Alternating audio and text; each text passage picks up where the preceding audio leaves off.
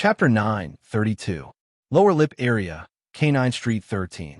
Ulika, who was fat and had dark brown skin and small eyes, sat on the sofa. He used dried yellow tobacco leaves and nearly 10 types of herbs and spices that were native to the southern continent to wrap them in layers and cut them into long strips. Then, he held the self-made East Balham cigarette in his hand and lit a nearby match. He watched the front of the cigarette turn black and curl before revealing a bright red. After biting the end and taking a deep breath, Ulika slowly exhaled white smoke that was dyed with light blue. He said to the guest on the single-seater sofa beside him in satisfaction, "This is called a cigarette, a real cigarette. Those in the northern continent are only suitable for children." The guest on the single-seater sofa was a man in his 40s. He had a high-nosed bridge, blue eyes, and soft facial features. His black hair was thick and slightly curly, and his skin wasn't dark, but it wasn't pale either. He seemed to be of mixed blood from Rouen and Balham. Upon hearing that, he chuckled and replied in Dudanese, "That's right. Unfortunately, I'm not interested in any kind of cigarette. Enzo, you don't know how to enjoy life at all." Before Ulika could finish his sentence, the powerful spirituality that stemmed from his pathway made him feel a sense of danger. It came so suddenly and urgently that Ulika instantly determined that the problem was not small. Before he could rush out from his original position, his eyes were already filled with darkness. It was as if he could directly see the deep night outside. He felt a strong sense of sleepiness and peace from the bottom of his heart. The entire Canine Street, regardless of whether it was the houses that were lit or the houses that had their lights extinguished, became abnormally quiet at this moment. It was as if there were no living beings living inside, or if they had all fallen asleep at the same time. At this moment, Ulika, who was snoring and lying on the ground, suddenly jumped up. Confusion and clarity coexisted in his eyes. Unbeknownst to him, a little girl whose skin was so pale that it was almost illusory had stuck to his back. The little girl's eyes were green, and her lips were dark. Her eyes were staring at the side, and her pale and transparent hands and feet had drilled into Ulika's body. She seemed to be a spirit that couldn't be shaken off. Her existence brought a chill that originated from his mental body, allowing Ulika to barely resist the abnormal drowsiness and break free from the influence of the nightmare. Before Ulika had fully regained consciousness, he instinctively rushed to the staircase. He stretched out his palms and pushed forward, as if he was trying to push open a door that did not exist. In the blink of an eye, a bronze door covered in mysterious patterns and indescribable patterns appeared in front of Ulika. It shook, creaked, and cracked. Inside the crack was a boundless darkness. Within it, there were numerous indescribable eyes that were densely packed together, staring at the outside world. At the same time, a large number of wriggling strange things that could not be seen for the time being surged towards them. Ulika was about to continue exerting his strength and take the initiative to open the door, allowing the terrifying world behind him to descend onto Canine Street. Suddenly, he saw a pair of translucent pale white palms leap out of thin air, penetrating the deep darkness and pressing against the gap of the inner door. This pair of palms had no source and were not connected to a body. The wrists were dripping with blood. It was unknown who had severed them. Both sides exerted their strength at the same time as the mysterious bronze door stopped there. It could not close, nor could it open further. In the sky above House 13, Sostel, who had already become a spirit warlock, floated there under the protection of an invisible force. He held a golden corona in his hands and slowly raised it up high. When the golden corona finally surpassed Sostel's head, brilliant light flowed out and quickly outlined itself, gathering into one. Suddenly, it was as if a sun had leaped out of the void, scattering all its light and heat at the house at Canine Street 13. They penetrated the building without causing any damage and landed on the bronze door, enveloping Ulika, who was right in front of it. Ulika's expression immediately turned into one of extreme pain. The pale white, almost translucent girl behind him let out a shrill scream, but she was blocked by the sunlight and drowned by it. She contorted and rapidly evaporated. Wisps of black gas seeped out and melted into the sea of light. There was no longer a dark spot in the house. By the time the sunlight faded, the indescribable bronze door had already vanished. On the ground lay a bluish-black corpse that was covered in yellow oil stains. With a ripping sound, the corpse split open, and a thin figure leaped out. This figure had the exact same appearance as Ulika, but his skin was as black as ink.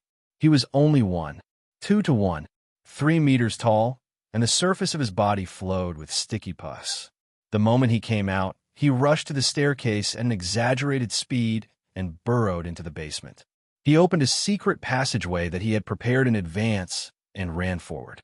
In just 10 seconds, the shrunken and blackened Ulika saw the exit. He saw hope. He didn't let his guard down. He gently clenched his right hand, and another 7 to 8 transparent and illusory figures crawled out of his body. They had strange appearances, as though they were aberrations that combined the characteristics of humans, plants, or certain animals. Some of them grabbed onto Ulika's arms, while others lifted his legs, about to take him on a wild flight. Right on the heels of that, the mechanism's button sank in and the gears turned. The exit door suddenly opened, revealing a quiet and dark corner of the street outside. Further ahead was a road that overlooked everything. There were houses on both sides of the road, and the sea that rippled with the glow of the crimson moon. Just as Ulika was about to fly out of the secret passageway with the help of the spirits and sneak into the other areas of Kolain City, a lake shrouded in mist suddenly appeared before his eyes. The lake was sparkling and had a tranquil beauty. Ripples spread out in the middle, and a beautiful and illusory figure slowly floated up. This was a powerful spirit that was often called the goddess of the lake in human legends. The strength of a spirit guide often depended on which dead and natural spirits they could find and control. This was the same for spirit warlocks. It was just that spirit guides were more inclined toward the dead, while spirit warlocks were better at controlling natural spirits. At this moment, the transparent and strange figures around Ulika let out monotonous cries of horror. They threw away the arms and legs that they were holding and burrowed into the pitch-black and thin body like the wind. With a thud, Ulika fell to the ground, but he didn't feel any pain. This was because a strong sense of sleepiness overwhelmed him, making him unknowingly enter a dream. At the exit, Deity Simone, who was wearing a spirit medium's robe, blue eyeshadow, and blush, walked out of nowhere. She looked at the 2-meter tall, pitch-black Ulika and said, "The dead spirit he fused with is very strange. The dead spirit he fused with is very strange. Without a living human body as a house, it will soon wither and dissipate. We have to seize the time to obtain information." In the shadows beside her, Leonard Mitchell walked out and looked at Deity Simone in surprise. "Aren't you a spirit guide? How can you control the goddess of the lake? Aren't you a poet? Why can't you write poems?" Deity replied snappily. On the other side of the street, on a cliff that wasn't too steep, a figure grabbed a protrusion and quickly moved down, quickly landing in a dark corner of Lower Street. His skin was light, and his eyes were blue. His black hair was thick and slightly curled. It was none other than Enzo, who had been a guest at Ulika's house at 13 Canine Street in the Lower Lip District. Enzo wasn't a member of the Charismatic Order. He was one of the people who had betrayed the life school of thought under the bewitchment of the Rose School. Furthermore, he wasn't a beyonder of the apothecary pathway that could become a vampire, nor did he worship the primordial moon. He simply didn't want to accept the rules set up by his teacher and his teacher's teacher. He wished to live a carefree life, hoping to make full use of his advantages as a winner.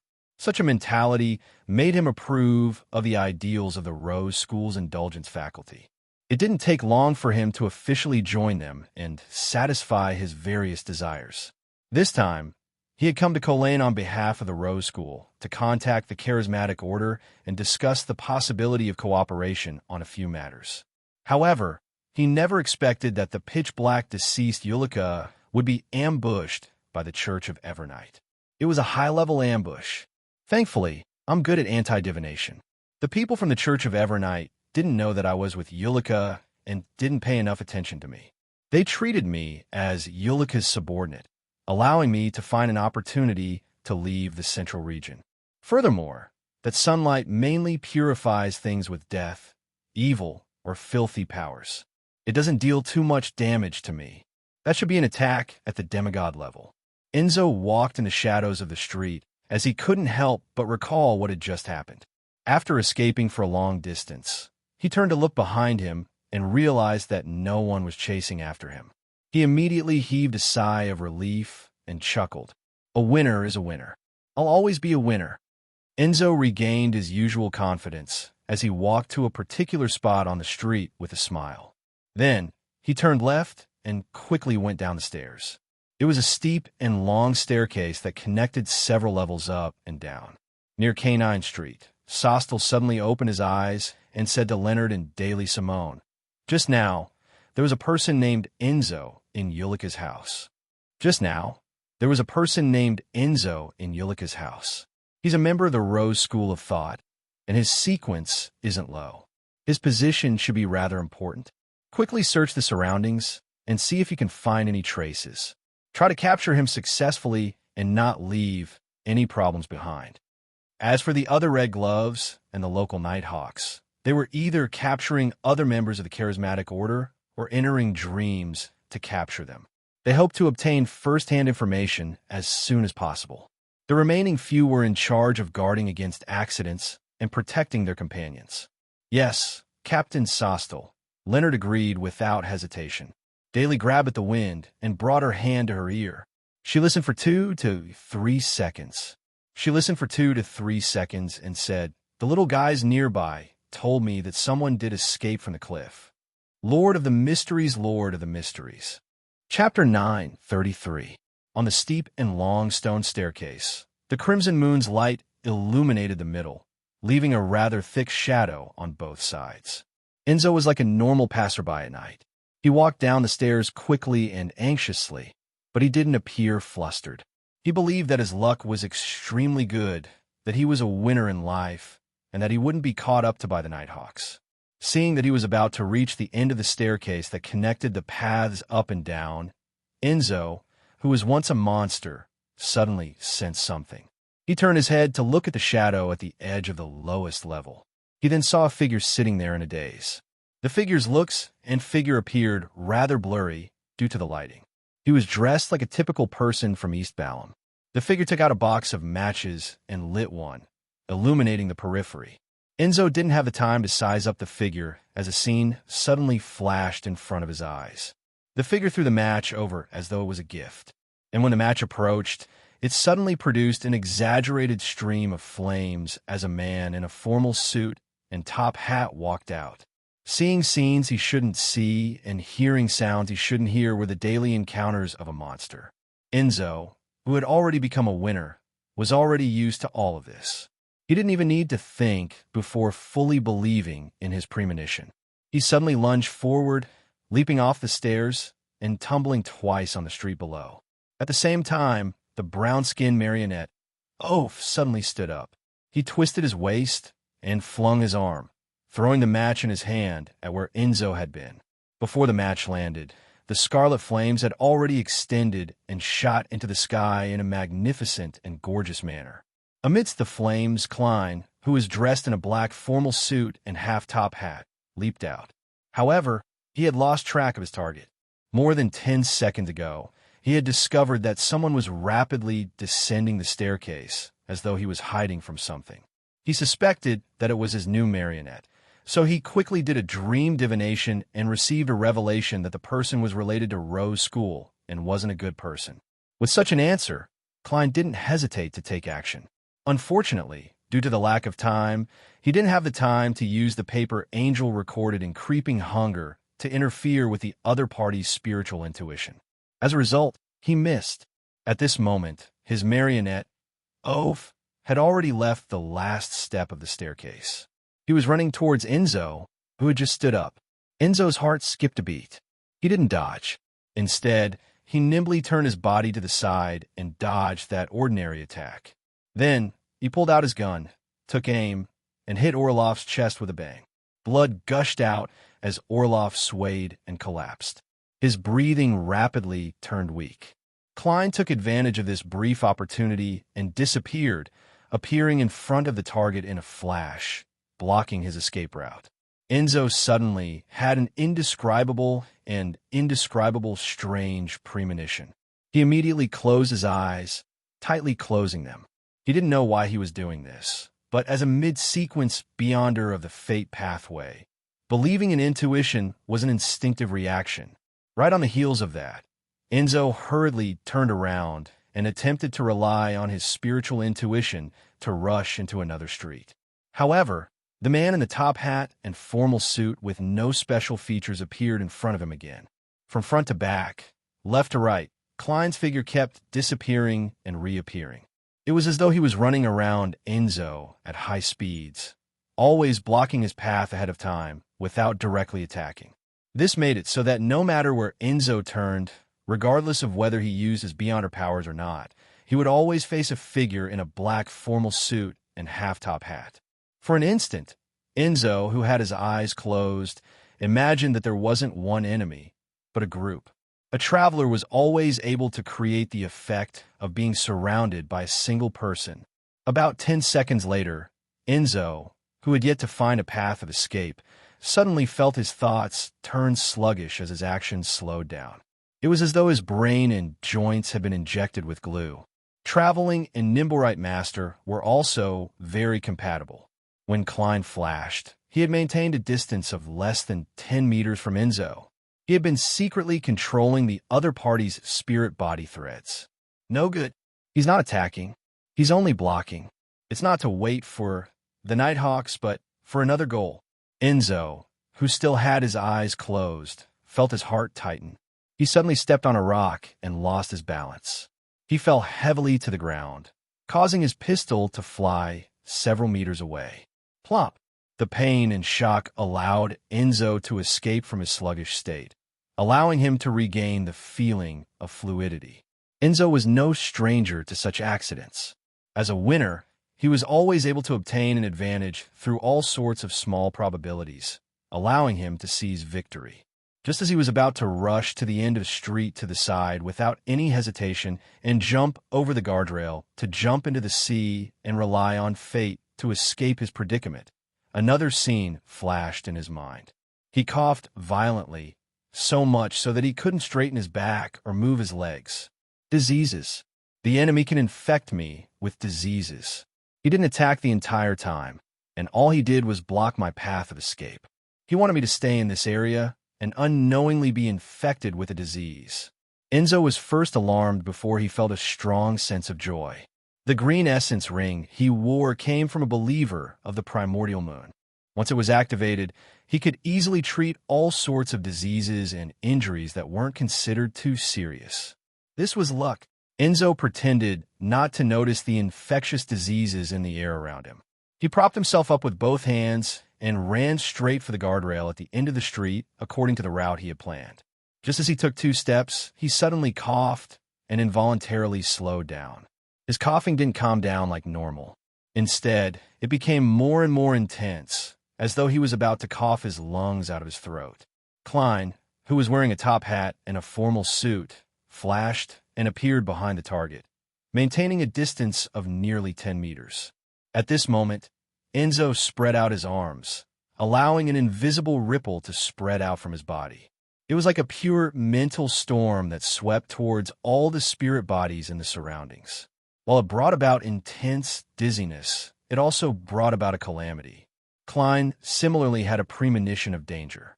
Just as Enzo spread his arms, his body vanished from his spot and appeared in the middle of the steep staircase. With his eyes closed, Enzo saw that he hadn't achieved the desired effect. He immediately gave up on the idea of escaping after finishing off his target and continued rushing toward the guardrail at the end of the street.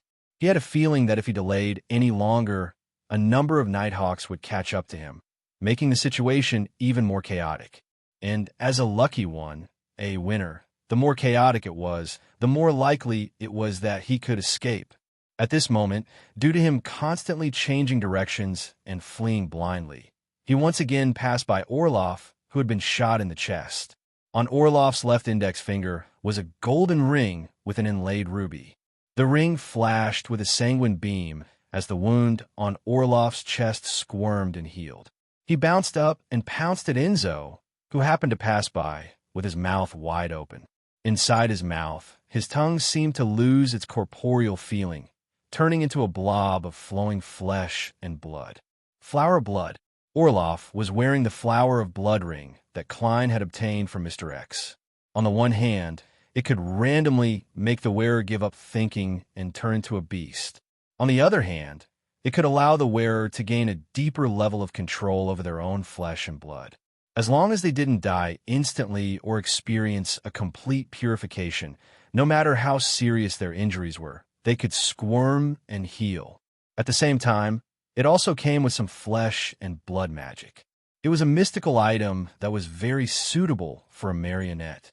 Before Klein came out to find a new marionette, he wasn't sure which pathway his target belonged to or what sequence they were. Therefore, he had made rather comprehensive preparations and made Orloff with a flower of blood ring. This way, he could direct a scene that looked like he was the main character with a marionette as support, but in fact, it was the exact opposite. Just as Enzo ran past where Orloff was lying, he suddenly felt a stabbing pain in his knee. It was as though he had suffered some minor injuries from his previous fall. A thought flashed through his mind as he squatted down. Then, he felt a figure fly over his head. Missing him, Orloff's sudden attack still didn't have any effect on the winner. Just as Enzo was about to smile and run again, he suddenly had an ominous feeling. He subconsciously curled up and protected his fatal spots. At the same time, Orloff suddenly swelled up and silently exploded. Balls of flesh and blood turned into a storm that swept through a large area and struck Enzo's body with a whooshing sound. One of the preparations Klein had made was to use the mutated powers of creeping hunger to plant a flesh bomb in his marionette's body. With a clang, the golden ring embedded with a ruby landed on the stone slabs on the street. Klein's figure flashed to Enzo's side. He raised his left palm, turning his glove pitch black as though it was formed from particles. He then said a word that was filled with evil and depravity. Slow. Enzo was lucky enough to avoid most of the damage. His body, which had only suffered minor injuries, suddenly came to a halt. His struggling clearly slowed down as his curled-up posture changed bit by bit. Right on the heels of that, he opened his eyes due to the pain and saw a figure in a black formal suit and half-top hat. Enzo suddenly let out a tragic cry as he raised his hands to cover his eyes. Wisps of blood seeped out from the gaps between his fingers. Monster? Looking at the writhing target on the ground, Klein pricked up his brows. He continued controlling the spirit-body threads and quickly gained initial control. This time, there were no accidents that interrupted him. In his half-crazed state, Enzo, who had grown some scales, was powerless to resist. Klein successfully deepened his control. As time ticked by, Enzo suddenly stood up and retracted the few protruding snake-like scales. He pressed his hand to his chest and bowed at Klein. Then he walked to the side and bent down to pick up the golden ring embedded with a ruby. He wore it on his left index finger, matching the emerald ring on the other side. Klein resisted the urge to use his new marionette to take a look at him and got Enzo to deal with the remaining flesh and traces. After doing all of this, he walked into the shadows on the side of the street with his marionette and quickly vanished. Chapter 9:34.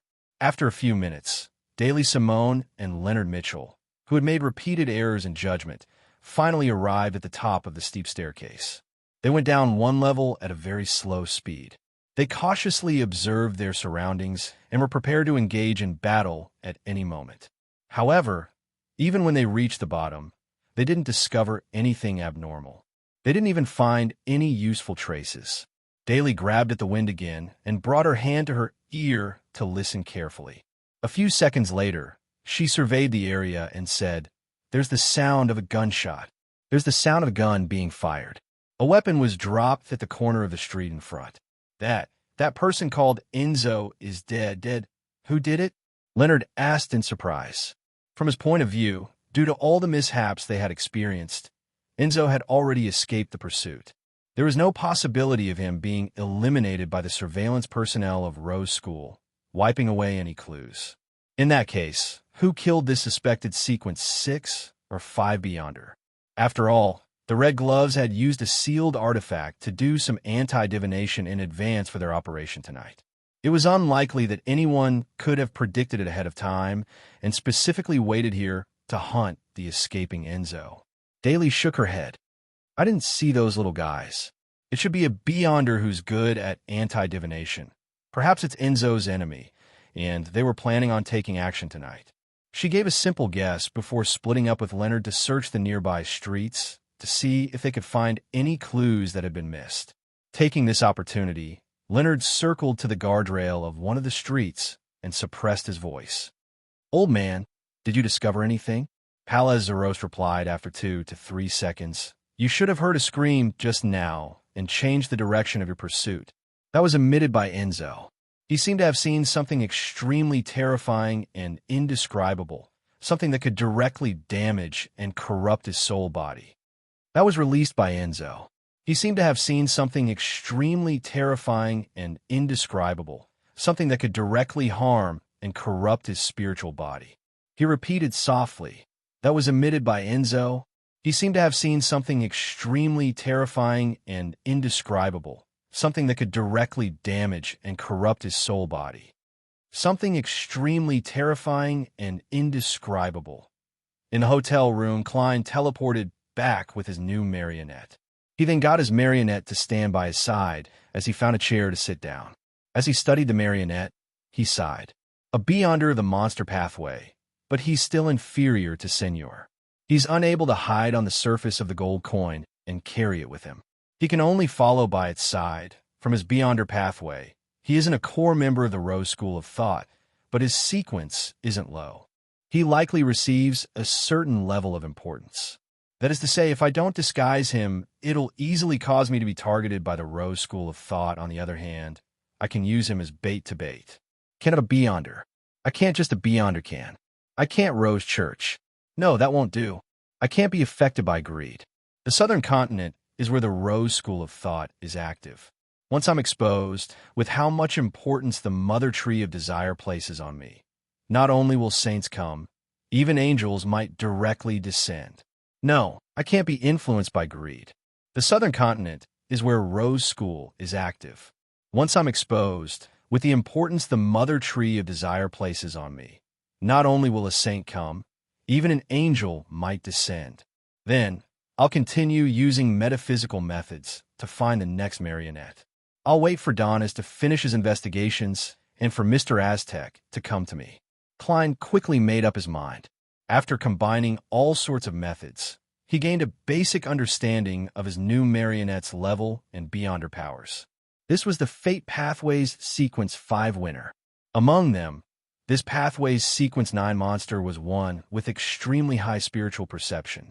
They often heard sounds that others couldn't hear and saw things that others couldn't see. Occasionally, they could glimpse scenes of the future and had a keen intuition for danger. Beyonders of this sequence would often fall into a trance-like state, muttering words that others couldn't understand. It was to the point of being treated as a true monster. The corresponding Sequence 8 was Machine. Beyonders would obtain terrifying calculation abilities and precise control. All aspects of their bodies would be clearly enhanced, making them talented in combat, marksmanship, and other fields. At the same time, they would also possess the powers of divination and anti-divination. Sequence 7 was Lucky or Lucky One. Beyonders at this level would often encounter things like picking up money, drawing a person's body, rolling dice as expected, or having a girl they like happen to like them. However, they couldn't control it and were passive. Furthermore, this kind of luck wasn't fixed. It had its ups and downs.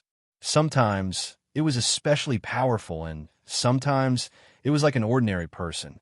Therefore, it was difficult to completely rely on it and had to be restrained.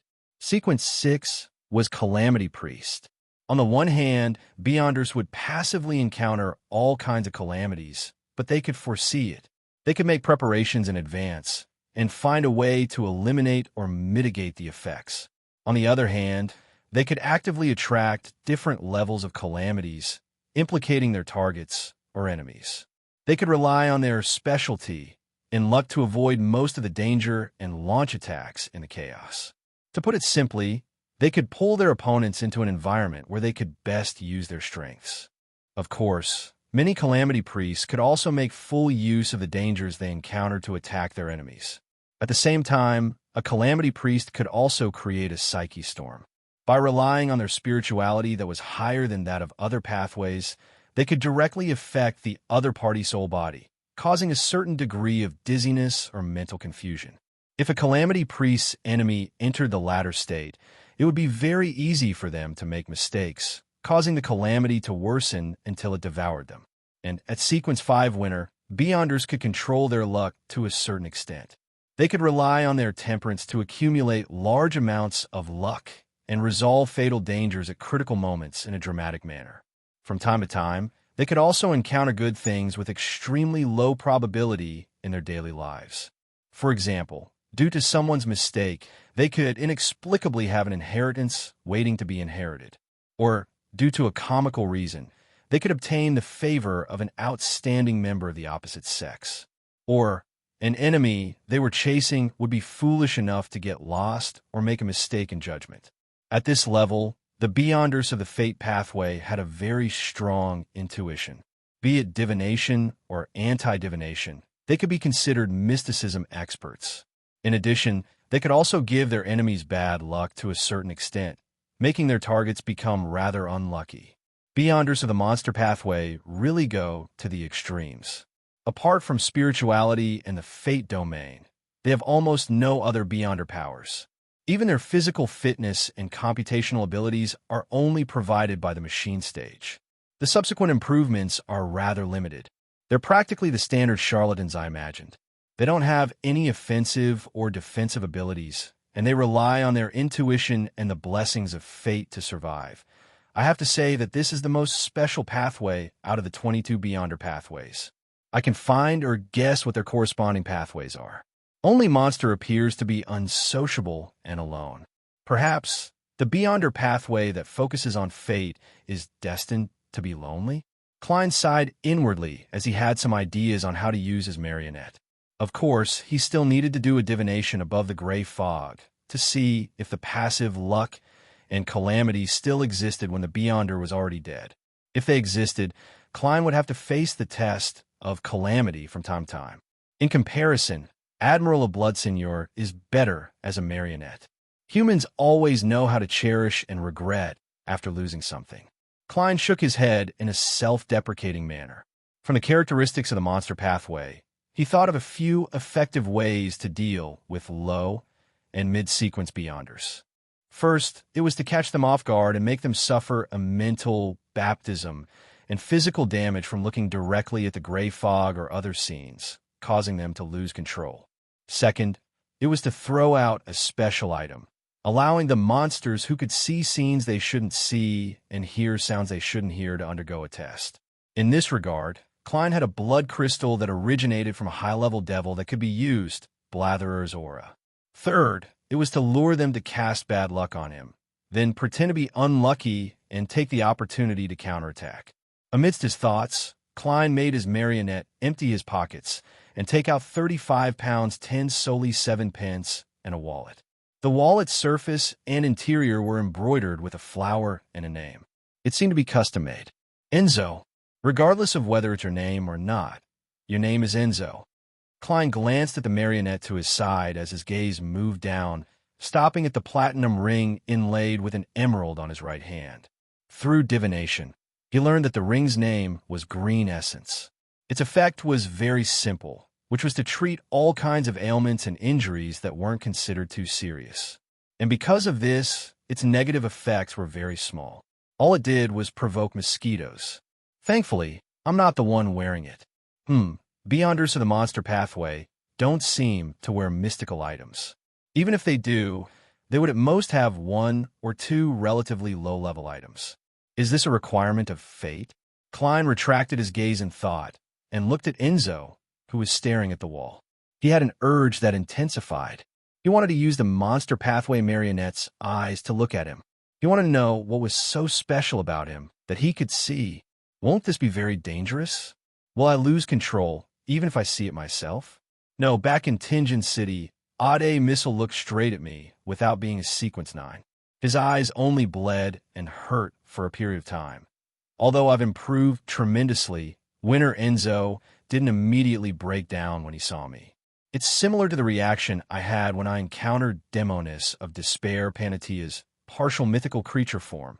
Should I do a divination above the gray fog? No, this involves the gray fog itself. The outcome will definitely be affected.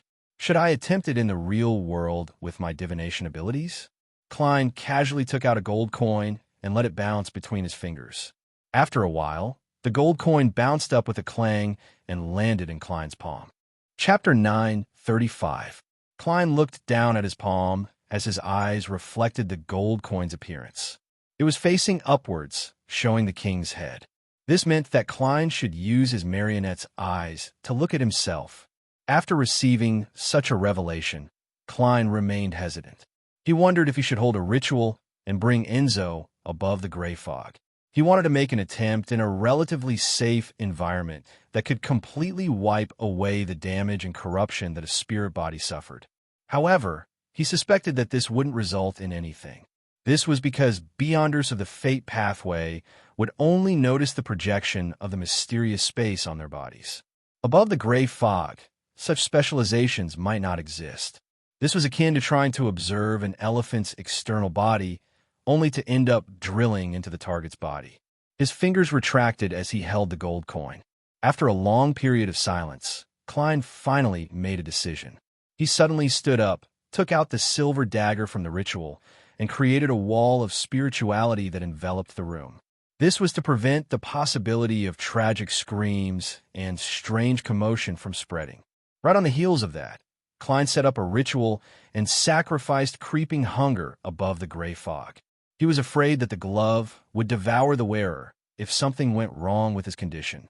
This was an inherent attribute of creeping hunger. Once it wasn't satiated and couldn't guarantee that it could eat a person a day, it would feed on the wearer. And Klein starved it more than he fed it.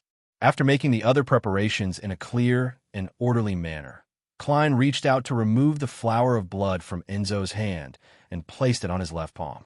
This could ensure that he could recover even if his body was severely injured. Just as he was about to wear it, Klein thought for a moment and paused. He took out a pen and paper and wrote a sentence. Remember to remove the ring. He was worried that he would be affected by Flower of Blood's lowering of his intelligence after the experiment was over, so he didn't want to remove it. When the time comes, I might need a beautiful princess to wake me up with a kiss. No, to help me remove the ring. Klein gave a self-deprecating laugh and exhaled. He took off his clothes and wore the ring. Then, he cast his gaze at his new marionette, Winter Enzo. Hesitation and inner cowardice were unavoidable, but as long as he made up his mind, he would be able to move forward bravely after experiencing so many things. After making some adjustments and entering a cogitation state, Klein made his marionette slowly turn around and look at him. With the help of Ying's eyes, he first saw a thin layer of grayish-white mist spreading outwards. Amidst the fog, there was a bright door of light that was tainted with a bit of greenish-black. The light gate was made up of countless light balls stacked on top of each other. Each light ball was a pile of twisted worms. Some of the worms were transparent, some were translucent, and they carried complicated symbols and patterns that were difficult to describe or profound in meaning. Before Klein could see the details clearly, his mind suddenly buzzed and he lost consciousness. After an unknown period of time, he slowly woke up. For a moment, he felt a little amnesia and almost thought that he had slept until dawn. What happened? It's still dark outside the window. Klein propped himself up with his hands and sat up. Only then did he realize that he was lying on the ground. At this moment, he caught sight of Enzo, who was standing beside him, through the corner of his eye. Suddenly, a large number of scenes and sounds surged through his mind. That's right. I was just studying what Beyonders of the Monster Pathway can see from my body. I fainted after being stimulated beyond my limits. I still vaguely remember hearing cries of pain. Was that made by me? After regaining his memories, Klein hurriedly observed his body's condition and was surprised to see hideous bloody wounds on his body. It was as though something was crawling out from within. At that moment, the flesh and blood were squirming around the densely packed wounds as they rapidly reformed. Klein then looked at the ground and saw a figure imprinted in the blood where he had been lying. Thankfully, I wore the flower blood ring. Otherwise, I might have slowly died from the serious injuries brought about by the collapse of my body. I wonder if I'll be in human form or monster form after such a death. Klein raised his hand to rub his temples as he scanned his surroundings. He discovered that the tables and chairs had toppled, but the wall of spirituality hadn't shattered. This made him truly heave a sigh of relief. He was certain that the anomaly had been limited to his body and a very small area around him. It hadn't spread outwards. And from the recovery of his wounds, Klein determined that he had lost consciousness for less than a minute. He picked up a chair and sat down. He felt as though he had forgotten something, but he couldn't recall it. Only when he instinctively cleaned up the scene did he see a piece of paper with the words, "Remember to take the ring." Only then did he come to a realization. He pulled out the golden ruby ring on his left hand. More memories surfaced as Klein shook his head in lingering fear and amusement. Luck is really important at times. If the negative effects of the flower of blood had been randomly at its strongest, I might not have been able to recognize words and wouldn't have been able to receive the reminder. Seeing that his wounds had mostly recovered, he got Enzo to wear flower of blood again and take off green essence. With the latter's treatment, Klein no longer felt any discomfort. He focused his attention back on the scene he had previously seen, the scene that the fate pathway beyonders had seen on him. A door of light that's dyed bluish-black, countless spheres of light, transparent and translucent maggots that huddle together, mysterious and complicated symbols and patterns that contain a large amount of knowledge, but one that doesn't allow one to receive any feedback. What do these symbolize?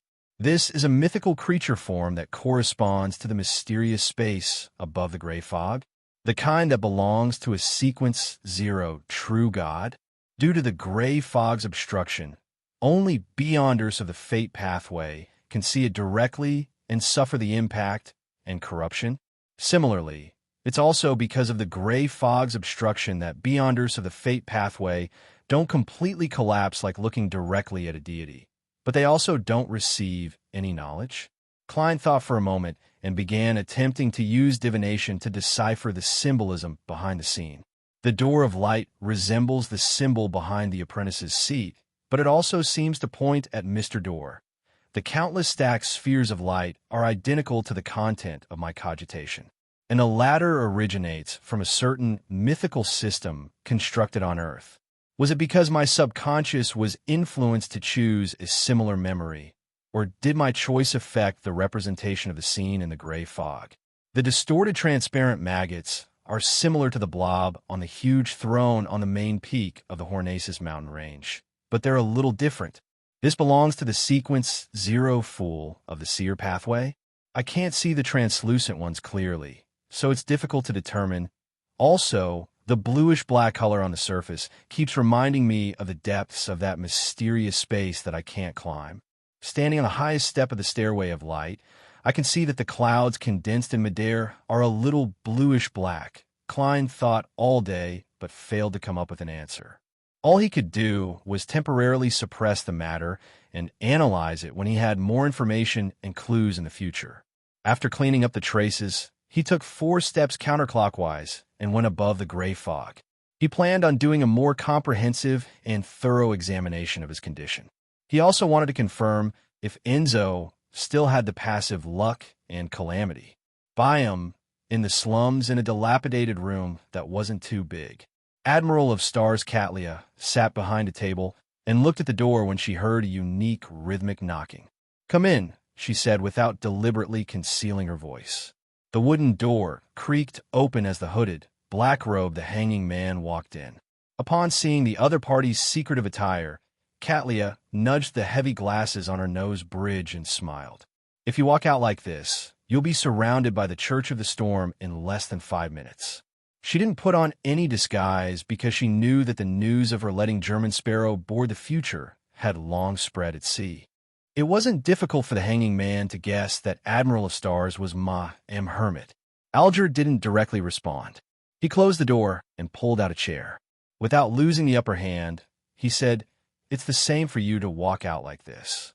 What he meant was that Admiral of Stars was second only to Admiral Hell among the 7 pirate admirals. Furthermore, she was suspected to have a close relationship with German Sparrow. She was the main target of the Church of the Storm, the Church of Evernight, and many other factions. Her bounty had already risen to 45,000 pounds.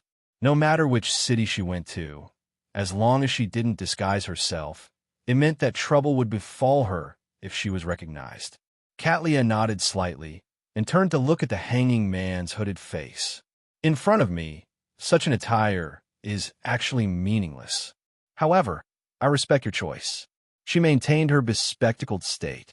She's very domineering and very confident. As expected of Admiral of Stars, Alger, who was wearing an additional mask under his hood, didn't harp on the matter of disguise as he went straight to the point. "Thank you for providing me with help." Admiral of Stars Katlia placed her right hand on her left elbow and said, I'm very curious. With your current strength and the resources you have, you should be able to handle the problem of the blacksmith even without my help. Why did you come to me?" Alger was already prepared as he simply said, "I don't want to become a topic of discussion." Katlia seemed to have grasped the hidden meaning behind the other party's words. "I need more information." Alger nodded lightly. "According to my observations and guesses, the artisan should be controlled by those who believe in the primordial moon. The latter belongs to a faction that originally existed in the southern continent, and not a traitor of the life school of thought." Katlia's expression didn't change as she thought. "Why aren't you looking for Mr. Moon? You should be very interested in this aspect." The corners of Alger's mouth curled up as he replied in his usual voice, "If we can't solve it, maybe I will." Chapter 9, 36. Katlia understood what the hanging man meant. If the problem was huge, they could use the moon to drag the entire sanguine into this matter, reaping the benefits amidst the chaos. She then smiled and said, "If the matter is that serious, why don't they just look for the world? That seems simpler." Alger was silent for a few seconds.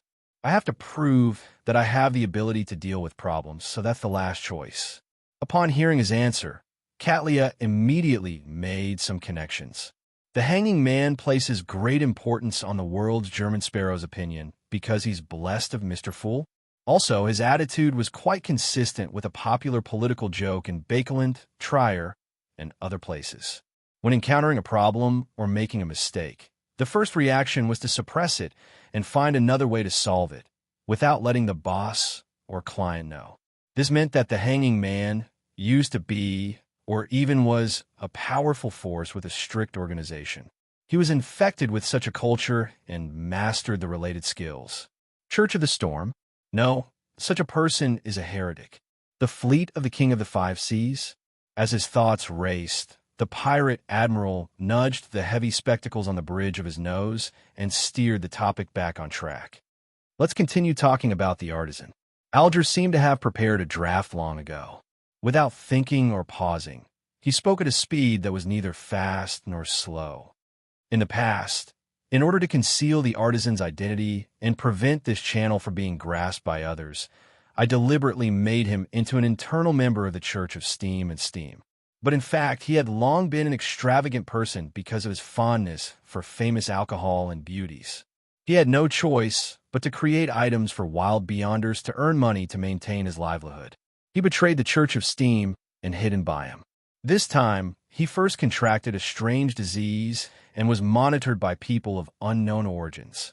Then, he was controlled by those who suspected to be believers of the primordial moon. He claimed that he had obtained a new life. Katlia listened attentively. Her slightly purple eyes behind the lenses were extremely focused. After the hanged man finished speaking, she pondered for a moment and asked, "What's the matter?" An artisan definitely doesn't lack mystical items. Furthermore, they know the various combinations of beyonder effects and negative effects. Their strength will definitely reach the Sequence 5 level. What method did the primordial moon believers use to control the artisan without harming him? A demigod is involved? Alger shook his head slowly. I don't have any clues in that regard for now, but according to my observation, the blacksmith showed a certain degree of willingness. I suspect that while threatening and forcing him, there was also temptation that targeted at his weakness. He indirectly denied the speculation that a demigod was involved in this matter. Admiral of Stars Catlia nodded. How did the primordial moon believers find this artisan? According to your description, this blacksmith only deals with familiar and trustworthy friends. He doesn't really like to expand his own channels. He's very cautious when it comes to safety. Alger hesitated for a moment. I'm not too sure, but I have a guess. I once helped the world sell a werewolf beyond her characteristic to that artisan. And the werewolf pathway is considered a mutant pathway. Be it the formula or the characteristics, they are firmly controlled by Rose School. It's rare for it to leak out. Similarly, the people who believe in the primordial moon in the southern continent basically belong to Rose School. Catlia silently added inwardly. She had already figured out what the hanging man was guessing. He suspected that the werewolf beyond her characteristic had a hidden problem that involved the existence of concealment, causing the artisan to be targeted by Rose School. And this was also the reason why Rose School was able to firmly control the mutant pathway's formula and characteristics. Admiral of Stars Catlia raised a few more questions and received satisfactory answers. Finally, she asked, "What's the artisan's name? What country is he from?" Finally, she asked, "He's from Intis. He calls himself Charv." Alger replied without beating around the bush. "Charv." Catlia frowned slightly as she repeated the artisan's name softly. "What's wrong with that?" Upon seeing this, Alger went straight to the point. "You've heard of him?" From Alger's point of view, Admiral of Stars was a powerhouse with rich experience and a deep background. She was good at controlling herself. If she didn't wish to discuss Charv, even if she had any doubts or abnormalities, she wouldn't make it so obvious. Based on this judgment, he chose to ask without any hesitation. Catlia fell silent for a moment. Roselle the Great's eldest son's name is Charles. It's very close to this name. Without waiting for the hanging man to say a word, she continued, "This prince died not long after the emperor was assassinated due to fear and worry. Not long after the emperor was assassinated, the prince died of fear and worry. At that time, the Sauron family hoped to hang and exile his descendants, but the Church of Steam chose to accept them as clergymen." Alger nodded slightly in enlightenment. "You suspect that he's a descendant of that prince?" In Intis, in Faceac, and in most countries in the northern continent, it wasn't rare to use one's ancestor's name or a similar name as one's name. It represented a glorious heritage. Therefore, the more illustrious a family was, the more times they would have a second or third generation. Of course, it was very common for two unrelated people to have the same name. However, Artisan Charv didn't only have one name.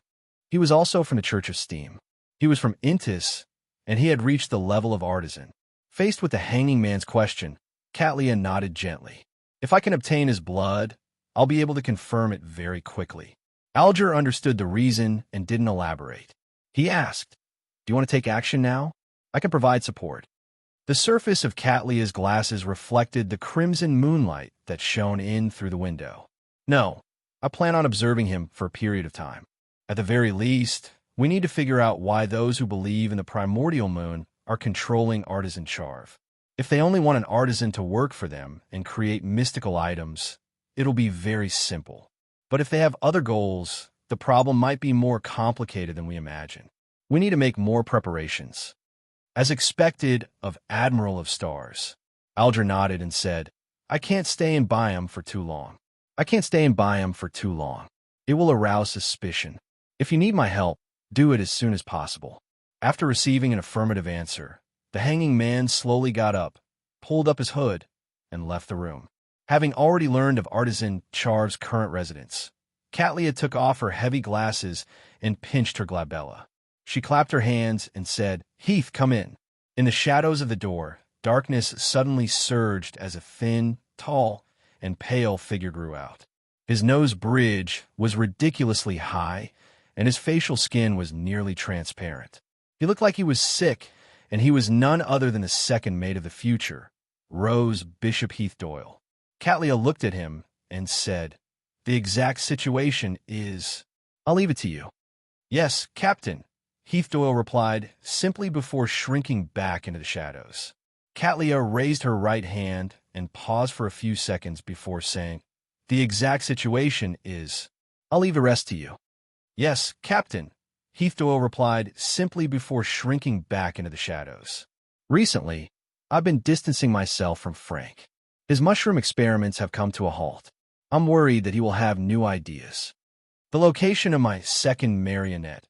Klein held 2 tree branches as he repeatedly chanted, but he didn't see them move.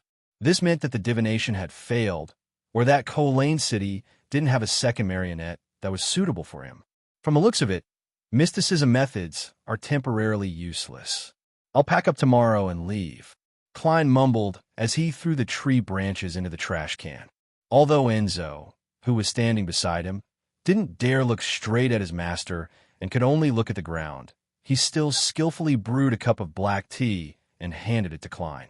Compared to before, this winter's skin was already red and peeling from the sun.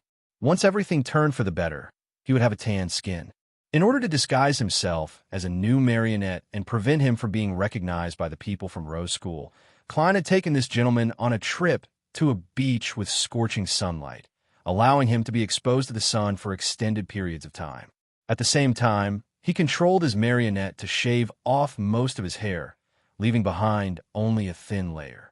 Together with the outline of his eyebrows, the powder on his face, the reconstruction of the highlights and shadows, and the wearing of sunglasses, Enzo seemed to become a different person. Even friends who were very familiar with him would find it difficult to tell him apart unless it was a faceless. Apart from his disguise in real life, Klein had also done some mysticism work. Firstly, he had the paper angel hug him, and secondly, he had brought Aztec's copper whistle with him. In addition, he had also preliminarily confirmed that the winter's passive luck and calamity were ineffective, but he didn't know if it was because he had become a marionette or because of the gray fog. After taking the black tea and taking a sip, Klein cast his gaze at the map of Balam on the coffee table in front of him. He began considering where he should find his second marionette. At this moment, the colors around him suddenly deepened, as if a painter had used ink to sketch them out. Right on the heels of that, a figure outlined itself beside Enzo. He was wearing a silk top hat and a black suit. He had a medium build and bronze skin. His eyes were filled with the vicissitudes of life, and his facial features were soft. There was a tiny mole beneath his right ear. He was none other than Aztec Eggers. Mr. Aztec is finally here. Klein was first pleasantly surprised before he noticed that he had appeared beside his marionette. He couldn't help but imagine a funny scene in his mind. Mr. Aztec, who relied on the copper whistle to locate him, grabbed the shoulder of the person who carried the copper whistle the moment he arrived, and used the spiritual world to teleport away. As for Mr. Aztec, he could only watch helplessly. Mr. Aztec wanted to reach out to stop him, but he was half a beat too late and had no choice but to freeze in front of him. Compared to the last time, Aztec seemed to be a little quieter. He looked at Klein, who had a new face, and said, "Are you ready? P.S. Looking for monthly votes and recommendations." Chapter 9:37. Prepare. Of course not. Klein forced a smile and pointed at Enzo. That glove still needs to be sealed. As he spoke, the red and peeling Enzo used his left hand, which was wearing the flower of blood and green essence rings, to remove the human skin glove that covered his right palm. This is the creeping hunger. Typically speaking, when Klein wasn't using it, he was inclined to leave creeping hunger above the gray fog. After all, after the glove mutated, its seal had failed. It needed to eat a living person a day. Otherwise, it would feed on the wearer. However, considering that Mr. Aztec had replied and that he might come over soon, he finally decided to leave creeping hunger in the real world unless there were special circumstances. After all, he had already imagined the scene of Mr. Aztec's arrival. He didn't wish for the following conversation to happen. "Didn't you say that the glove from before needs to be sealed again?" "Yes, wait a moment. I'll head to the washroom." Or, "Are you ready?" "No, wait a moment. I'll head to the washroom. Just the thought of such scenes and lines left Klein feeling awkward and odd. Even without considering the possibility of Mr. Aztec discovering the gray fog secret, this would cause his image in Mr. Aztec's heart to slide in an unpredictable direction. Therefore, after obtaining a new marionette and completing the attempt of looking at himself, Klein brought creeping hunger back to the real world to make up for the meal from before. The difference from before was that the wearer was Enzo instead of him. Apart from this, to curb creeping hunger's urge to eat humans every day, Klein carried a few ordinary mushrooms with him. He also made his marionette maintain a distance of less than 5 meters from him. Upon hearing his words and seeing his marionette's actions, Aztec nodded and reached out to receive the human skin glove. Klein took the opportunity to take out a few mushrooms from his pocket and threw them into a nearby trash can. Ha! He snapped his fingers, causing the mushrooms to spontaneously burn, turning scarlet red without affecting anything around them. This was the ability of the magicians to control fire. After doing all this, he saw Mr. Aztec's gaze inevitably look over. Klein laughed dryly and said, "That incident from before made creeping hunger a little afraid of mushrooms. I used this weakness to suppress its usual impulsiveness. In fact, this didn't have much practical use. This was because carrying the mushrooms around would suppress creeping hunger, causing the sealed artifact that was enduring hunger to immediately devour it after the mushrooms disappeared. Unless there was other food in front of it that could be easily obtained, it would only become an enemy's helper." "Mushroom," Aztec muttered to himself as he held the gloves that were starting to be stained with blood. His surroundings suddenly turned dark, and even the sunlight outside the window was rejected.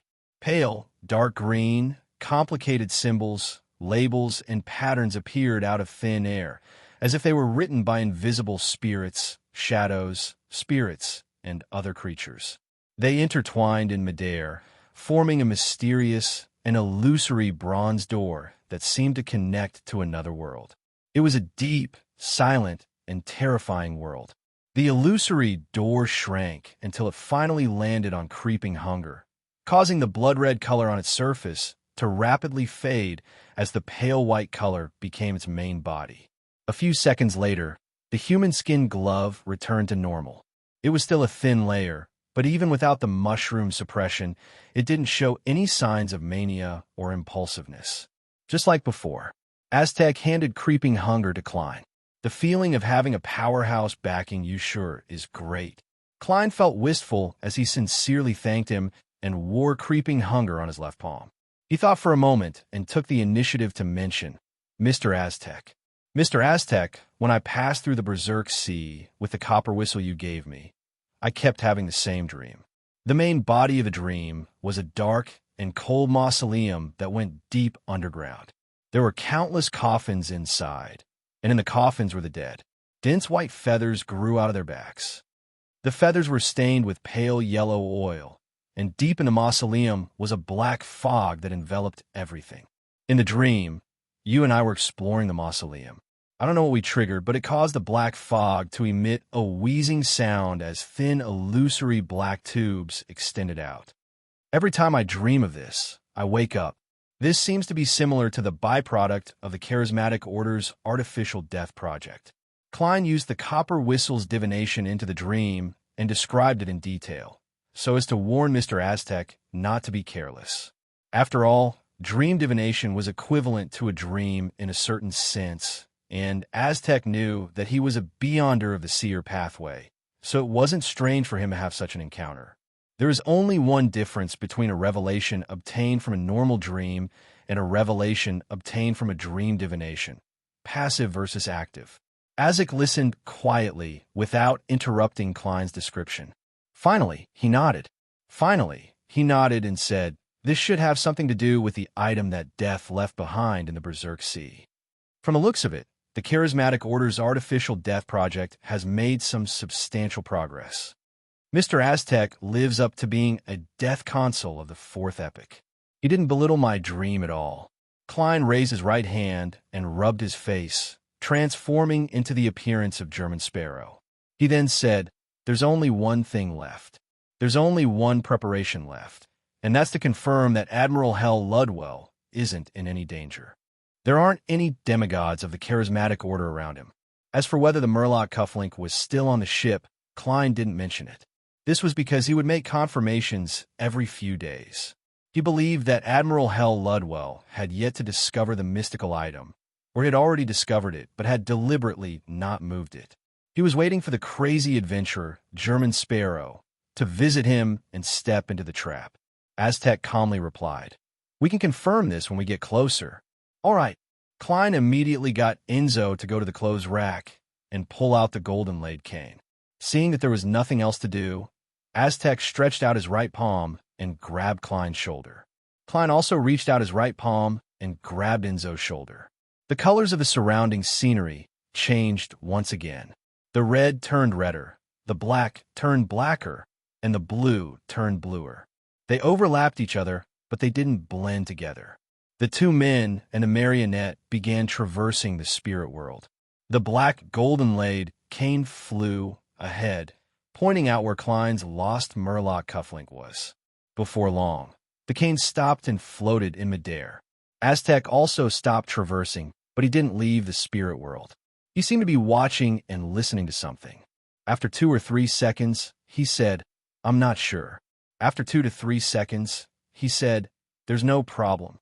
With that said, he led Klein, and Klein walked out of the spirit world with his marionette. At the same time, Klein recalled his experience of searching for clues to his memories with Mr. Aztec. Back then, their target was the ancient manual in Vice Admiral Ailment Tracy's hands. Back then, Aztec had said that it wasn't a problem, but he ended up facing demoness of Unaging Katerina. There isn't a problem. All right, if you say there isn't a problem, then there isn't a problem. As Klein lampooned, he sized up his surroundings. This was an environment he was rather familiar with. The gigantic ship suffused a dark green color, the ghastly white mainsail that had a pitch-black tulip painted on it, and the zombies, skeletons, wraiths, shadows, and other undead creatures that were either controlling the sails, patrolling, or practicing their cannons proved that this was Admiral Hell's flagship, the Black Tulip. What was different from the last time he saw was that the Black Tulip had quite a number of living beyonders. The captain, Admiral Hell Ludwell, who had a thin rapier by his waist, was wearing a lace-trimmed shirt, a gorgeous coat, a white skull triangular hat, and a silver mask over his face. He was standing at the cabin's entrance, looking over. Suddenly, the black, square-shaped ring on Ludwell's right hand trembled slightly as a beam of light flashed. The pale white flames in the arrogant pirate admiral's eyes clearly wavered before finally shrinking to an extreme. Right on the heels of that, Ludwell bent his back, and under the stunned, shocked, and lifeless gazes of his crew, he prostrated himself on the ground in front of Aztec Eggers and kissed the deck. P.S. I've been out all day, so I'm short on words. I'll update first. Chapter 9:38. Upon seeing Admiral Hell Ludwell's reaction, Klein was just like the surviving crew members on the Black Tulip. They nearly couldn't believe their eyes. There were 2 scenarios that he had envisioned. Firstly, Ludwell had sought the help of a demigod from the charismatic order to ambush German Sparrow and the powerhouse backing him. This wasn't impossible. Sequence 7 of the Death Pathway was called Spirit Medium, and they similarly had the ability to foresee the impending danger. Secondly, Admiral Hell wasn't prepared and forcefully resisted, allowing him to be easily finished off by Mr. Aztec. Klein's plan was that if it was the first scenario, Mr. Aztec would deal with the demigod while he hunted Admiral Hell and obtained his second marionette. If it was the second scenario, he would implore Mr. Aztec to watch by the side while he controlled his marionette to fight Ludwell alone. During this process, he would use creeping hunger to hide in the shadows and try his best to stay behind the scenes so as to quickly digest the marionettist potion. To his surprise, Admiral Hell didn't put up any resistance. He prostrated on the ground and kissed the deck, acting as if he was Aztec's most loyal and humble servant. How am I supposed to fight like this? Klein looked ahead in a daze, unsure if he should say anything, and the entire ship was silent. Aztec raised his hand to press down on his silk top hat as he unhurriedly walked towards the prostrating Ludwell. 1 step, 2 steps, 3 steps. He stopped in front of Admiral Hell Ludwell and said with a deep voice, "That's not the case." He said with a deep voice, "How far has the Charismatic Order's artificial death project progressed?" Ludwell's forehead was pressed to the ground as he hoarsely replied, "Artificial death. How far has the Charismatic Order's artificial death project progressed?" Artificial death can already actively influence high-sequence beyonders who have failed their advancement, but it's still unable to respond to prayers and rituals. After describing, he raised his upper body slightly and took off the black square ring on his right hand. He held it with both hands and handed it forward, silently. The ring seemed to be carried by countless spirits as it flew up and landed in Aztec's palm. Aztec studied it for a few seconds before picking up the ring and wearing it on his left index finger. Suddenly, a terrifying and indescribable feeling of being high and mighty emanated from his body. The zombies and skeletons that were either naked or wearing tattered leather armor knelt down on one knee and lowered their heads, as though they only dared to look at his boots. The wraith and shadows also fell to the ground as they stuck close to the deck. None of them floated in midair. The other pirates on the ship plopped to the ground as they buried their faces into the deck, not daring to raise their heads.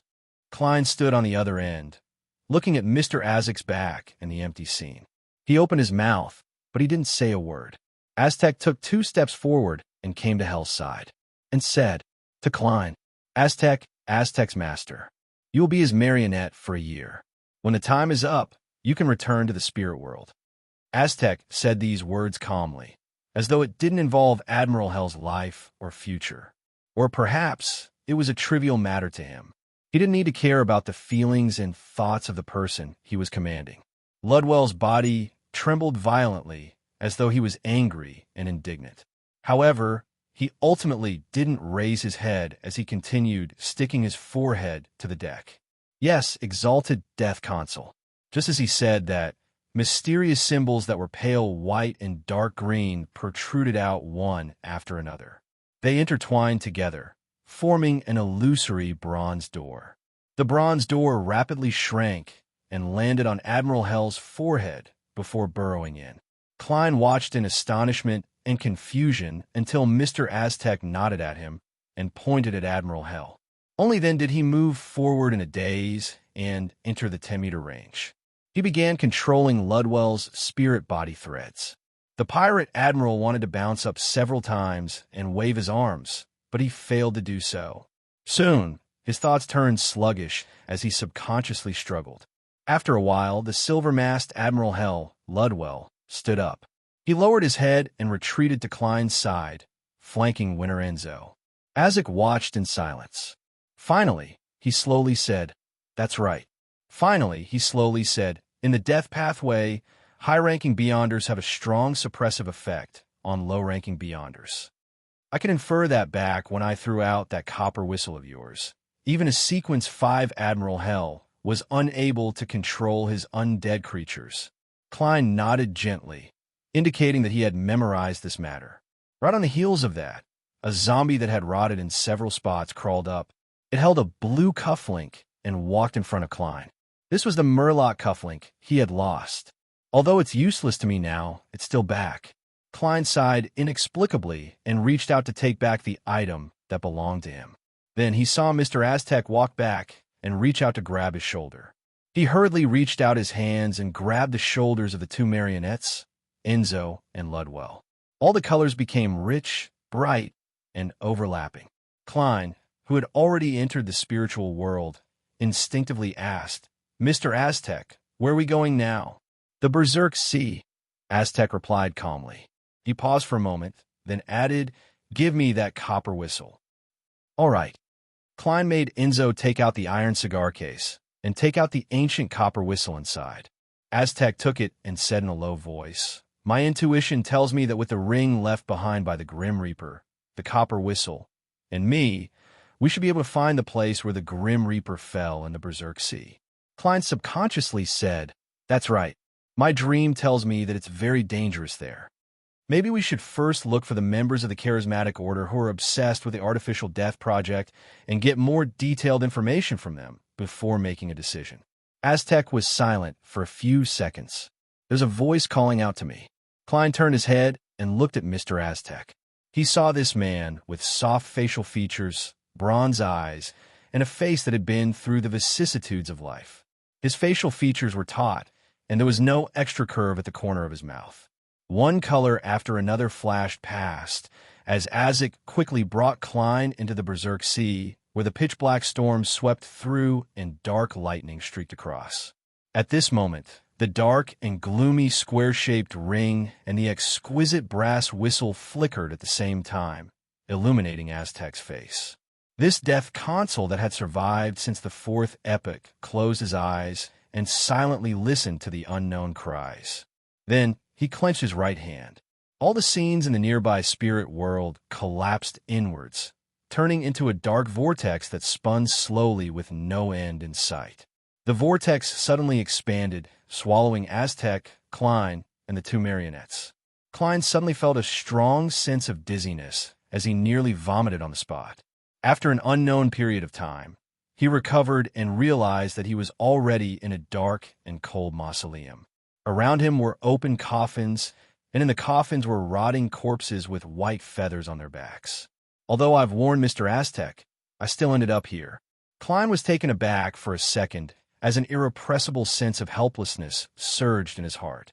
He turned his head to the side and saw Aztec standing nearby, staring at the staircase that led deep into the mausoleum. There was thick black gas emanating as it slowly flowed like a haze. What's hiding there might very well be an artificial death. Klein couldn't help but remind him. The lines on Aztec's face were no longer as tense as before. The corners of his mouth curled up slightly. The previous slumber made me recall even more things. I saw myself sitting on the throne of skulls. I saw the Beyonders and ordinary people who had collapsed in front of the throne. They didn't do anything wrong, but they suddenly died just like that. Then, one by one, they crawled up and turned into pale, undead creatures that pledged their loyalty to me. And I just stared at it coldly, without any emotional fluctuations, and let the disaster spread to the countryside, to the city. This makes me feel like I'm not myself, but I also know that this might be my true self. The death consul from the fourth Epic's Balam Empire?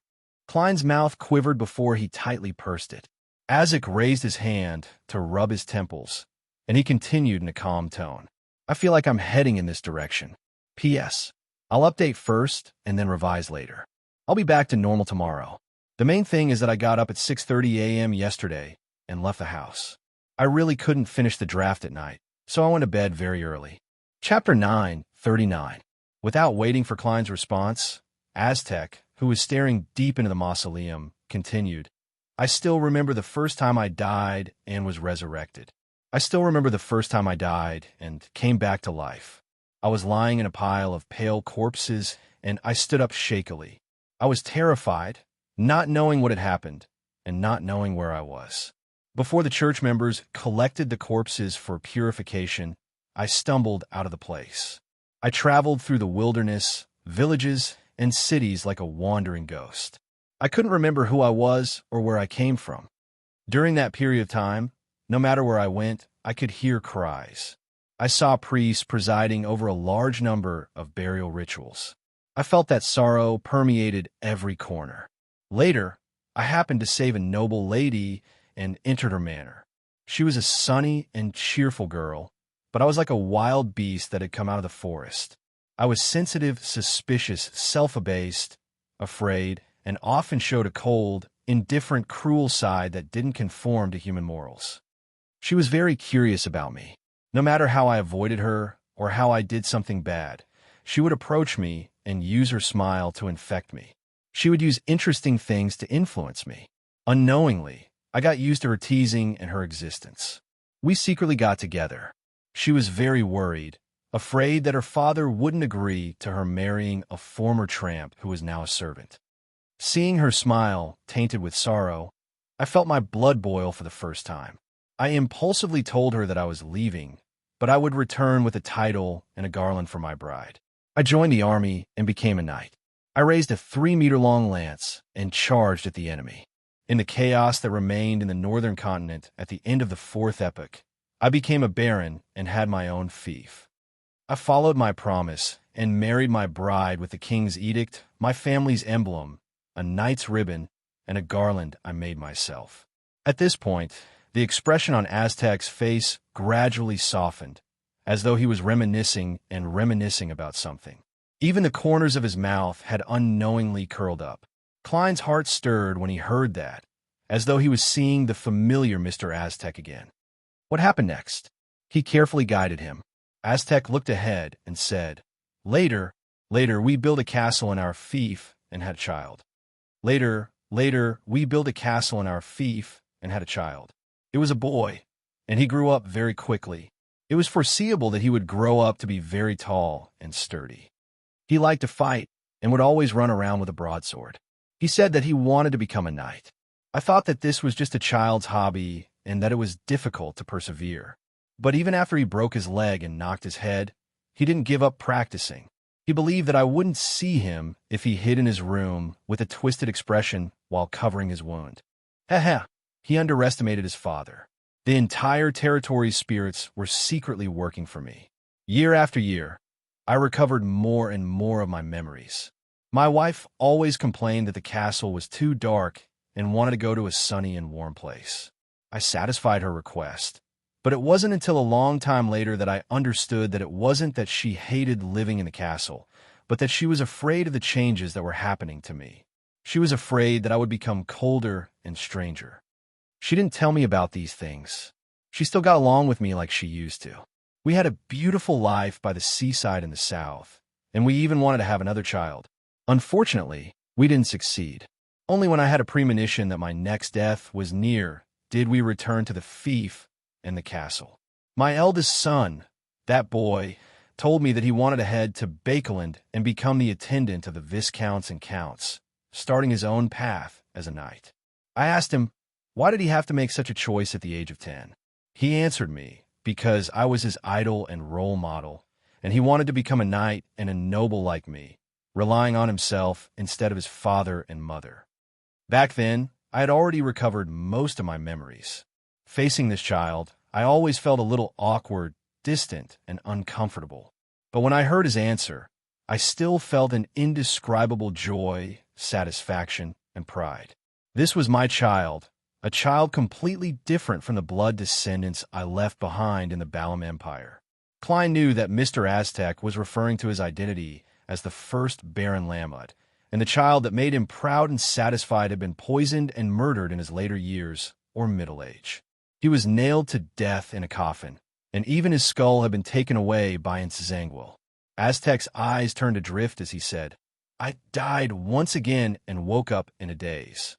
I died again and woke up in a muddle-headed state. I instinctively left my fief and wandered to other places according to my previous arrangements. In every life, I had a different life in the beginning. Sometimes I would encounter sweet love, and sometimes I would obtain a doting daughter.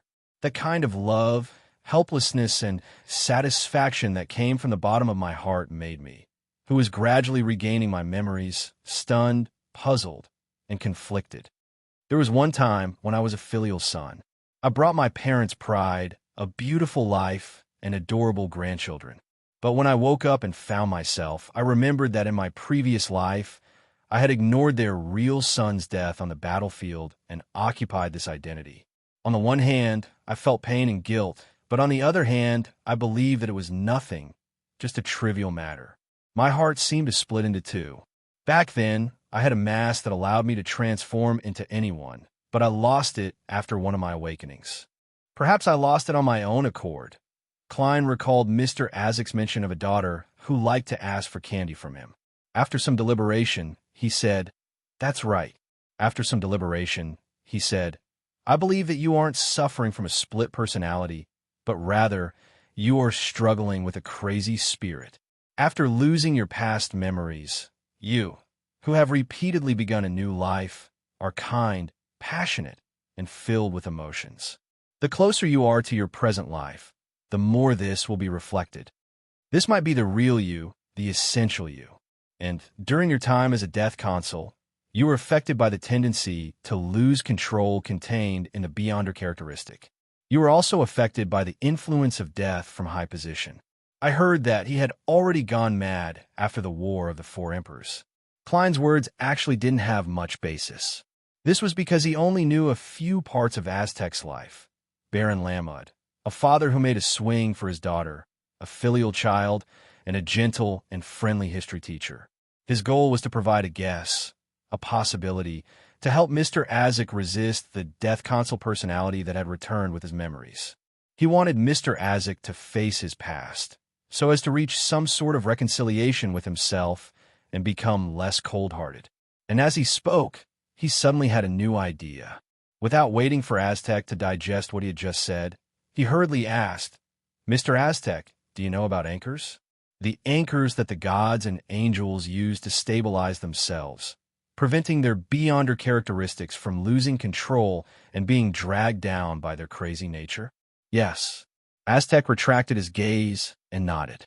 Klein wasn't too sure, but he said in a rather certain tone, "Perhaps the new life that you've gained from losing your memories time and time again is your anchor to resist madness and losing control. Don't abandon them. Don't forget them. That's who you are." After saying that, Klein silently added another sentence in his heart. "Anchor." Aztec repeated the word, his expression thoughtful and puzzled. After an unknown period of time, he suddenly sighed and said, "This might be an explanation. At the very least, the splitting and conflict at the level of my mind isn't that intense. However, since I've already come this far, I still have to head deep into the mausoleum to see what's hidden there. Why is it calling out to me? And what caused me to repeatedly die and revive, losing my memories again and again before gradually regaining them? This has troubled me for more than 1,000 years. It has troubled me over and over again in my life. I believe I should be able to obtain an answer today." His eyes slowly turned sober. His tone appeared gentle, but it was filled with indescribable determination. Klein wanted to stop him, but after opening his mouth, he pursed it again. Aztec pressed down on the half-top hat on his head and didn't turn his head. He smiled warmly and said, "Remember to close your eyes." With that said, he walked forward and walked down the flight of stairs, heading deep into the dark mausoleum. The black fog that permeated the area didn't let out any more gasps as it slowly dispersed in all directions. Bit by bit, the illusory object entrenched at the bottom appeared. It was a feathered serpent that was so large that it seemed to occupy an island. It had huge scales that were dark green and black. Feathers that were stained with pale yellow oil grew out of the gaps. Above each feather, there were thin, illusory black tubes extending out. This exaggerated feathered serpent was both illusory and real. Its more concrete form was indescribable, as though it had a composition that humans couldn't understand. Its eye sockets burned with pale flames, and its face was a human's face.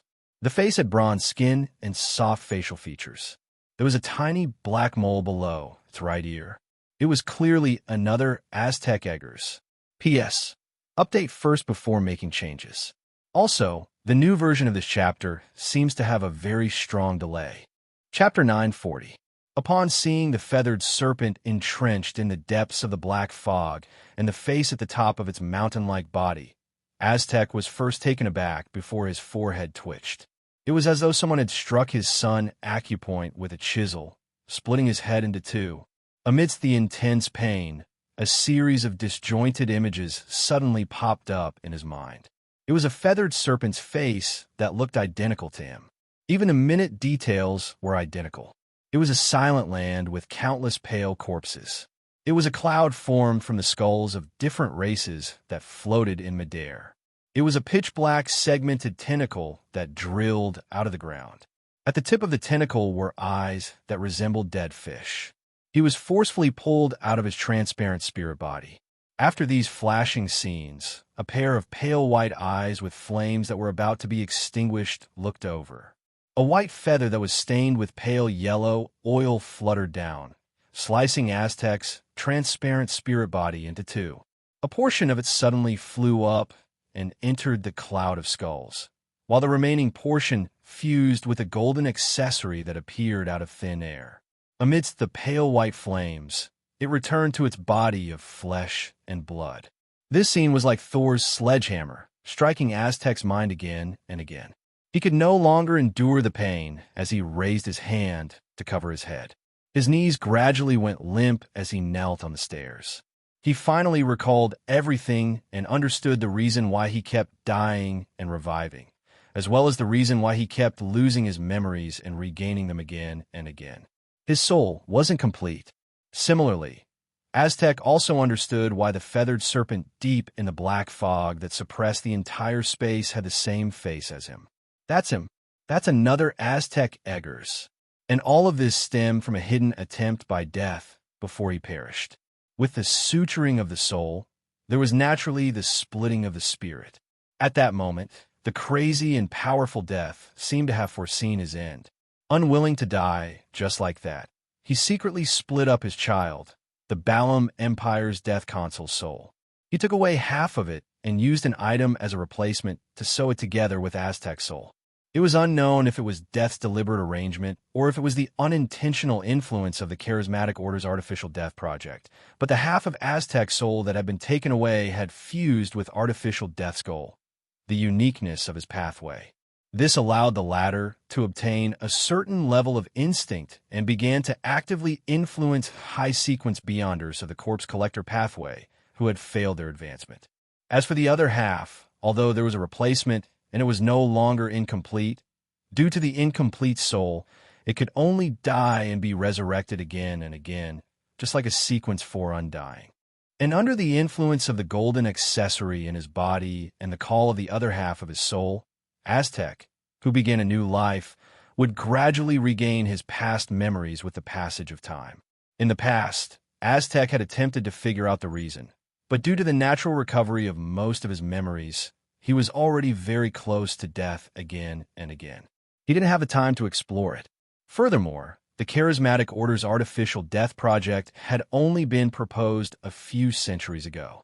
It was only recently that there were preliminary results, so he had never found an answer. Whoosh, whoosh, whoosh. At some point in time, Aztec's hands had left his head and were propped up on the stairs below. Following that, an inhuman sound came out of his throat. Beads of sweat rolled down his forehead and hit the stone slabs in front of him, staining them with a layer of pale yellow oil stains and producing fine white hair. At this moment, he felt the call and desire of the other half of his soul. The two selves that had been separated for more than 1,000 years couldn't wait to merge back into one and become whole again. No, Aztec muttered in pain. He didn't want to raise his head or stretch out his right hand. He had seen very clearly that he, who had transformed into a feathered serpent, didn't have a shred of rationality. He was filled with extreme coldness and madness. If he were to become one with the other party, he would probably immediately return to his former state as a death consul. He might even become a fake death that only had godhood and no humanity left. Then, he would forget everything, forget everyone he had once cherished. No, Aztec uttered another word. He couldn't help but raise his neck bit by bit as pitch black and cold scales appeared on it. His forehead suddenly protruded as if it had a life of its own. It split open, revealing a bloody gash. A golden beam of light appeared out of nothingness and took form in his flesh and blood. It was an ancient accessory that seemed to be forged from gold. It had the appearance of a slender bird with pale white flames surrounding it. Inside its bronze eyes, there were layers of light that formed a mysterious and illusory door. As soon as it appeared, Aztec growled in pain and raised his head completely. Two pale white flames ignited in his eyes that had seen the vicissitudes of life. Deep in the black fog, the illusory yet corporeal feathered serpent straightened its body and peeked out its head. Two identical faces of different sizes silently looked at each other in silence. Amidst the four pale white flames, Aztec, who had his hands on the ground, struggled to stand up bit by bit with a warped expression. He slowly walked towards the feathered serpent that was known as artificial death. As he approached, The entire mausoleum began to tremble.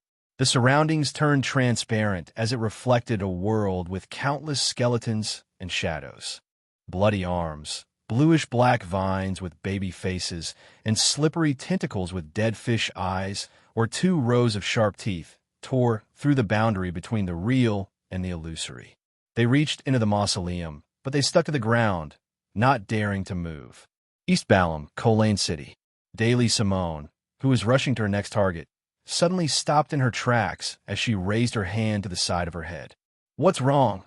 The captain of the Red Gloves team, Sostel, asked in puzzlement. Daly frowned slightly as she replied dreamily. "I heard a strange sound and felt a summoning that came from an unknown location. I even wanted to kneel on the ground. I heard a strange voice. I felt a call from an unknown place. I even wanted to kneel on the ground. Just as Leonard Mitchell shook his head, he heard the slightly aged voice in his mind say. Just as Leonard Mitchell was shaking his head, he heard the slightly aged voice in his mind say, 'Look in the direction of the Berserk Sea.' Leonard subconsciously turned around and looked at the port, looking at the Berserk Sea in the distance. All he saw was pure darkness. There are no strong winds, no giant waves, no dark clouds, no lightning, no rain, and no sunlight. Although Klein's eyes were closed, his outstanding senses could still detect the movements around him. He heard the painful whispers and roars that seemed to be coming from Mr. Aztec, and he sensed the almost tangible sense of silence and death. What happened? Although the artificial death deep in the mausoleum didn't attack Mr. Aztec, it affected him negatively? Thoughts flashed through Klein's mind. He was anxious and flustered. His spiritual intuition told him that what was about to happen wasn't something he wanted to see. However, he couldn't think of anything he could do. He didn't even dare to open his eyes and look at Mr. Aztec's current state and encounter. This wasn't a problem that could be resolved with courage alone. This was a difference in level, a difference that couldn't be made up for. At that instant, Klein felt a strong sense of helplessness, but he didn't give up. He tried his best to think of what he could use.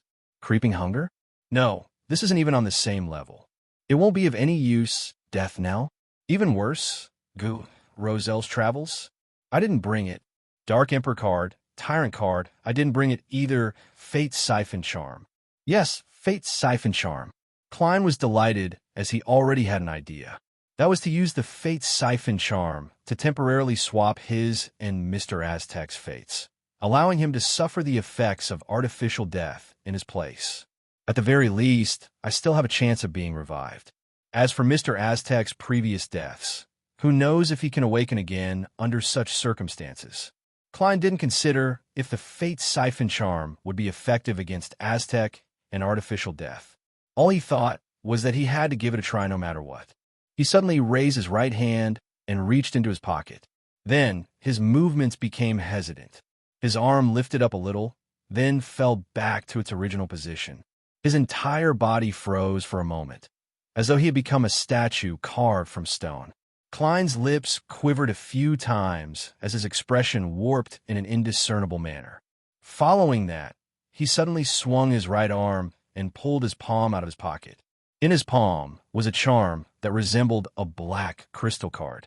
At the same time, Aztec was getting closer to the mountain-like, illusory, feathered serpent. His footsteps were getting faster, as though he was returning to his throne.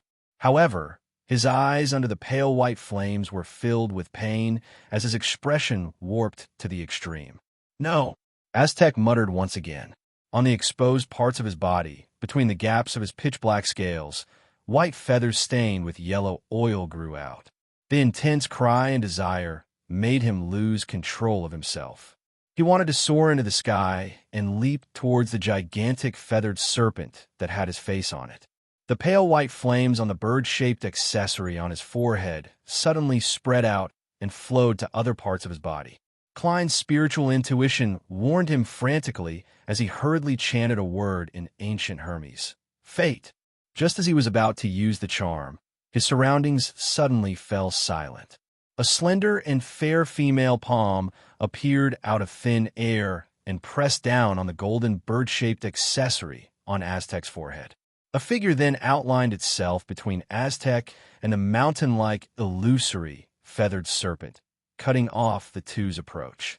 With the help of external forces, Aztec finally resisted the desire to fuse as one and the irresistible cry. The pale white flames in his eyes reflected the figure floating in midair. It was a beautiful lady wearing a classic robe and a black hood. Her face was expressionless, and her eyes were dark but lacked spirituality. Chapter 941.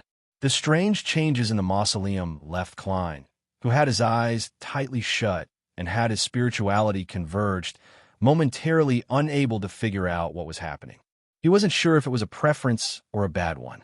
Therefore, even though he had already recited the incantation and held the fate siphon charm in hand, he didn't dare rashly use it. He was afraid that it would cause negative effects and result in the opposite outcome. 1 second, 2 seconds, 3 seconds.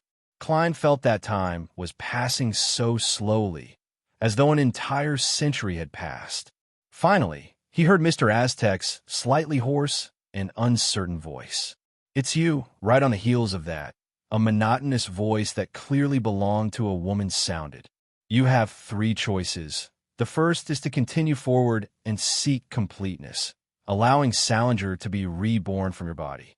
The second is for me to help you extract that half of your soul and let you leave with it.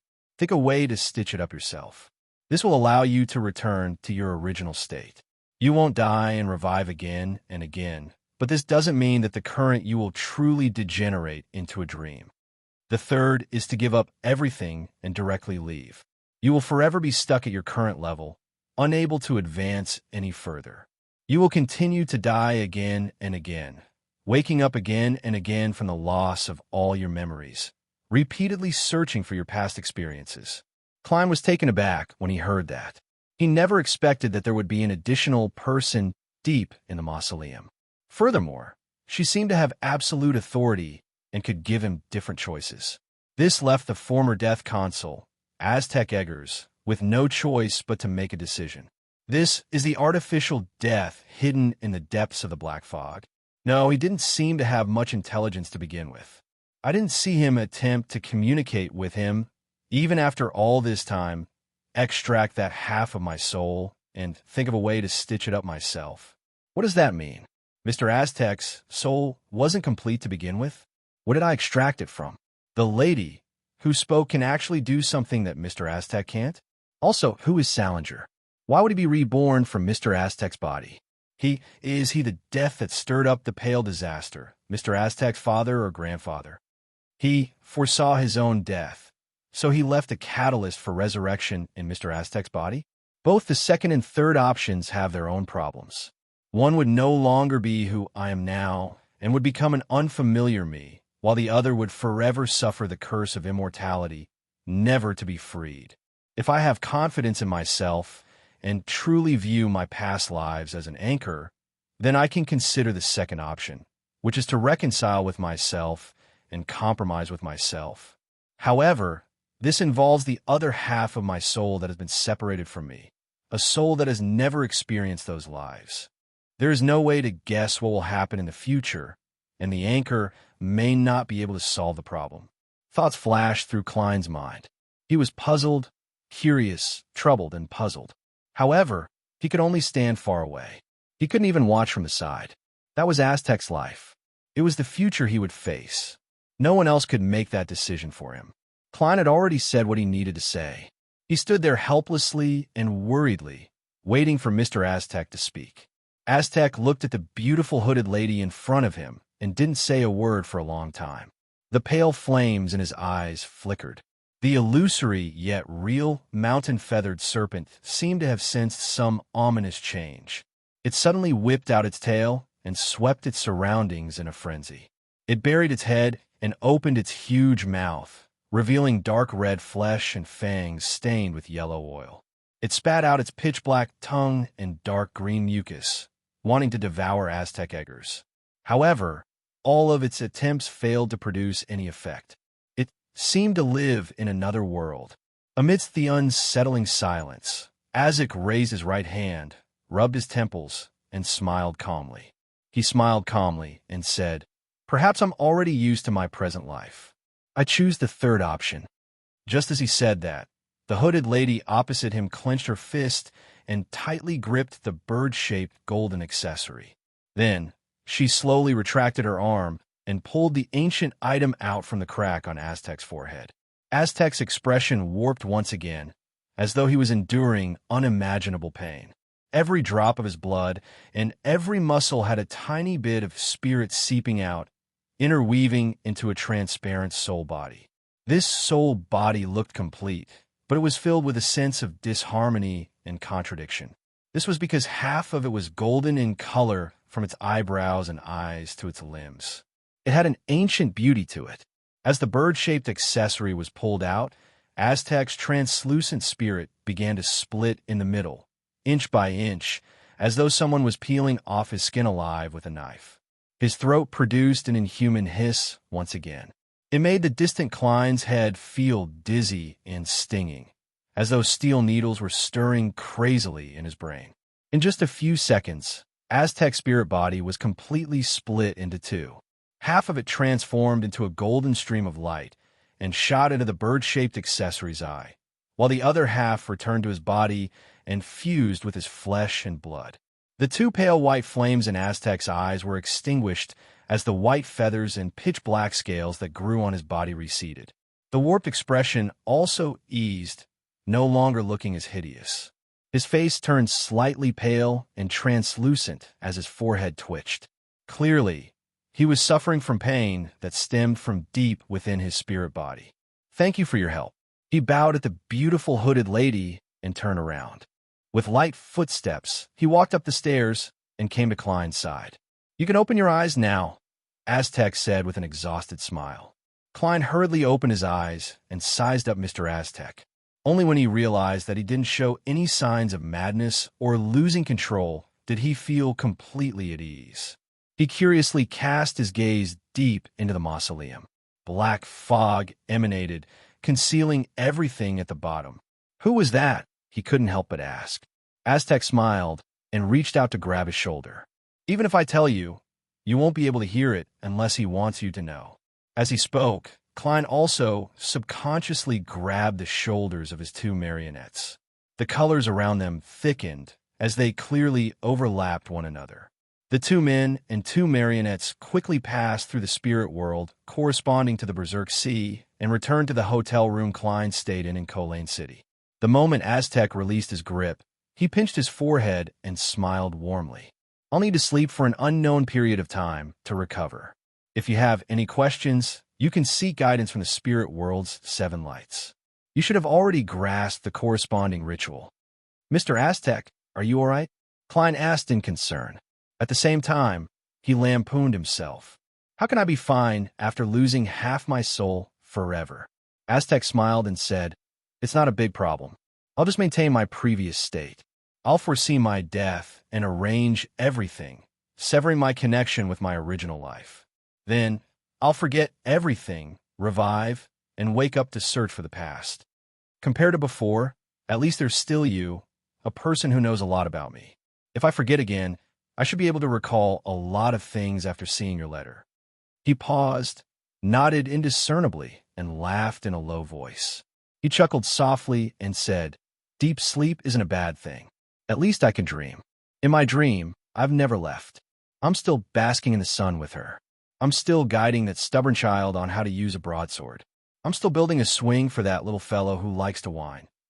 Before he finished his sentence, Aztec threw out the copper whistle and smiled warmly. "Remember to write.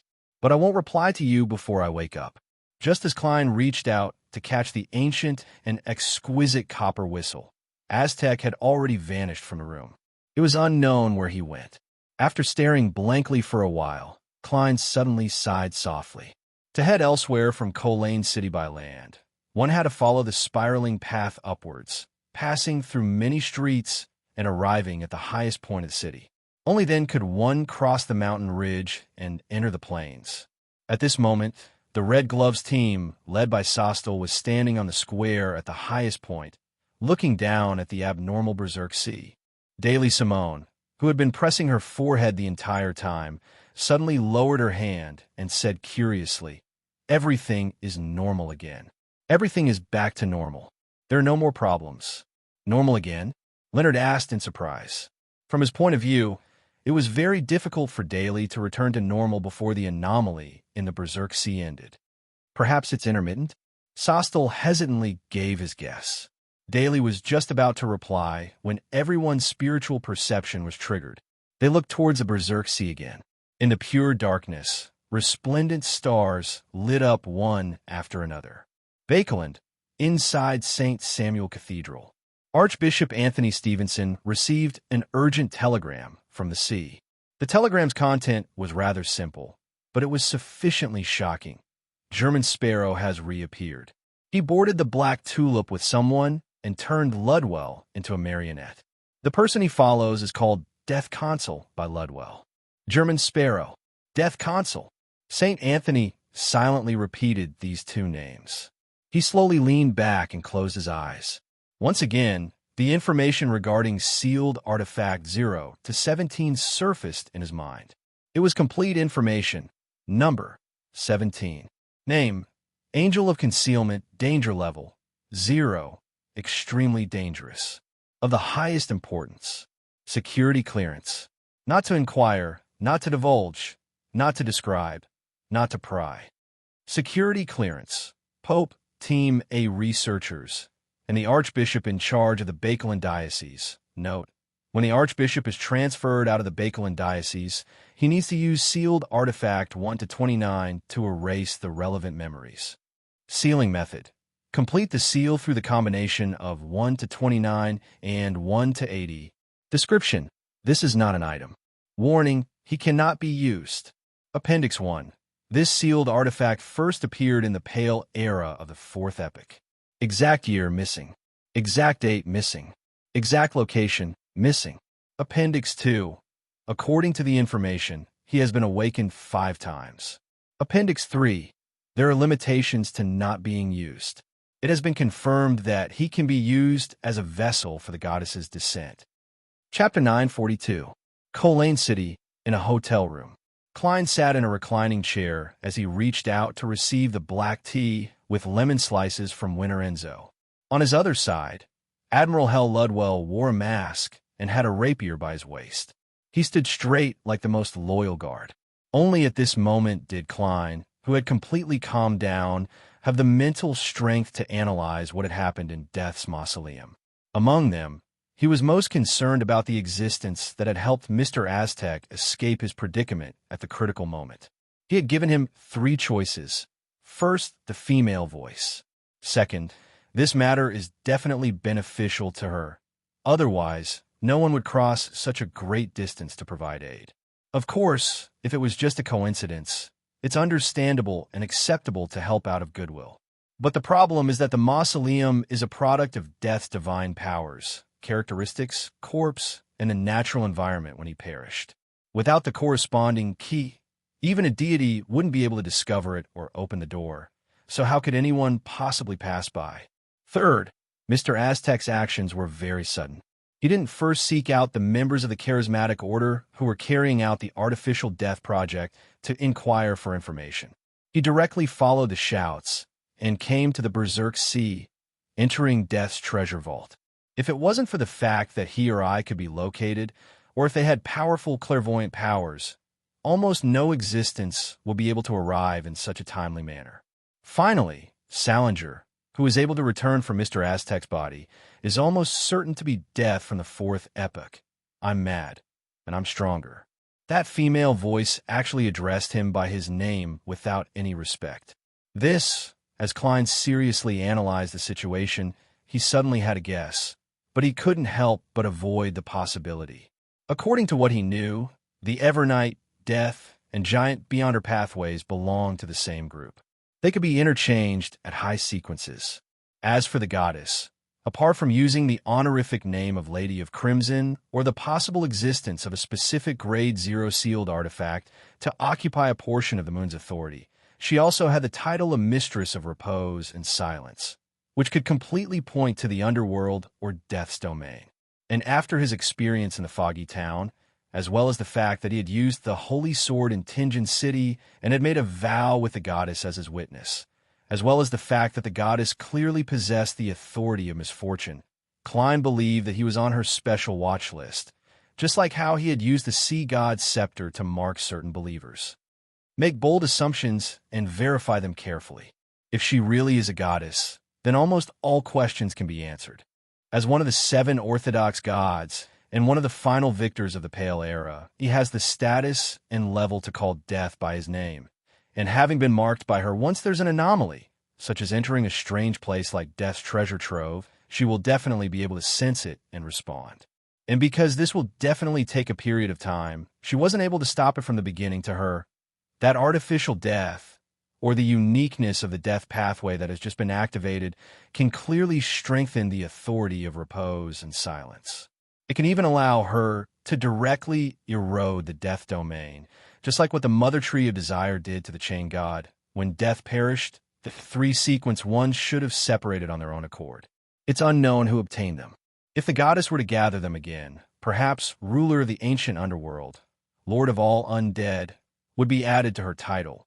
Although Mr. Aztec was being pursued by the church's high sequence beyonders, he ultimately didn't receive any actual threats. From the looks of it, the goddess has been waiting for today's incident. With this in mind, Klein suddenly felt guilty.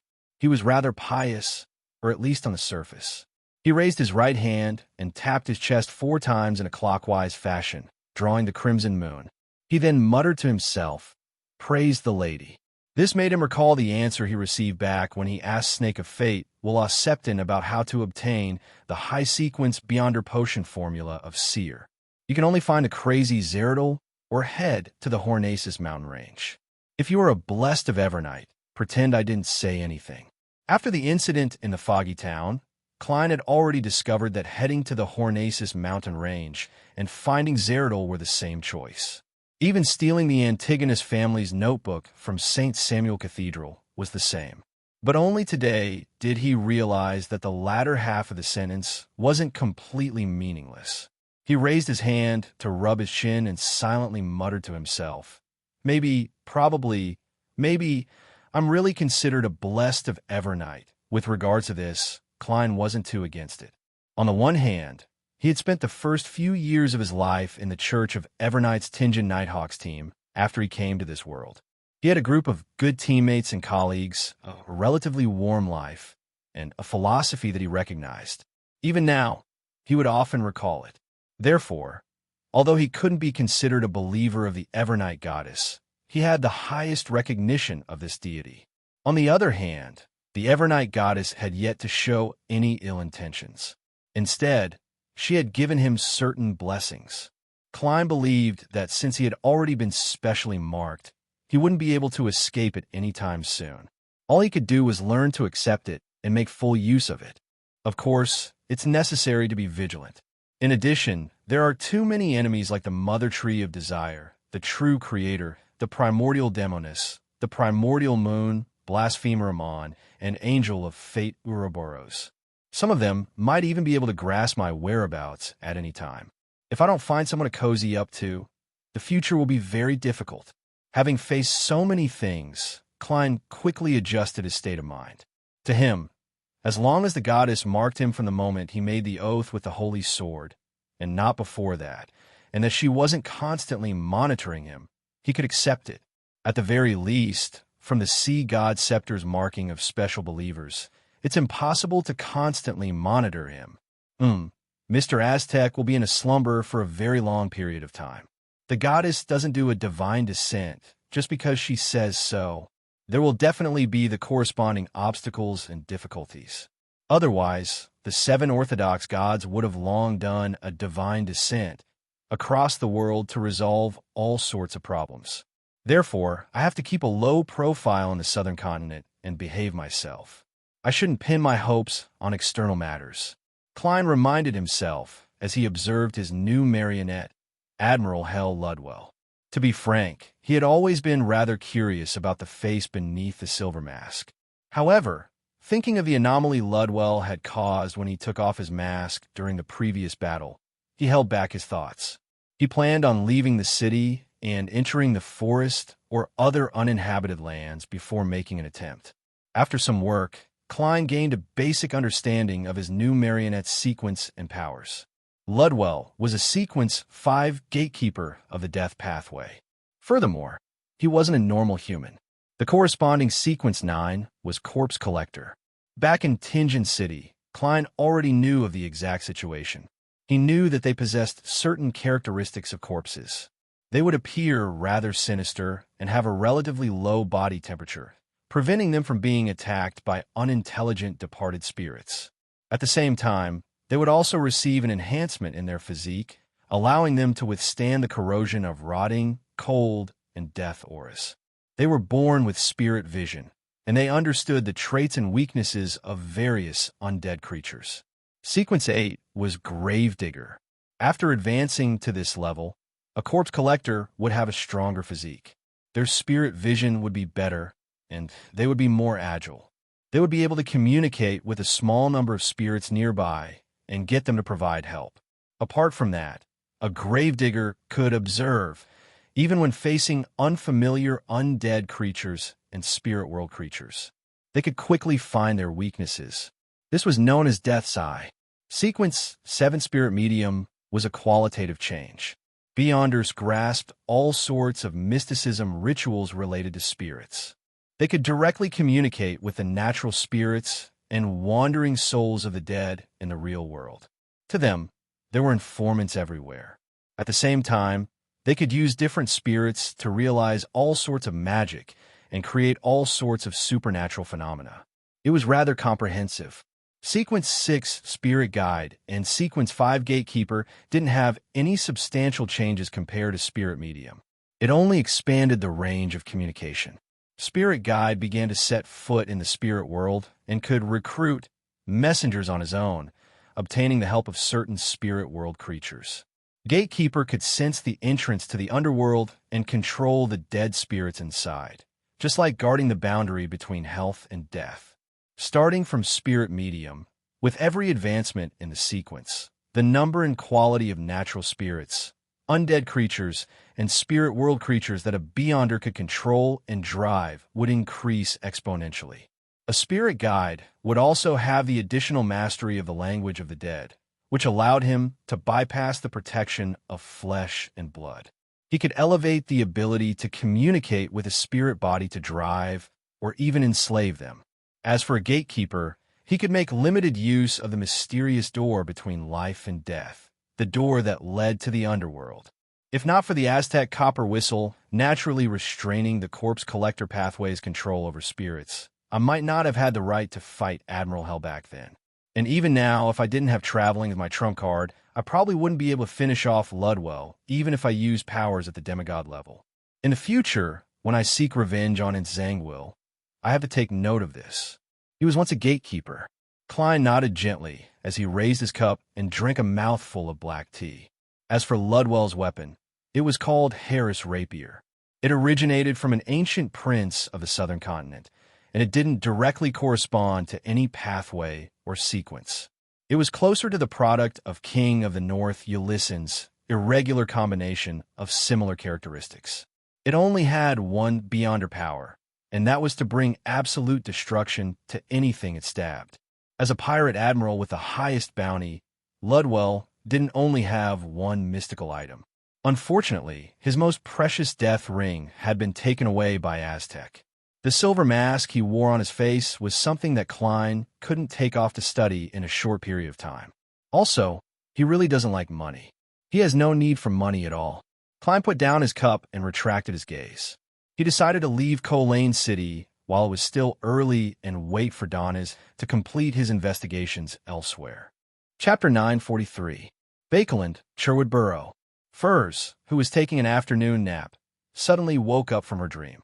She saw the boundless grayish-white fog and Mr. Moon, who was praying with his head lowered.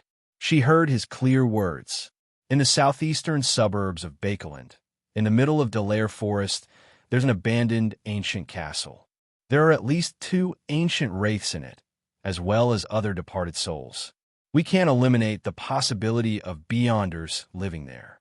The coordinates are there's finally news of the main ingredient for Scribe. News worth 300 pounds.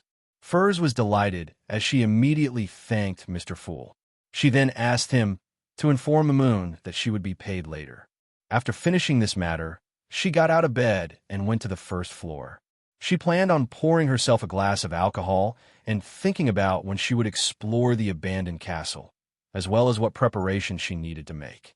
Lemano's travels can't be rented out for the time being. I have to bring Zio along. There are quite a number of departed souls in that abandoned castle. It's rather dangerous. I have to consider the combination of magic. If there's any flaw or it's insufficient, I'll spend money to hire Mr. World, the Hanging Man, or Sun to record the corresponding Beyonder powers. Although Furs didn't have much combat experience, she had been in a few Beyonder circles for several years. Later, she even joined Tarot. She had heard a lot and seen a lot, so she naturally knew how to make preparations before an adventure. As for directly hiring Mr. World to do it for her, she had long stopped considering it. She believed that giving him all her gains and her savings wouldn't match the remuneration.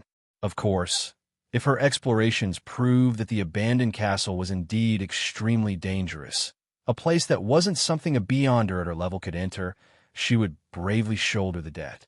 After all, only by being alive would there be hope and a future. In theory, it's impossible to reach this stage. Lemano's travels still has 2 demigod-level Beyonder powers left behind by Mr. World. At most, I can use them first and think of a way to make up for them later. The only problem is that those 2 demigod-level Beyonder powers might not be suitable for dealing with wraiths and departed souls. First took a sip of her winter black rand as all sorts of thoughts gradually formed. At this moment, she heard the sound of a key being inserted into the keyhole and instinctively looked towards the door. The door flew open as Zio walked in with 2 paper bags that emitted a rich fragrance. "Desi pies?" Furs first blurted out the question, then frowned in confusion. "Don't you have a lot of commissions recently? Why are you back so early?" Zio threw one of the bags of Desi pies over and couldn't hide her smile. "I'm just passing by. I haven't had lunch yet, so I'm going to take a break." Without waiting for Furs to ask again, she took the initiative to say, "I've earned enough merit points. I'll be able to exchange for the interrogator potion formula very soon." Although her mission of monitoring the captain of the Royal Guards, Viscount Stratford, hadn't made any substantial progress, this was a daily task that allowed her to accumulate merit points. As long as she submitted a satisfactory report every week, she would receive the corresponding bounty. Therefore, with the other commissions completed at different levels, Zio was already able to obtain the interrogator potion formula. Finally, Furs was sincerely happy for her friend. She swirled the wine glass in her hand. "Do you want to have a drink to celebrate?" At the same time, she thought of her own matters. This is great. After becoming a Sequence 7, Zio would likely experience a qualitative change.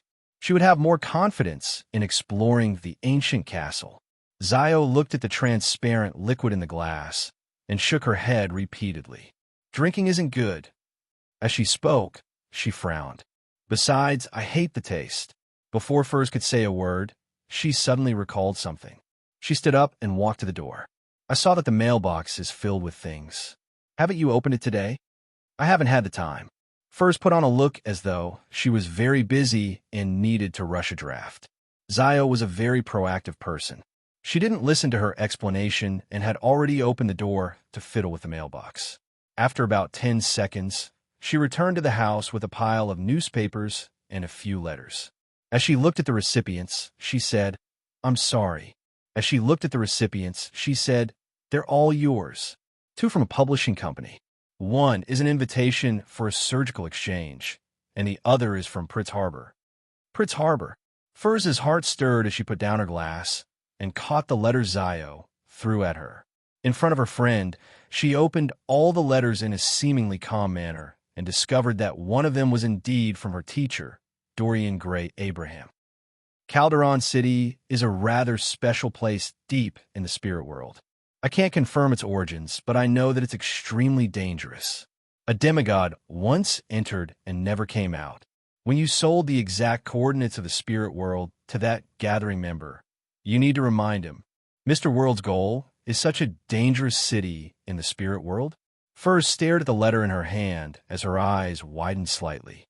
The Red Gloves team that had arrived at the next East Balam city met up with the local Nighthawks and occupied one of their offices. Everyone, rest for half a day. We'll begin the operation at midnight. Sostel took out his pocket watch and opened it. This time, they were going to strike a secret stronghold of the Charismatic Order and find more information about the Artificial Death Project, as well as dig out another group of enemies hidden in Bakeland. As for the information obtained from Ulika, it had already been sent back to Bakeland via telegram. There was no need for them to worry about the follow-up. After all, they weren't the only Red Gloves team. The local Nighthawks in Bakeland were numerous and powerful. Leonard, Daly, and company were just about to find a place to rest when a Nighthawk with partial East Balam blood entered with a piece of paper. There's a new telegram from Bakeland. Sostel reached out to take the piece of paper and unfolded it for a few seconds before saying with a heavy expression, "German Sparrow has appeared again. German Sparrow has appeared again. I've used divination to confirm that it's him. German Sparrow." Leonard wasn't surprised by this outcome because he had already learned from Don Dantes that his former colleague, Klein Moretti, was still alive. He asked curiously, "What did German Sparrow do?" Sostel looked around and said solemnly, "He boarded the Black Tulip and transformed Hell's High Lord Ludwell into his marionette," Klein said. "Admiral Hell? Ludwell? Marionette?" The Red Gloves couldn't hide their shock as they exclaimed. Even Leonard Mitchell was extremely surprised. After all, Admiral Hell Ludwell, who wore the ring left behind by death, had the highest bounty among the 7 pirate admirals. He was the strongest, publicly recognized as the strongest person beneath the 4 kings. He wasn't someone an ordinary Sequence 5 could compare with. Yet, German Sparrow was able to turn him into a marionette on his ship while surrounded by his undead army and subordinates. Although they didn't know much about Faceless and Marionettist, just the term marionette was enough for them to intuitively know that Admiral Hell Ludwell's outcome might be worse than death. He's that powerful? He infiltrated St. Samuel Cathedral's Cheney's Gate because of a demigod ritual? Leonard gradually fell silent and didn't ask further. At this moment, Sostel took the initiative to say, according to the crew members who escaped from the Black Tulip, there wasn't a battle back then. German Sparrow boarded the ship with another man. The moment Admiral Hell Ludwell saw him, he gave up resisting and prostrated himself on the deck, calling himself Death Consul. Later, he allowed German Sparrow to turn him into a marionette. Death Consul! Leonard subconsciously turned his head to look at Daly Simone. From his point of view, this Sequence 5 of the Corpse Collector pathway should know what Death Consul represented. Daly scoffed and shook her head. "I only know that in the past Balam Empire, the ones who ruled the real world were the blood descendants of death. They were known as Death Consul. But the leader of the Charismatic Order's royal faction has never called himself Death Consul." Another Red Glove, Cindy, said in puzzlement. This was rather public information among the Nighthawks. Anyone who was above Sequence 7 or joined a Red Glove had the right to read it. As for the Artificial Death faction, it was even less likely for anyone to call themselves Death Consul. Who knows? Perhaps the Charismatic Order has split and multiplied again, resulting in the addition of a Death Consul faction. Daly first replied casually before saying in thought, "German Sparrow's origins are mysterious. His goal for infiltrating Cheney's Gate is unknown. Perhaps it really has something to do with the Charismatic Order." The Charismatic Order had always been the main target of the Church of Evernight. Both parties had deep conflicts. This sentence reminded Leonard Mitchell. This was because he knew that German Sparrow was Klein Moretti. Furthermore, he had joined a secret organization that worshipped the Fool and used tarot cards as a symbol. At most, it had a cooperative relationship with the Charismatic Order. The few factions of the Charismatic Order currently don't have a Death Consul. Admiral Hell Ludwell can almost be confirmed to be an arm of the Charismatic Order. Dealing with him is equivalent to dealing with the Charismatic Order. Don Dantes once said that the members of the secret organization come from different places. They have different goals. Klein's goal is revenge. Then, could there be one whose goal is to strike at the Charismatic Order and gradually subjugate them so as to resurrect or recreate death. Since there's an undying monster like Don Dantes who survived from the fourth epoch, it's very normal for that secret organization to have an ancient death console. Perhaps his corresponding tarot card is death. As his thoughts raced, Leonard felt that he had grasped the truth. Then, he thought of a few more details. Don Dantes is an undying monster who survived from the fourth epoch. He knows the southern continent very well. He recently left Bakeland, and his current whereabouts are unknown. Leonard was alarmed. Taking the opportunity while his teammates were discussing, he raised his teacup and covered his mouth. He muttered to himself, "Old man, could Don Dantes be a death console?" Palazzaro's slightly aged voice had a hint of a smile. No, the Balam Empire's death console is both a status title and the name of a Sequence 2 of the death pathway back then. Sequence 2. That secret organization has a Sequence 2 angel. Leonard's pupils constricted as he muttered once again, "Why are you so sure that Don Dantes isn't a death console? Because he's not an angel?" Palaz immediately chuckled. "No, the reason is simple. You've seen a portrait of the real death console. Back when you Nighthawks were investigating Welch's suicide, you might have even come into contact with him. He's a teacher from Koei University's history department, Aztec Eggers." Aztec Eggers. Leonard was first taken aback before he came to a realization.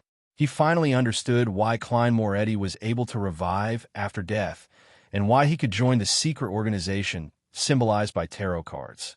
Furthermore, he usually didn't do anything out of the ordinary. The reason was that there was a member of a secret organization behind Klein, and the corresponding tarot card was Grim Reaper. Chapter 944. Biome the Slums. The masked and hooded the hanging man Alger met Admiral of Stars Catlea once again. The two of them sat across a table without speaking for a long time. Finally, Catlea said, "That's right. Have you heard of that information?" Alger didn't give a direct answer as he returned with a question. "It's from German Sparrow?" Catlea fell silent for a few seconds before nodding. He turned Admiral Hell into his marionette. And be it the previous Admiral of Blood or the present Admiral Hell, they were pirates with bounties higher than hers. No matter how confident she was, she didn't believe that the two best Sequence 5 Beyonders were clearly weaker than her. "You learned of it earlier than I expected." Alger tactfully confirmed that the Hermit's information was correct. As one of the people who controlled the seas for the Church of the Storm, he could directly obtain information from official channels. Catlea curled the corners of her mouth. "If the future were sailing at sea, I might have to wait a few days or even a few weeks to know of it. However, I've been in Biome recently." She didn't reveal the source of her information. After a pause, the Admiral of Stars frankly asked, "What else do you know about this matter?" "What else do you know about this matter?" The hanging man Alger shook his head. "I was just about to figure out the exact situation when I saw your contact symbol. I rushed over to meet you." Catlea nodded slightly. German Sparrow and Admiral Hell didn't engage in battle. Ludwell himself gave up resisting because the man who boarded the Black Tulip with German Sparrow was addressed as Death Consul by him. Death Consul? Alger's pupils dilated as he felt an indescribable pressure. Such a title wasn't something any demigod could bear. Furthermore, it wasn't him flaunting it. It was Admiral Hell Ludwell who had taken the initiative to address him respectfully. He had even given up resisting and was willing to lose his life. Seeing that the hanging man didn't say anything, Catlea added, "In the death pathway, Death Consul is the name of a Sequence 2. Of course, the past emperors of the Balam Empire would also use this title. Indeed, an angel from the death domain." Alger automatically ignored the latter possibility. After all, according to the acting method, the position of emperor would definitely be held by a Sequence 2 angel before the destruction of the Balam Empire. And for Admiral Hell to become German Sparrow's marionette without any resistance, it was definitely not something a mere title could do. At this moment, Alger suddenly thought of something that left a deep impression on him.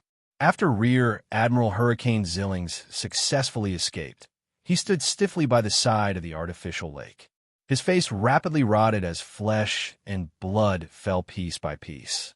Even his eyeballs had separated from his head. Without a doubt, this was the damage caused by the powerful powers of the death domain. And Alger later confirmed that it was done by Mr. Fool's Blessed. To make a pirate admiral, especially one with a powerful sealed artifact, die so quickly and without putting up any resistance, the attacker's level was obvious. The Church of the Storm's Spellsinger of God, Archbishop Snake, immediately determined that it was done by a high-sequence beyonder of the death pathway, and it wasn't the one he knew. Alger didn't have any doubts about this. He initially believed that it was done by a sequence 4 or 3 demigod, which was a saint. Furthermore, he was shocked and horrified that one of Mr. Fool's Blessed was a high-sequence beyonder. Now, he secretly swallowed a mouthful of saliva with great difficulty. He believed that he had underestimated Mr. Fool and that Blessed back then. The other party was not a saint, but an angel on earth, on the same level as the Triple Crown ones of the various Orthodox churches. In the field of religion, the Triple Crown referred to the Pope, and Patriarch of the major churches. A death consul as a Blessed. Although Mr. Fool is still recovering, he has quite a bit of power at his disposal. Alger's thoughts raced as his eyes shimmered. He was momentarily at a loss for words. Catlia sensed his silence and took the initiative to say, "That's right. You seem to have remembered something." Alger deliberated for 2 seconds and said vaguely, "According to what I know, there's an angel of death among Mr. Fool's Blessed." "That makes sense." Catlia seemed to be talking to herself. Could the mythical creature blood that world promised come from this angel of death? Perhaps. Although Alger felt that there was nothing wrong with Admiral of Stars' speculation, he habitually didn't give an affirmative answer. Catlia didn't continue the topic and change the topic. Instead, she said, "We'll begin the operation from 7:30 to 8 tonight. If you can participate, head over with me." She's finally figured out the situation with the artisan? Alger secretly heaved a sigh of relief as he asked in puzzlement, "Why is it between 7:30 to 8? This wasn't the best time for covert operations. Once there were any slip-ups, the official Beyonders would quickly notice and rush over." Catlia nudged the thick glasses on her nose bridge as she replied with a complicated smile, "Because that's their dinner time. And their dinner today is mushrooms. And their dinner today is mushrooms." What's the connection? The experienced Alger realized that he couldn't understand what Admiral of Stars was implying. East Balam, in a dense and humid forest. Klein deliberately deviated from the main path and came to an uninhabited area. He planned on getting Ludwell to take off the silver mask on his face. This wasn't only because of his curiosity, but also because of reality. The silver mask was too eye-catching. If he didn't do anything to it, there was no way he wouldn't attract attention, no matter how he disguised himself as Admiral Hell. The greatest problem for a marionettist is likely the marionette's identity. The more powerful a marionette is, the more famous they are when they were alive. There's definitely the risk of being exposed when one carries one with them. If it wasn't for the fact that I didn't deal with the pirates of the Black Tulip back then, there's a way to avoid it. For example, I can let Ludwell continue being the captain while I disguise myself as his subordinate. To a faceless, this is very simple. As Klein sighed, he continued traversing through the forest. There were many mosquitoes around him, but none of them harassed him. All of them circled Admiral Hell Ludwell in a bid to suck his blood, but they failed to obtain anything. Klein had assigned the green essence ring that attracted mosquitoes to his new marionette. As its effects were completely overpowered by the Flower of Blood ring, it was meaningless for Winter Enzo to wear 2 rings at the same time. In addition, Klein had confirmed that Ludwell's situation was special. He wasn't afraid of mosquito bites. After walking for a while, Klein casually tossed a coin and stopped. He considered for a few seconds and decided to finish something else before removing the new marionette's mask. This was because during this process, he could confirm how dangerous the mask was. Taking out the corresponding items, Klein quickly set up a ritual and moved the radio transceiver from above the gray fog to the real world. He wanted to contact the Rhodes. Before he left Colane City, He had paid £350 to obtain the spirit world coordinates of Calderon City from his magicians. He had also received a warning that it was extremely dangerous. Therefore, he planned on obtaining more information from two channels in preparation for his hunting operation. The two channels were first to ask the magic mirror, and the second was to ask the red light. With Mr. Aztec being in a prolonged slumber, Klein decided to stop hesitating and take the initiative to expand his connections. At the very least, he couldn't rely solely on the Evernight goddess. He needed to find some strength to balance things out, and the relatively friendly seven lights of the spirit world was the best target. With the appearance of the radio transceiver, the surrounding forest suddenly turned dark and gloomy. It was as though the spirit world had fused with the real world here. In just about 10 seconds, there was a clicking sound as the illusory white paper was spat out. Great, supreme, transcendent master, your loyal and humble servant, Rhodes, has come to answer your summons. There's temporarily no danger here. What do you think? Upon seeing the obsequious form of address, Klein silently heaved a sigh of relief. He had finally confirmed that he was connected to Rhodes. He was previously very afraid that the white paper would say things like, "I want to give birth to your child." Of course, he had divined the danger level of contacting Rhodes above the gray fog and received an answer that there weren't any problems. However, with the mother tree of desire interfering with his divination, as well as the error in his interpretation of the revelation he received after infiltrating St. Samuel Cathedral's Cheney's Gate, he didn't dare to be too at ease. Indeed, Klein nodded reservedly and asked, "What do you know about Calderon City in the spirit world?" Click, click, click, click. A piece of illusory white paper hesitantly left the radio transceiver. "I can't see the city clearly, so I don't know the exact situation inside. I can only confirm that a saint once perished there. There were also some angels, travelers, and spirit world creatures who entered to explore. They left relatively smoothly, but they didn't gain much. Also, I know the origins of that city." Without waiting for Klein to press further, the illusory white paper spat out more information amidst the clicking sounds. Its former name was the City of the Dead. It was the divine kingdom of the ancient goddess, Phoenix ancestor Greggrace. Ever since this ancient goddess opened up the underworld, her divine kingdom was moved there. The City of the Dead gradually became a holy land for her descendants and believers. Before this ancient goddess was severely injured by the ancient sun, Greggrace uprooted the city and threw it deep into the spirit world. None of the residents ever came out again. The name Calderon came from the angel who first entered the house of Abraham. In the language of the dead, it means unknown soul. Chapter 945. When it came to his understanding of ancient gods, Klein wasn't any less knowledgeable than many high-sequence beyonders. After all, he had the City of Silver that had lasted from the second epoch to this day. There were corresponding myths passed down there, and there were many remnant influences. Based on what he knew, Phoenix ancestor Greggrace was a so-called ancient death. Due to being severely injured by the City of Silver's creator, the sun god who had been eaten by the kings of angels, she shattered and perished at the end of the second epoch. However, her influence didn't vanish. Up to the present era, there were still some traces of it. This was because she was the founder of the underworld. City of the Dead, unknown soul, ancient god. This sounds very dangerous. Klein looked at the radio transceiver in front of him and fell in a deep thought. Tap, tap, tap. The illusory white paper spat out another section. Apart from this, I'm not too sure about anything else.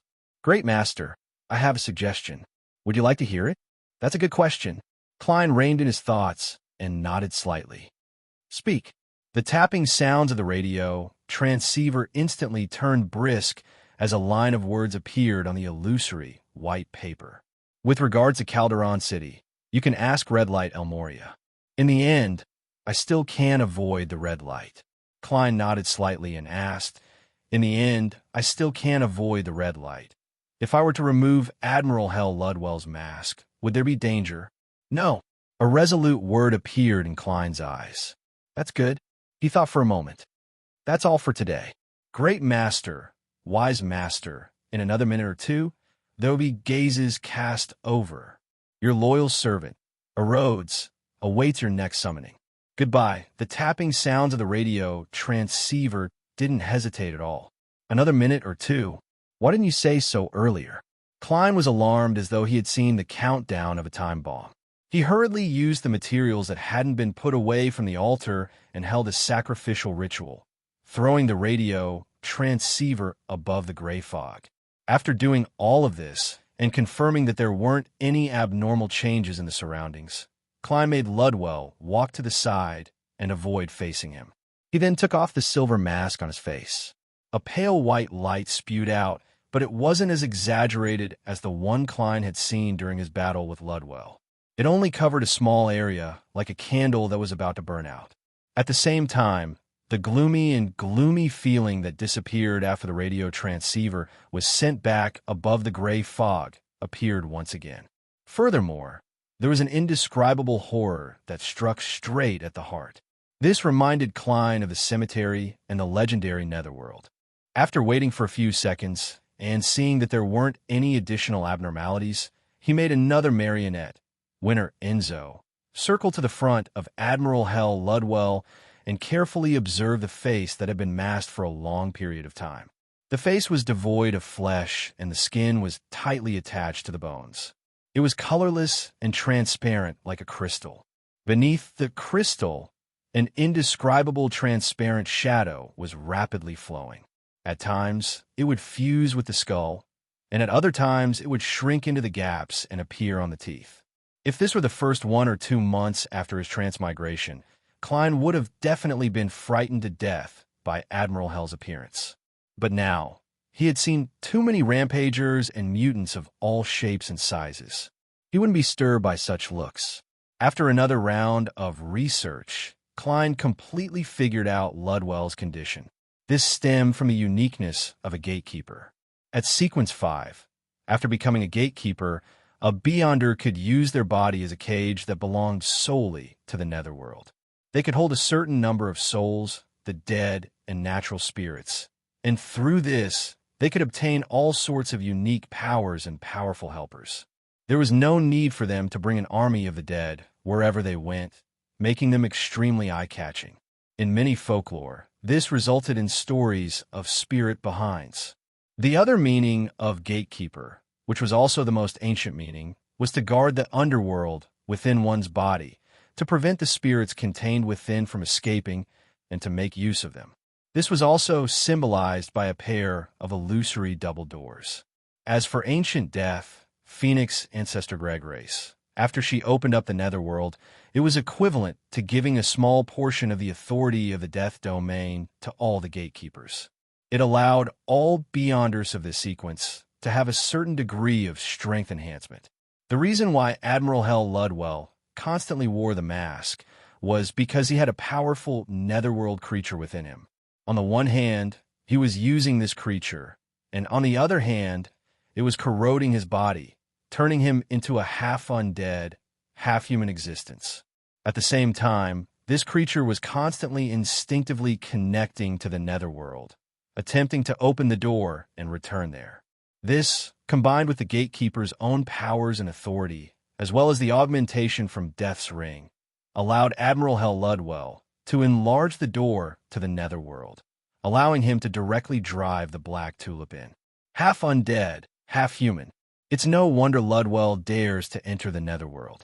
A real living person wouldn't be able to survive there for even a second. That Netherworld creature gave him a unique ability to turn a portion of his body into a dead soul. He can extract the spirit bodies of others remotely. I encountered it back then. In Enlightenment, Klein made Admiral Hell with a silver mask again. The mask's effect was to placate the soul, allowing the Netherworld creature in Ludwell's body to be in a relatively calm state most of the time. With his questions answered, Klein turned his attention back to the altar.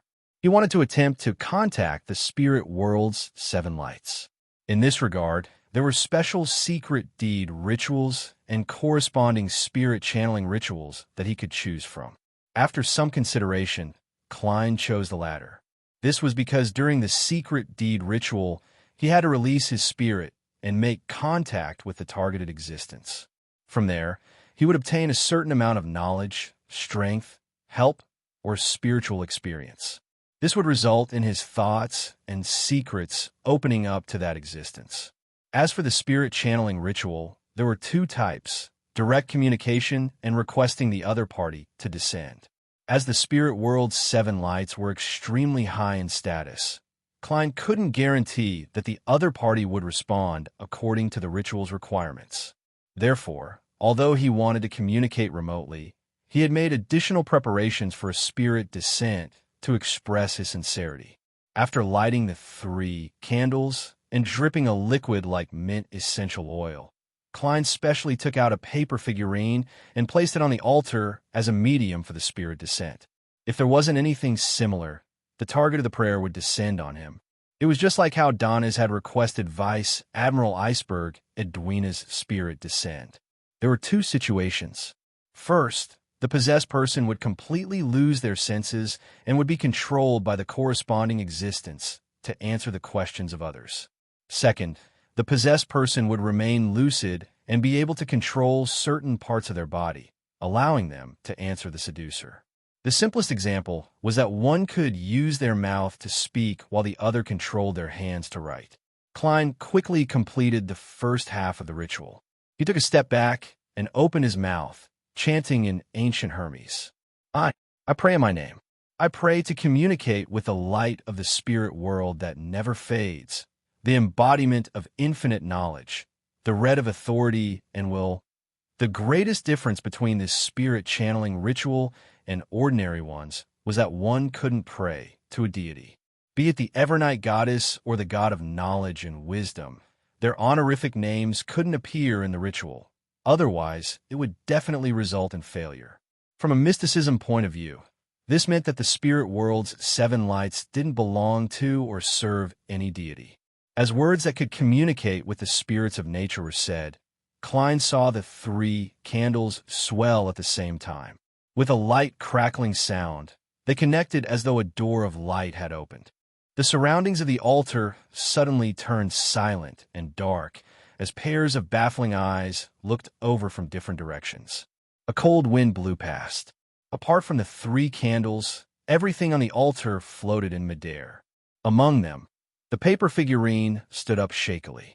Its surface was dyed a rich and clear red that didn't look bloody at all. Hello. As Klein recalled the mysticism books that described the spirit world's 7 lights, he spoke according to the correct interaction method he had concluded. He acted as though he was facing a teacher. The bright red paper figurine's head moved slightly as it let out an illusory but authoritative voice. Hello. That's quite polite. Indeed, spirit channeling has turned into a spirit summoning. Thankfully, I was prepared ahead of time. Various thoughts flashed through Klein's mind as he said sincerely and respectfully, Your Excellency Elmoria, I have something to ask you. Your Excellency Elmoria, I have something I'd like to ask you. You could just call me Elmoria. Please speak. The paper figurine floating in midair seemed to be competing with Klein to see who was more polite. I wish to know information related to Calderon City. Klein didn't change his attitude. After all, there was a saying in the Foodie Empire, it's no wonder you're so polite. The bright red, nearly transparent paper figurine pondered for 2 seconds. May I know your goal? Klein didn't hide it as he said frankly, to hunt spirit world plunderers. The paper figurine's head moved slightly. Indeed, it's only easy to find them in Calderon City. In other places, spirit world plunderers are like a drop of water in the ocean. It's very difficult to distinguish them. Even I can only occasionally discover them, but I'm unable to lock onto them for long periods of time. A portion of them are active in Calderon City's core, while a small number are scattered in the periphery. As long as you don't attempt to venture too deep, you won't be in too much danger. Unfortunately, there's something special there that prevents us 7 lights from entering. Otherwise, we might be able to provide you with some actual help. That's the former divine kingdom of the ancient goddess Greg race? Klein made up his mind as he asked in a confirmatory manner. The bright red paper figurine said, Yes, the ancient death wishes to use this city of the dead to revive, but he failed completely. His authority was taken by Balaam's death. However, this also makes Calderon's city more dangerous. This is because the setup left behind by the ancient goddess underwent an anomaly after the failure. I'm not sure what exactly it has become. Is that so? Klein nodded indiscernibly as he raised a few more questions from different angles. He received relatively satisfactory answers. Biome, outside a house near the harbor. Alger and Admiral of Stars Catlia were patiently waiting for the people inside to enjoy their dinner. Lord of the Mysteries, Lord of the Mysteries. Chapter 946. Looking at the oriel window that reflected the light from the gas lamps, the hooded and masked Alger was about to ask about the details of the operation when he suddenly saw a shadow grow out of the thick darkness beside him.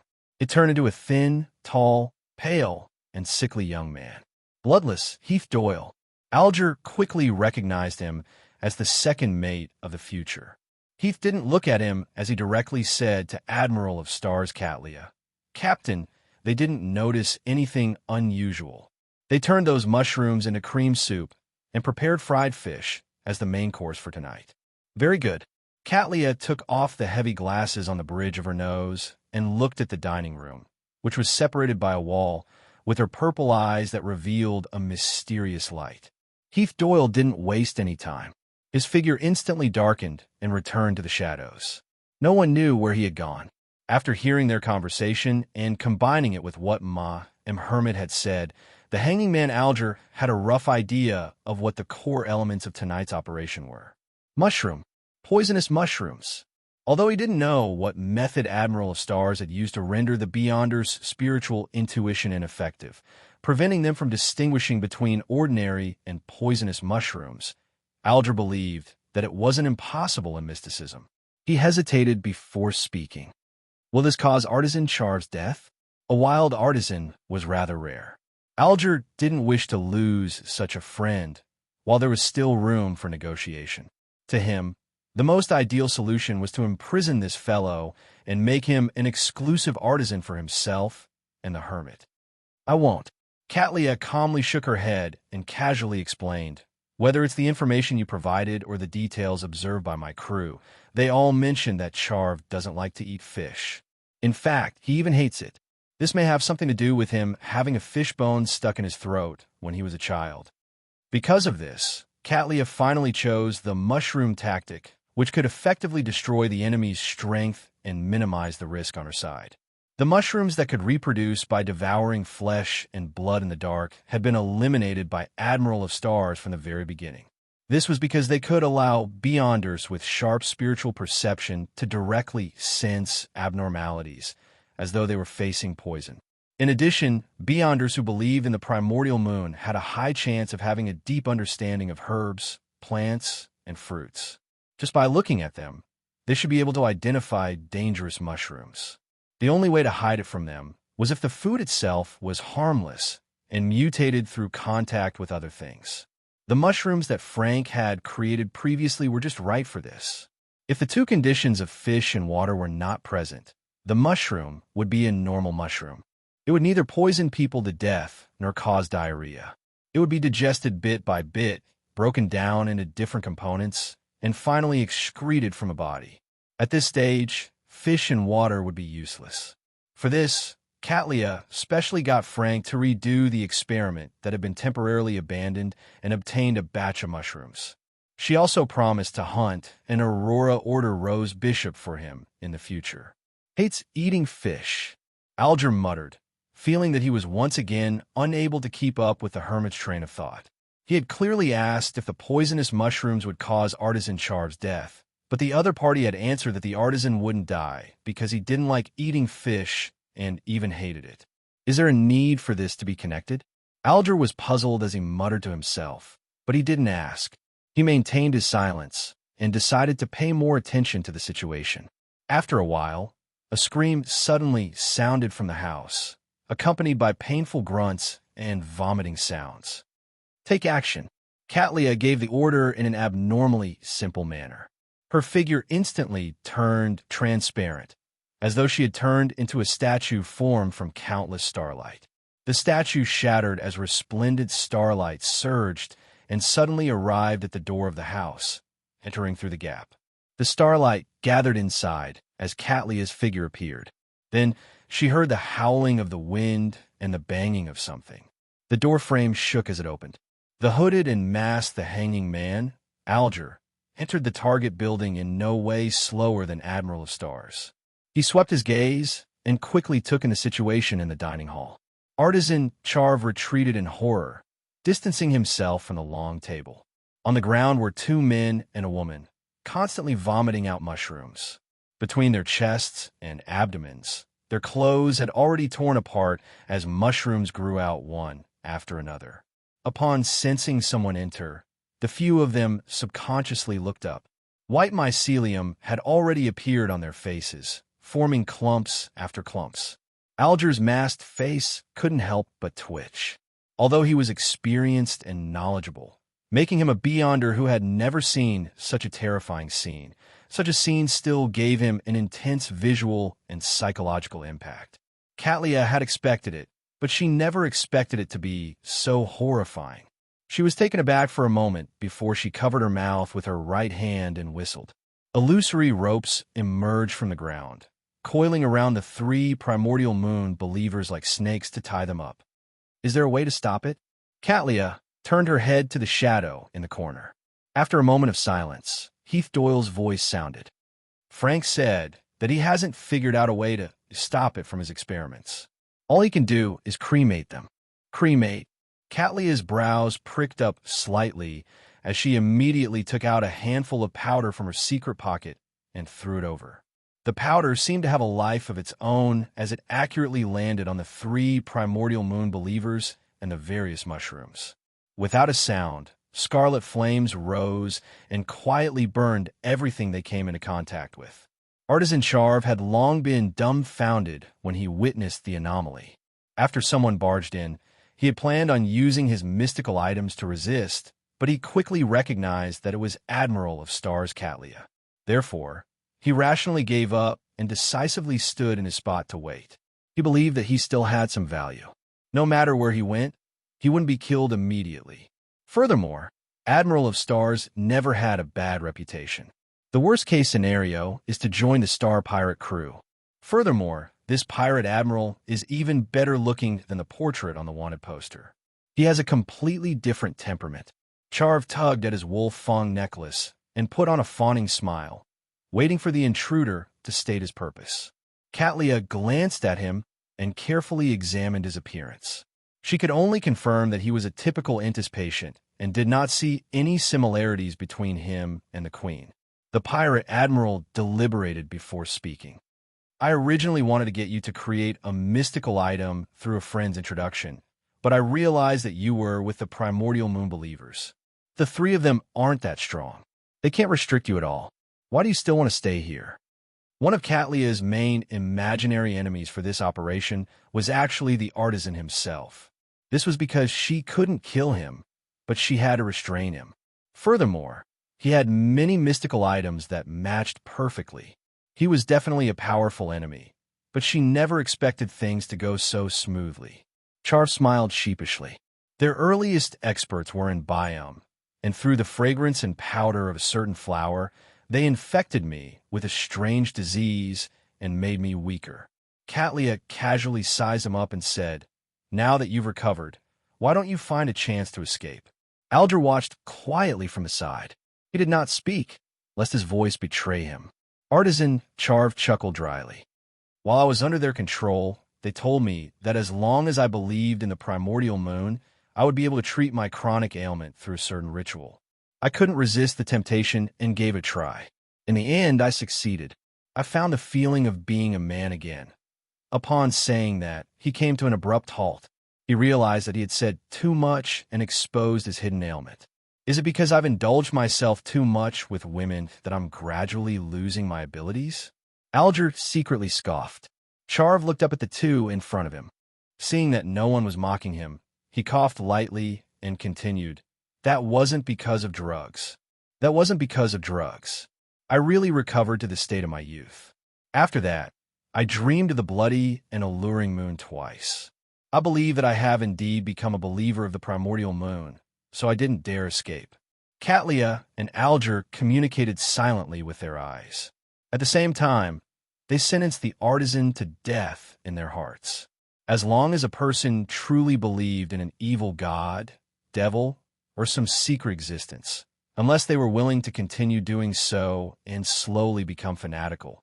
Even if they regretted it and were protected by the official factions, it was possible that they would silently strangle themselves in their sleep a few years later.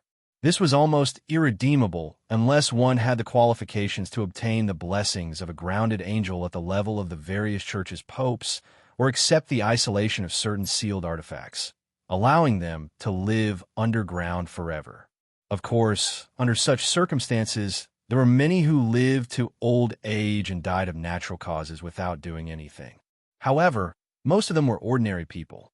They were easily overlooked by evil gods, devils, and secret existences. As for Charv, he was a very useful artisan. Catlia didn't mention the matter of the primordial moon's believers.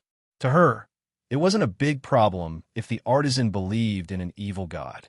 As long as they could communicate and come to a deal, as long as they didn't go crazy from time to time, they could cooperate. The other matters weren't something a pirate needed to worry about. She changed the topic. What mystical items do you have now? I'll choose some and leave a few for you. With regards to such a development, Charv wasn't surprised at all. He was a pirate, not a police officer. It was perfectly normal for him to snatch one in passing. He felt that he should sincerely thank him for leaving a few for him. In fact, with his level and items, he might be able to successfully escape if he risked it, but he lacked the courage. All right, Charv first took out a pair of grayish-white framed glasses from his chest pocket. Gargoyle glasses. As long as one's gaze makes contact, it will paralyze the person's entire body as though they have been petrified. There are two negative effects. First, if one were to wear it to look in the mirror, it will also paralyze oneself. Second, one's body will become heavy, making one's actions less agile. Isn't this the item I ordered? So it's already been successfully made. Looking at the artisan, Alger couldn't help but narrow his eyes.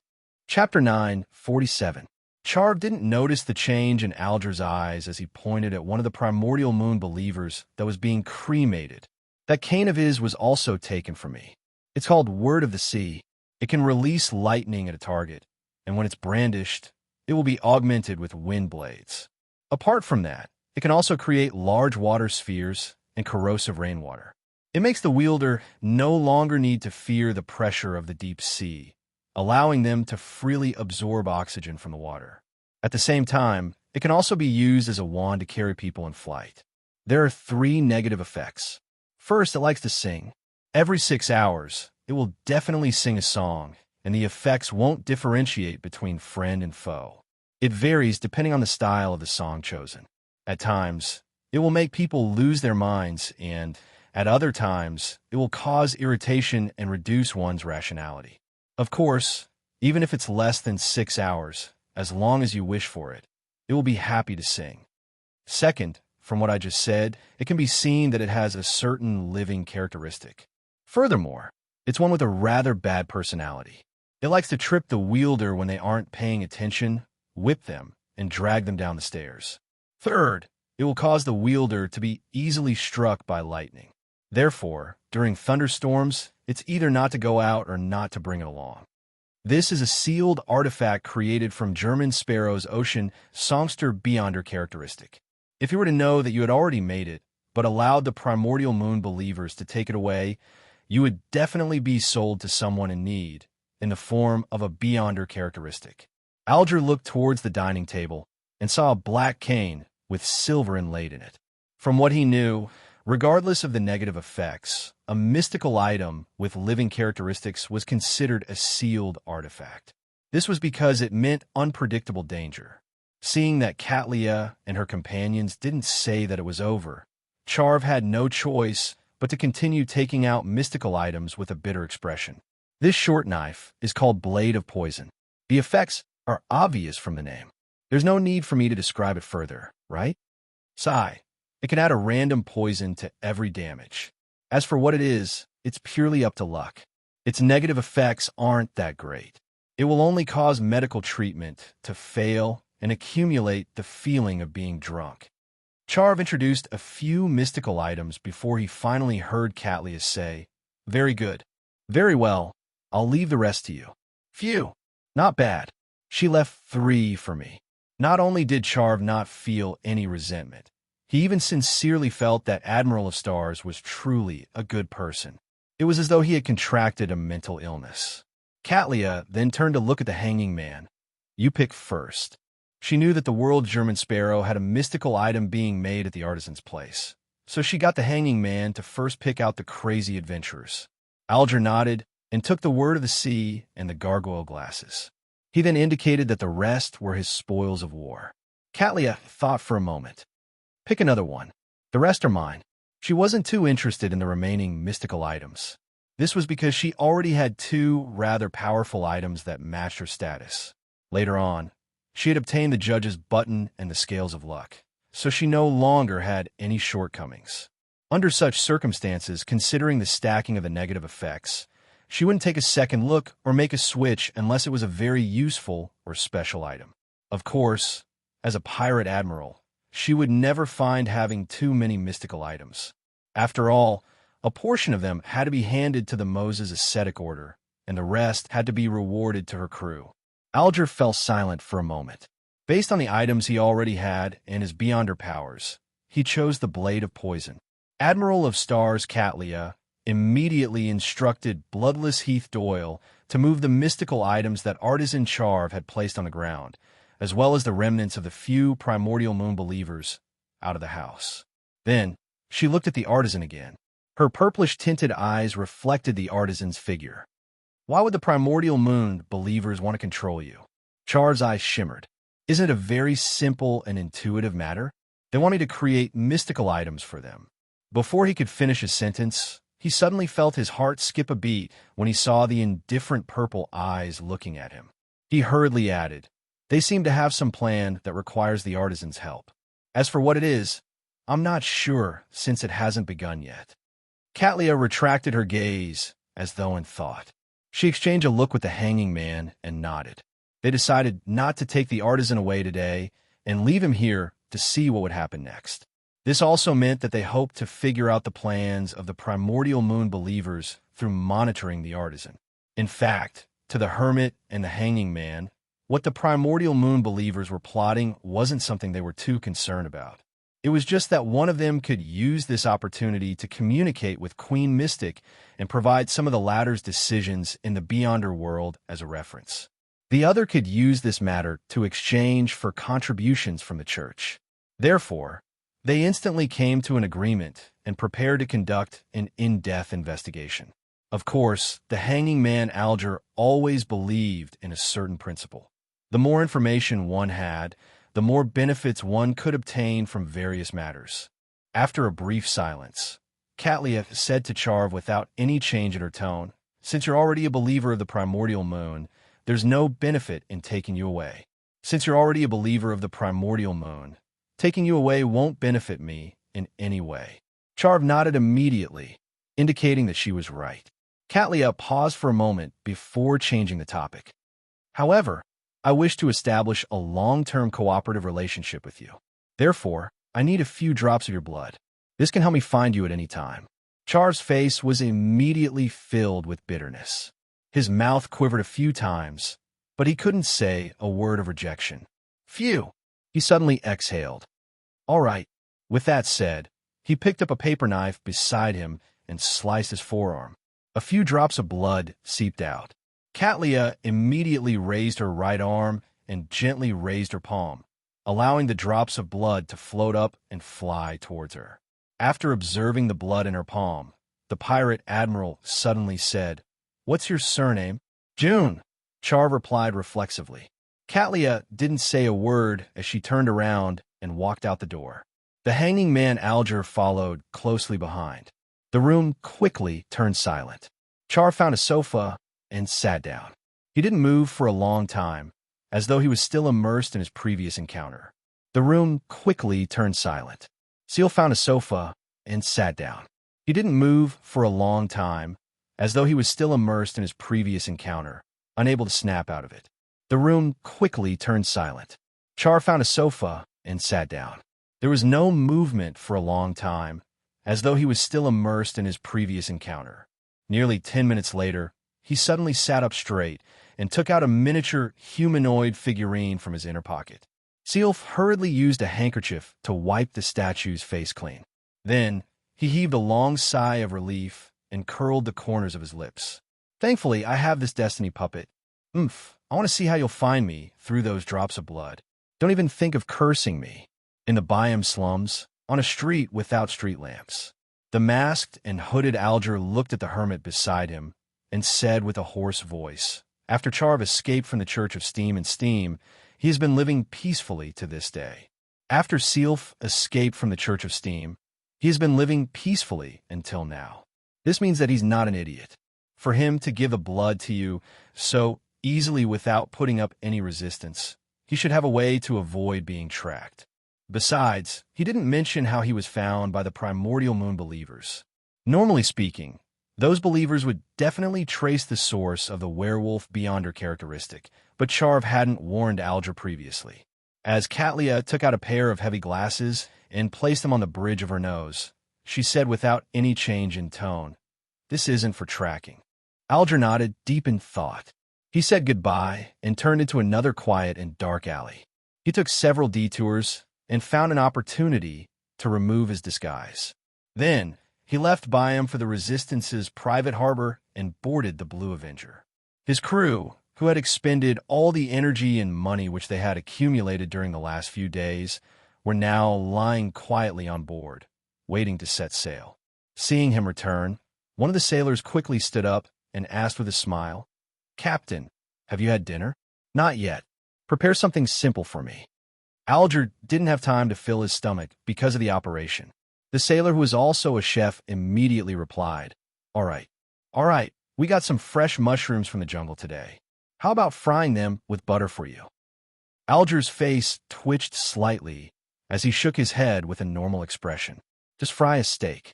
Medium rare." "Yes, medium well."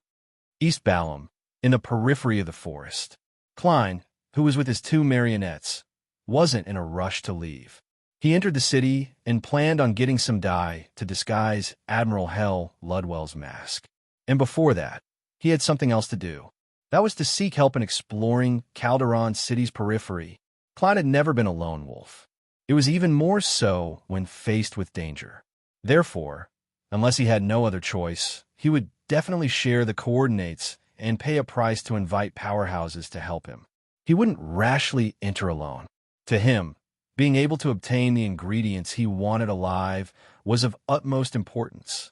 If it wasn't for the fact that it's impossible, I even wish to wait another week or two. I'll carry a baby or push a pram to Calderon City. Klein sighed inwardly as he took out his adventurer's harmonica and blew into it. Without a sound, Miss Messenger Rionette Tynker walked out of the void with 4 heads in hand. Klein deliberated over his words and said, "I've been planning on exploring Calderon City recently. I recently wish to explore Calderon City. Yes, I've already obtained its spirit world coordinates. I wonder if I can hire your help? What's the price?" Rionette Tynker's 4 blonde, red-eyed heads opened their mouths one after another. "No, I can't. Enter." Chapter 948. Unable to enter. The 7 lights are also unable to enter due to certain special reasons.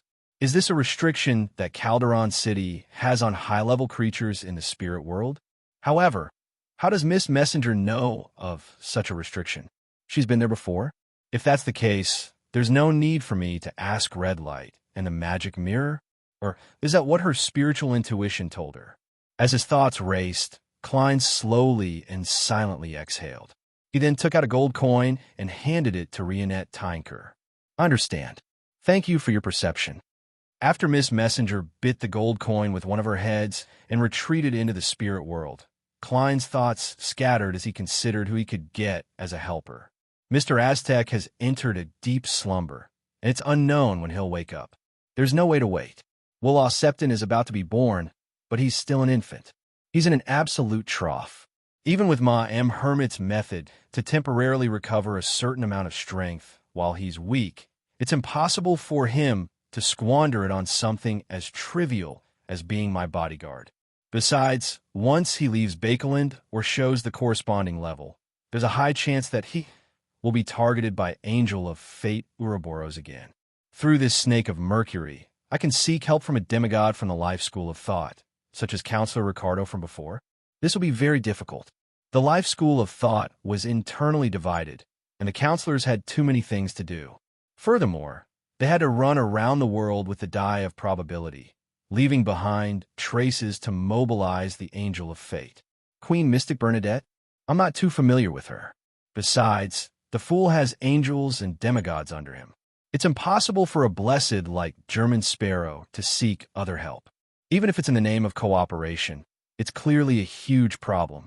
Sigh, on the surface, the fool has angels and demigods under him. But in reality, the angel and demigod have the fool who's taking a selfie with them. The chief of the City of Silver? This can indeed be done when he needs it.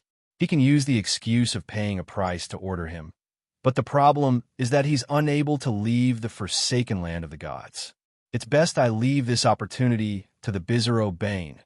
Those old bastards from the Blood Clan? There's no suitable reason, and it's easy to expose myself to Lilith. Nobody knows who this dead ancient god is. If it's the primordial moon in disguise, I don't even have to consider resurrection. Klein thought of one candidate after another and eliminated them one by one. In the end, he couldn't help but sigh to himself. When it comes to times of need, friends are always too few. He couldn't help but want to set up a ritual and attempt to pray to the power of Evernight, the power of the Crimson, and the goddess's blessings. He hoped that he would be directly bestowed with the spirit world plunderer's true soul and dust, or that an archbishop, high-ranking deacon, or secret ascetic would provide him with help. Unfortunately, such thoughts could only run through his mind and not be put into practice. Although Klein acknowledged the Evernight goddess and wasn't averse to his identity as an Evernight blessed, he still had a strong sense of vigilance. He didn't wish to rely on the blessings of a deity for everything. Besides, he suspected that such a ritual wouldn't have any effect. This was because, with his present level and strength, he had no right to raise conditions with a sequence 0. If the deities wanted to give it, they would naturally give it. If they didn't want to give it, praying would be useless.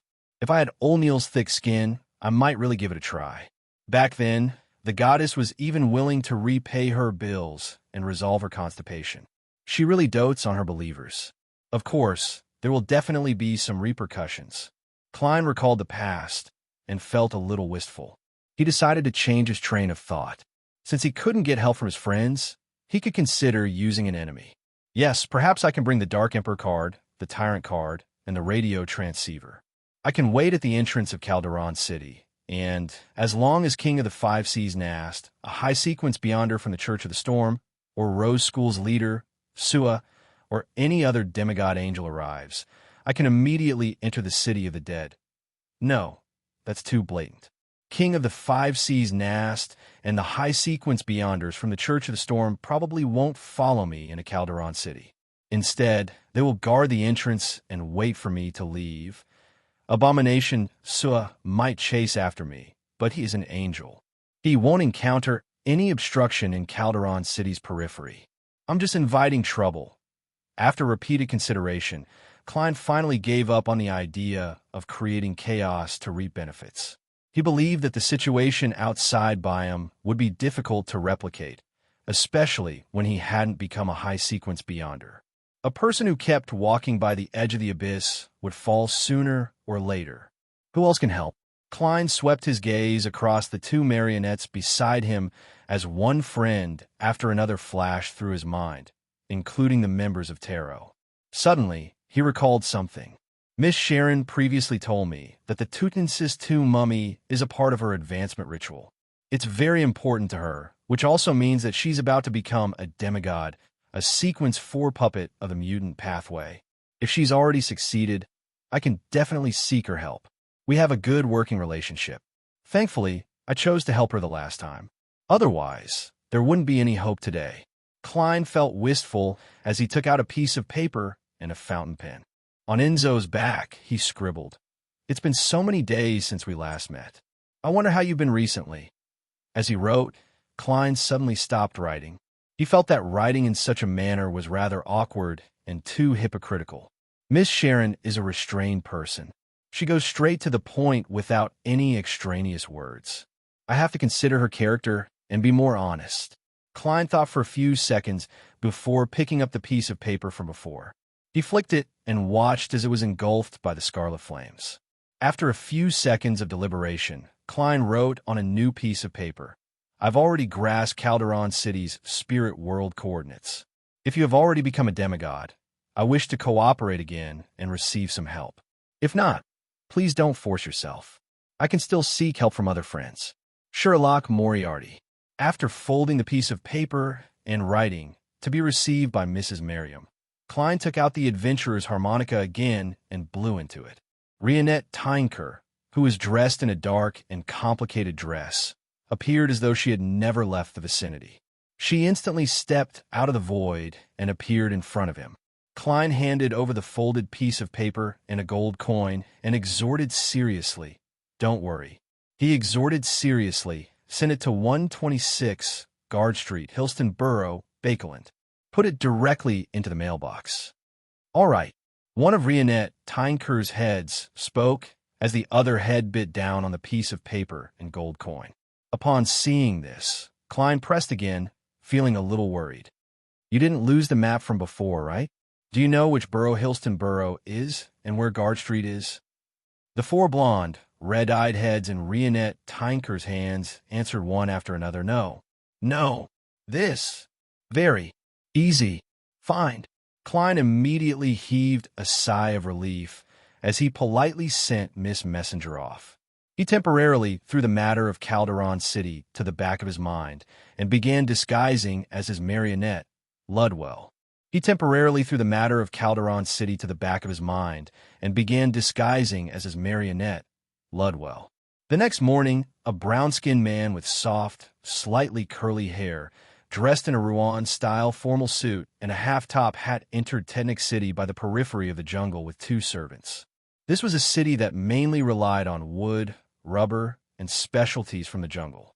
It was said that several hair growth fluid research institutes and supporting factories had been established here recently. Klein, who was disguised as a wealthy person, quickly found an inn to stay in. He sat on a reclining chair made of wrought tan and admired his handiwork once again. Winter Enzo's skin wasn't just bronze. It was completely leaning toward black. Combined with his thin and soft hair, thick eyebrows, deeply shadowed facial contours, and loose, pleated trousers and black and white top that were very characteristic of Balam, he looked like a standard native servant from a plantation manor. Admiral Hell Ludwell's rather gorgeous clothes had turned into something similar to Enzo's.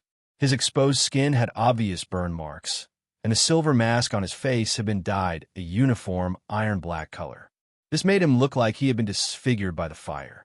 To prevent himself from scaring passers-by, he had no choice but to wear a mask to conceal himself. Just as he finished enjoying the lunch that was delivered to his room, Klein heard stacked, illusory pleas. "Mail. Mr. the Hanging Man. It's also possible for Emlyn and Little Sunday. Their vampire sequence, 5 beyond her characteristics, are about to be traded." Just as he was about to head to the bathroom, he took 4 steps counterclockwise and went above the gray fog when his spiritual perception was triggered. He hurriedly activated his spirit vision and saw the headless Rionette Tyneker walk out of the spirit world that overlapped with reality with a letter in her mouth. Miss Sharon's reply? Klein first thanked Miss Messenger before receiving the letter and reading it. "Sorry, I'll probably need another 1 to 2 months to prepare. If you still need help when the time comes, I'm fine with it, Sharon. 1 to 2 months. It's not like I can't wait. After all, I haven't finished digesting the Nimblewright Master Potion." Klein nodded indiscernibly. He found a pen and paper and simply replied, "Come according to your schedule. There's no rush. My matters aren't urgent. There's plenty of time to wait, Sherlock Moriarty." After handing the letter and gold coin to Rionette Tyneker and getting her to deliver it to 126 Guard Street, Hillston Borough, Bakeland, Klein suddenly thought of a problem. An army would always do reconnaissance before a battle. How can I be reckless and casual when exploring a dangerous place like Calderon City? While waiting for Miss Sharon's advancement, I can do some reconnaissance first and gather some information that can be obtained without taking any risks. For example, what are the specific restrictions there?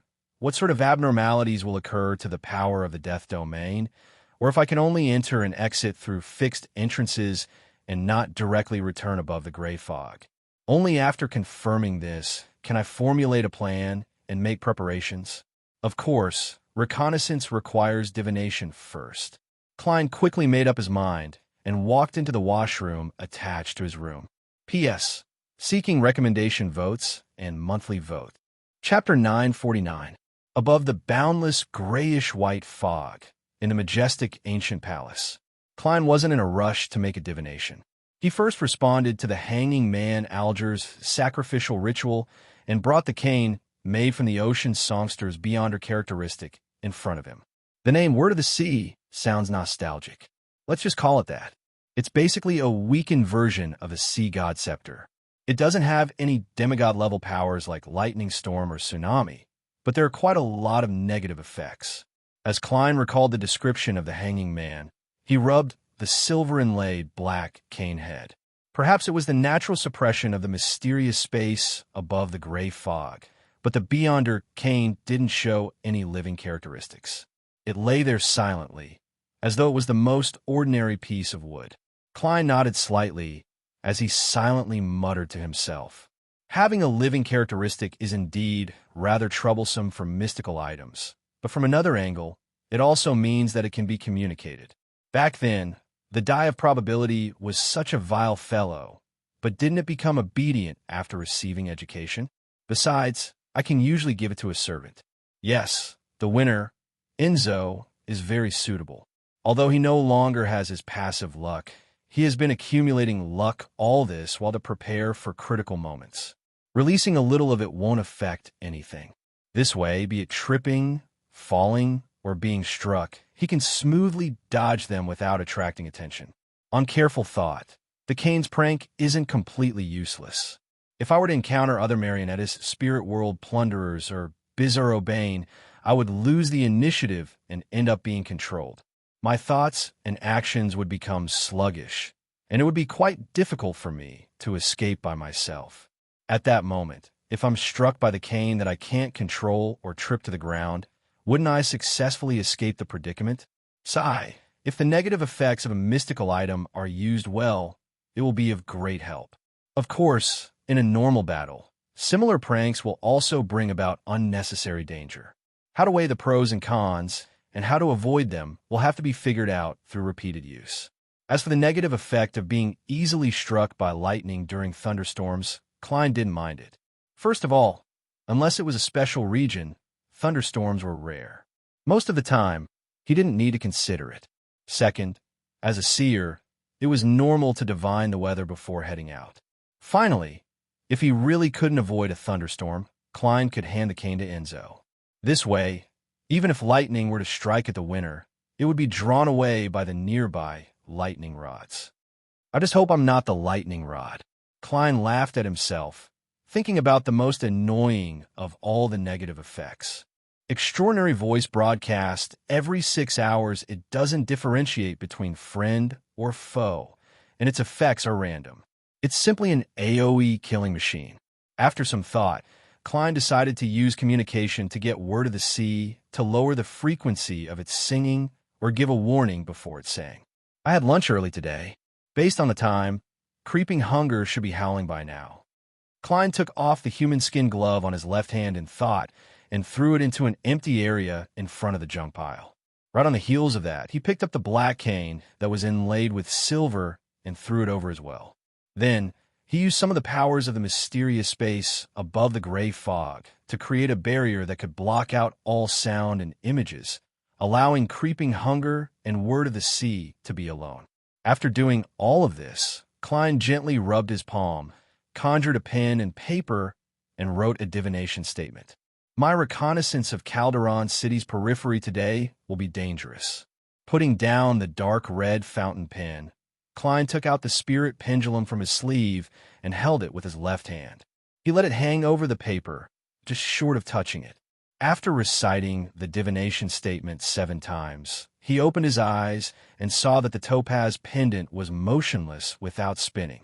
This meant that the divination had failed. The exact situation in Calderon City is a secret to the entire spirit world. Divination lacks sufficient prerequisites. Besides, it was once a divine kingdom of an ancient god. There are remnants of a mutated resurrection setup, which will similarly interfere with divination. Klein put away the spirit pendulum and deliberated. I can only choose to believe what the red light said. Calderon City's periphery isn't that dangerous. Besides, I still have marionettes. I can let them go ahead first and confirm if the gray fog can be shielded from it. Klein quickly made up his mind. Without any hesitation, he waved his hand to remove the barrier he had previously created. Then he saw that creeping hunger had retreated to the edge of the junk pile. It propped itself up with 3 fingers while its thumb and pinky were pressed back onto Roselle's travels. It looked so weak that it couldn't stand steadily.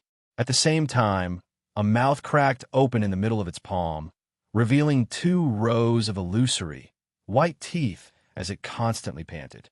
On the other side of the barrier, the black cane inlaid with silver was lying on ground. From time to time, it would bounce as blue transparent bubbles kept popping out from its tip. Very good. It's quiet just like that. Upon seeing this scene, Klein muttered in relief. Just as he said that, the word of the sea suddenly stood up as though someone was holding it. It jumped towards Klein, circling around the fool's chair and hiding to the other side. Creeping hunger used its 5 fingers as legs and chased after it with great difficulty. Midway, it finally plopped to the ground. Klein watched in silence as he suddenly let out a long sigh. After fusing with Mr. A, creeping hunger, you seem to have the characteristics of living, but isn't your intelligence a little too low? You clearly grazed a wind-blessed and can fly short distances, but you still use your fingers as legs to chase after it. With that said, he turned to look at the word of the sea that was hiding beside him. Aren't you a sequence 5 of the sailor pathway? How can you be considered a mystical item if you only know how to jump with 1 leg? Seriously, is this basic living characteristic only equivalent to a baby? No, a particular fetus has a much higher intelligence than you. After reprimanding each of them, Klein sighed and amused himself. I'm not a devil either. Before he could finish his sentence, the glove and cane that were still moving froze at the same time, not daring to make sound. Klein's subsequent words were immediately stuck in his throat. All he could do was reach out to pick up the word of the sea and communicate with it in a friendly and sincere manner. After a friendly and candid discussion, the silver inlaid black cane used a high frequency of shaking to indicate that it would try its best to sing less in the future. If it really couldn't hold it in, it would inform its owner ahead of time. The specific methods included, but were not limited to, a slight vibration or raising it by a few centimeters. At the same time, it used singing to make a request. It definitely couldn't be held with a hand that was wearing creeping hunger. Of course, if its owner insisted on doing so, it wouldn't object and would happily accept it. It's better than creeping hunger. It's not that stubborn. Klein beckoned for creeping hunger and wore it on his left palm. Looking at the door of summoning that he had previously created through the ritual, Klein began considering what items he needed to bring for his initial exploration of Calderon City. There was no need to mention the 2 marionettes. They could be used as bait and scout ahead. They could also be used as experimental subjects to confirm if there were any traps. To prevent a marionettist from doing too many dangerous operations, they had to be brought along. With them, Enzo's flower of blood ring and Ludwell's Harris rapier were standard equipment. They couldn't be forgotten. In addition, Klein planned on letting Enzo hold the word of the sea. As for himself, Klein planned on heading there in his spirit body form. Once anything went wrong, he could immediately end the summoning and return above the gray fog. This way, it was worth considering which clothes he should wear. Aztec's copper whistle won't do. This has to do with death behind it. And Calderon City belongs to the ancient death. There's a high chance of causing a terrifying anomaly, causing the danger in the core region to appear. Is it the Black Emperor card or the Tyrant card? I'll be moving in the spirit world this time. The two marionettes are basically dead, so there's no need to be afraid of having their blood extracted. Haha, Ludwell is half undead and half human. He doesn't have any blood to speak of.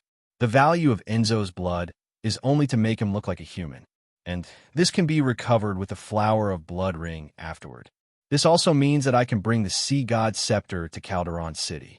That place is deep in the spirit world, far from the waters of the Rorstad archipelago. There's no need to worry about being affected by the prayers of the believers. The only problem is that I'll become irascible and easily get angry. It's easy for me to overheat. This is a taboo when exploring. However, this is easy to resolve. I'll just hand it to Enzo or Ludwell. Besides, the Tyrant card's level is very high. It can suppress the Sea God Scepter to a certain extent, making me less flammable and explosive. With the combination of the Tyrant card and the Sea God Scepter, I'll be equivalent to half a Sequence 4. This is the most effective way to reduce the risk. In the future, even if I enter with Miss Sharon, I can also do the same. I can let Miss Sharon maintain her wraith, no, evil spirit state. There's no need to worry too much about the corresponding law of Beyonder characteristic convergence. If Calderon City can screen the gray fog, I'll return after taking a look outside. No one will be able to lock onto or chase up to me. After all, the spirit world isn't the Sailor Pathway's home ground. If Calderon City can't screen the gray fog and a high-sequence Beyonder from the Church of the Storm is attracted over, I can make use of them. As his thoughts churned, Klein suddenly extended his hand, making the Tyrant card on the long bronze table fly up and land in his palm. Right on the heels of that, he placed the card of blasphemy into his soul body. Suddenly, an extremely dignified and terrifying aura emanated from the fool's location. A deep trident silently appeared on Klein's head as his clothes turned into a religious robe. The latter was similar to the Pope's attire in Saint Seiya, which he had seen in his previous life. However, it was a dark blue that was nearly black. With a howling sound, the Pope's robe suddenly unfurled as Klein raised his right hand and held it in midair, catching the white-bone scepter that flew towards him. At the tip of the scepter, the gems suddenly emitted a blinding blue or silver light as they circled around the seated tyrant like lightning. The Word of the Sea crept to the ground with a thud, crouching beside Klein, who was holding the scepter and dressed as a pope. Note 1. Adoe Attack PS. Seeking monthly votes and recommendation votes Lord of the Mysteries. Chapter 950. I really feel a little irritable, but I'm not that easily angered. Wearing the papal tiara and dark blue robe with the Sea God Scepter in hand, Klein seriously observed his condition. This meant that the Tyrant card could indeed suppress the negative effects of the Sea God Scepter to a certain extent, but it couldn't completely erase it. Klein used cogitation to calm his emotions and turned to look at the junk pile in the corner. Roselle's Travels? This is my strongest defensive item at present, and it has miraculous uses. But the problem is that it was created by another ancient god, Dragon of Imagination Anquelt. According to Little Sun, this Dragon King was once in the same camp as Calderon City's master, the ancient god of death, Phoenix Ancestor Gregrace. Who knows if this travels will trigger any unnecessary changes. To be cautious, it's best not to bring it. Similar to Aztec's Copper Whistle, I can't contain that mutated paper figurine either. It has the remnant aura of artificial death. This might be a form of deterrence when exploring Calderon City, but it also hides a huge latent danger. The Beyonder characteristic of Priest of Light? This can effectively restrain the dead, the natural enemy of the residents of the City of the Dead. However, it's only an ingredient and has yet to be made into a mystical item. The effects it can produce are rather limited, and the negative effects are extremely serious. It's very unfriendly to me in my soul form. In addition, lightning can also purify the dead. With the Sea God Scepter and Word of the Sea, there's no need to bring the Priest of Light Beyonder characteristic. Thoughts flashed through Klein's mind as he eliminated the remaining items in the junk pile. He held the sea god scepter in his human skin glove, and with a gentle lift of his right hand, he made the word of the sea fly up and land in his palm. Right on the heels of that, Klein, who was dressed as a pope, changed his soul's appearance, hiding his facial features in the shadow of the papal tiara. He slowly stood up, his dark blue robe fluttering in the wind as the white-boned scepter glowed dazzlingly. With just one step, Tyrant Klein walked out of the candlelight through the door of summoning and arrived in the real world. He was in a rather spacious bathroom. After storing the fate, siphon charm, and death knell into his body, he opened the door and returned to the living room. He controlled Winter Enzo to come over and take over Word of the Sea. After some thought, Klein took out Death Knell and handed it to Ludwell. After doing all of this, he brought his two marionettes and relied on his beyonder power, traveling, to head straight for the spirit world coordinates provided by Miss Magicians. The journey was relatively smooth. Tyrant's aura made the strange-looking spirit world creatures along the way not dare approach. They didn't even dare look at him directly. Before long, Klein arrived at his destination. The scene in front of him was no different from anywhere else in the spirit world. Rich and bright colors overlapped each other, and there was a thin fog that emanated in certain areas. Deep in the darkness, pairs of eyes moved away one after another. As the papal robe's cape fluttered gently, Klein made Enzo and Ludwell enter what looked like a very thin and normal fog. Suddenly, his vision widened with the help of his two marionettes. It reflected a magnificent city that only appeared in myths and legends. This city was different from normal cities. It didn't develop upwards, but instead, it extended towards the end of the crater. It gave off the feeling of an upside-down mausoleum. The buildings inside had all sorts of styles, but they were all equally strange. Some of them were towering, pale white stone pillars, and the top of them was polished into a gigantic single house. Some were long and square, with doors opening to the roof without a single window. Some were built underground, with a tombstone erected at the entrance. Some were built from white bones in a messy manner.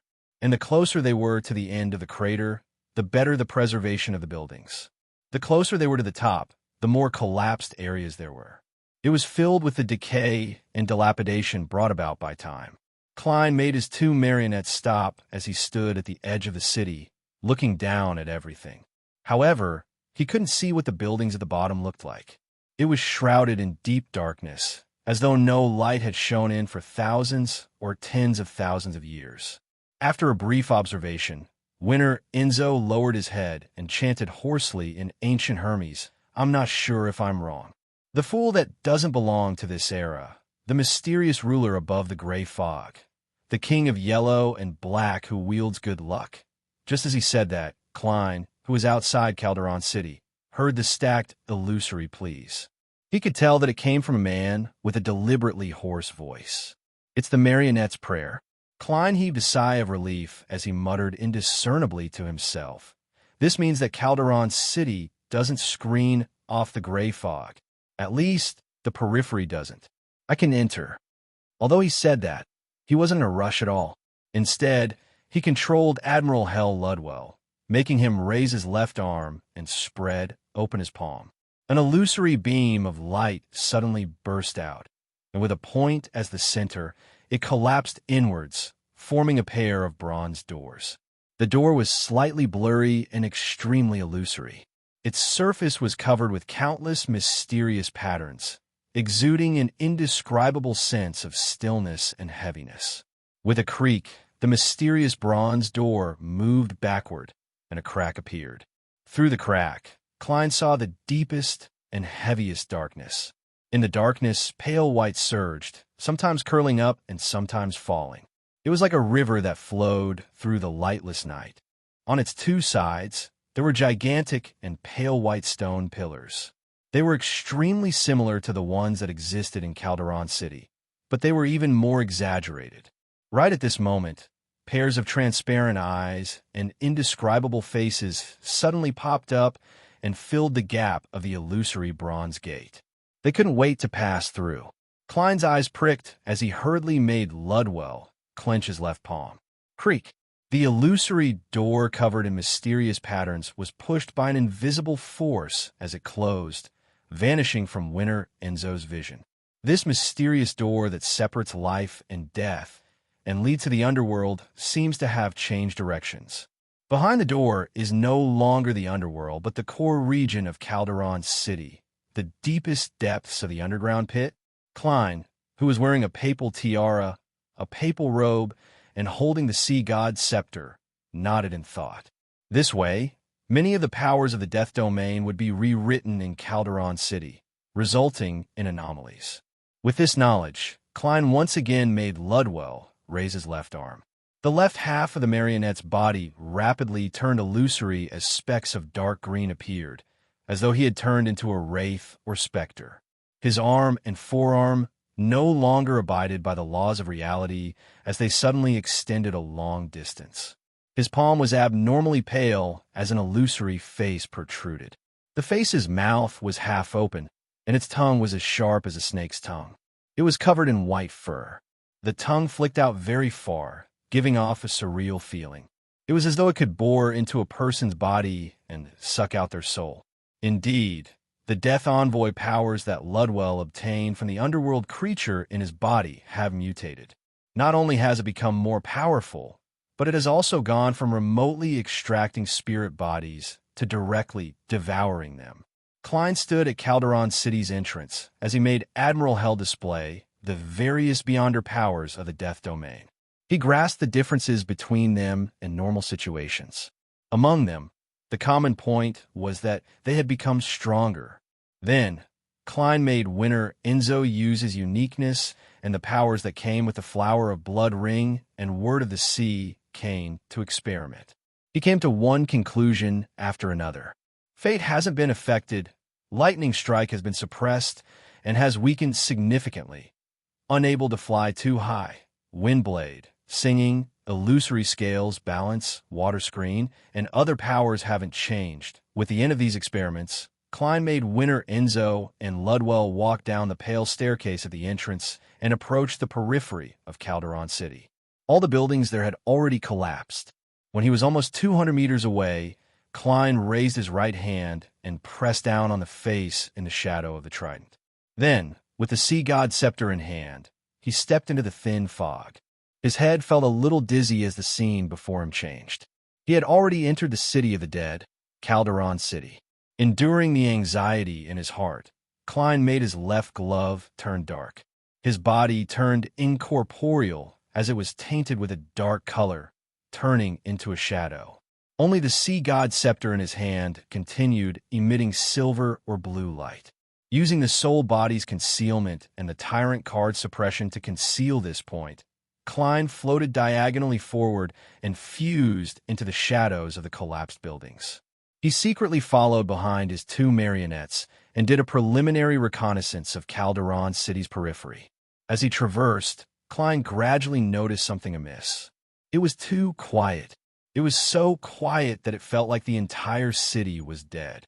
Not even insects had survived. And according to Rhodes and Red Light, Moria, back when Phoenix ancestor Greg Race uprooted Calderon City and threw it deep into the spirit world, she didn't allow the residents of the city to leave ahead of time. Occasionally, there would be spirit world creatures that entered. But at this moment, the periphery didn't even have any skeletons, zombies, or even one or two non-building bones, much less any living beings. Klein tensed up as he used Winter Enzo and Ludwell's vision to carefully observe his surroundings. During this process, his gaze swept past a broken pale white pillar and saw a golden disc in the ancient house that had been destroyed at the top.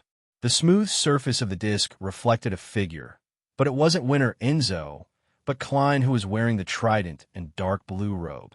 Klein's body was suffused with a sinister aura.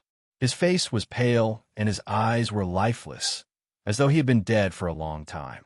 Chapter 9:51. Klein, who was hiding in the shadows, felt his heart tighten before he calmed down. He wasn't alarmed at all. This was because he was certain that the figure reflected by the gilded disc's smooth surface wasn't him. At the very least, it wasn't the real him. If it was really him, Winter Enzo would still see the gray fog and the strange scene that resembled a mythical creature. This would cause Klein to faint on the spot. Since I'm completely fine, it means that the one in the mirror isn't me. As Klein activated his spirit body thread's vision, he controlled Winter Enzo to approach the collapsed pale white pillar and the shattered ancient house with the word of the sea in hand. He also secretly released a portion of his luck. The dark-skinned marionette walked to the front of the gilded disc, bent down with his cane, picked it up, and carefully examined it. The disc was split into 2 layers. The core was as smooth as a mirror with very few patterns. The edges were engraved with bird-like creatures, giving it an ancient and gorgeous vibe. The image it reflected remained unchanged. It was clearly aimed at Enzo, but what appeared was the gloomy, pale, and lifeless Klein. Even the sea god scepter and the tyrant card's trident and papal robe weren't missing. If it wasn't for the lack of information related to the gray fog, Klein would have definitely imagined that the disc could directly influence him through his marionette and spirit body threads. Or perhaps it would be like what happened to the Saint of Darkness in the ruins of the Battle of the Gods, where he had unknowingly split into another version of himself. What does this mean? Klein unhurriedly grew out of the shadows and restored his appearance when he first entered Calderon City. Then, using the beyonder powers of a clown, he reflected his present state in his mind. He held a white-boned scepter embedded with blue gems, and he wore a papal robe with a cape. On his head was a trident adorned with different jewels. His face was hidden in the corresponding shadows, appearing rather blurry. His overall bearing was gloomy and decaying, as though he was a zombie that had just been dug out of a cemetery. Klein was alarmed. He never expected that his body would really change. The gilded disc was reflecting him, apart from the lack of the gray fog's fusion with reality. It doesn't involve the gray fog, so it's not a big deal. He hurriedly consoled himself to calm down. Normally speaking, with Klein's rich experience and excellent self-control abilities, there was no need for him to do so. However, firstly, he considered the fact that he was holding the sea god scepter. It made him easily irritable, so he had to be careful at all times. Secondly, he knew that this was once the divine kingdom of Phoenix, ancestor Greg race. It had left behind all sorts of strange arrangements for her resurrection, so it was inevitable that he was more nervous than anywhere else. After controlling Admiral Hell Ludwell to return and using his beyonder powers to inspect himself, Klein made a preliminary judgment. When living beings enter Calderon City, they will naturally transform into the dead. This is similar to the underworld, but there's a fundamental difference. Here, living creatures won't suddenly die and slowly become undead creatures without the ability to think. Instead, they will directly become undead. I didn't notice this because Enzo and Ludwell are essentially dead. There's no need for them to transform. Erodes and Red Light, Ire Moria, didn't mention this because the traveler, spirit world creature, and angel who left alive would naturally return to their normal state after leaving. This transformation isn't able to affect the gray fog's fusion with reality. And the disc only reflects me as a dead person, not all of me. Or is it the me that has interacted with Calderon City? Klein was more inclined to the latter theory, but he wasn't certain. At this moment, a voice sounded nearby. Clang, clang, clang. The sound was heavy and crisp, as though someone was striking metal. Klein wasn't in a rush to react. He listened carefully for 2 seconds before making Winter Enzo put down the heavy gilded disc and walk to a broken tombstone not far away. The broken tombstone corresponded to a building that developed underground. On it were the words written in the language of the dead. A fellow who is easily angered. He died because he used his brain to compete with the hardness of a hammer. Winter Enzo circled around the broken tombstone and arrived at the entrance of the mausoleum-like building. He reached out his left palm, twisted the handle, and forcefully pulled open the door. Amidst the cracking sounds of rust, the heavy door slowly opened. Whoosh, whoosh, whoosh. Arrows condensed from pale white light flew out.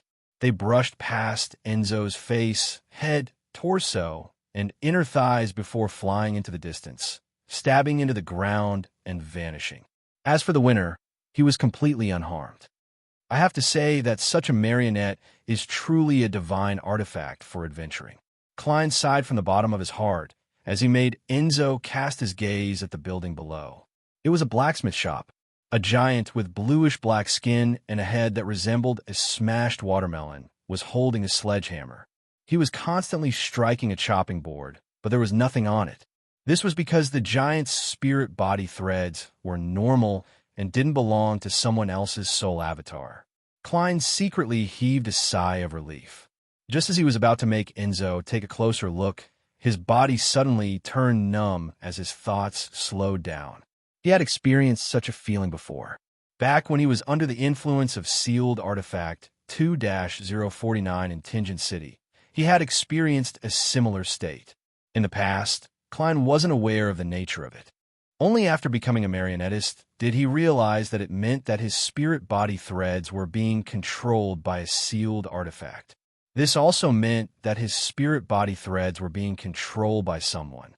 Furthermore, what was different from the past was that not only were his joints rusted, as though someone had filled them with glue, but he also felt an intense numbness as though he had been struck by lightning. It made it even more difficult for him to move. No good. It's a spirit world plunderer. I was wary of it using a soul avatar to divert my attention and secretly approach. But I never expected that apart from a soul avatar, it also has a collaborator. That giant blacksmith made me careless, and the marionette's existence made me ignore my own safety. All sorts of thoughts uncontrollably emerged in Klein's mind, interfering with his normal thoughts of saving himself. At this moment, the giant blacksmith, whose head had cracked open, raised his sledgehammer and took a step forward, charging at Enzo in a bid to smash him into meat paste. As for Klein's neck, a cold wind seemed to blow at him, causing his hair to stand on end. In the originally abnormally quiet surroundings, one strange creature after another surged out from the pale white stone pillars, from the shattered houses, and from the tombstones. Some of them only had their upper bodies, while others were so transparent that they were nearly invisible. Some were stretched and soft like noodles. Some had their chests and abdomens split open, with their organs dripping with blood. Some had dark green faces like evil spirits. Some had eyes on every part of their bodies, while others were like jellyfish that lived in the air. Countless gazes were cast at Klein from different directions. They were emotionless and indifferent. At this moment, Klein opened his mouth with great difficulty as he slowly and dryly spat out a word. Sing. Before he finished speaking, a mouth had already split open on the glove on his left hand, revealing his ghastly white teeth. Praise you, the Lord that created everything, the ruler behind the shadow curtain, the depraved nature of all living beings. Amidst this sharp voice that sounded like fingernails sliding across a blackboard, Word of the Sea, which had just tripped Winter Enzo and allowed him to dodge the sledgehammer's heavy strike, spewed out bubbles and excitement. Rush, rush, rush. Klein's head suddenly hurt as his thoughts returned to normal. He no longer felt sluggish. However, his body remained rusty, filled with a feeling of numbness. Right on the heels of that, the motionless him relied on his spirituality to control Ludwell, who had returned to his side, to throw his left fist at him. Bang! Klein staggered a step back, instantly extricating himself from his sluggish state.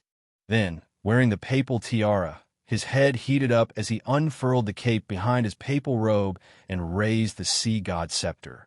Blue gems lit up one after another, and dazzling silver-white lightning bolts fell from the sky one after another.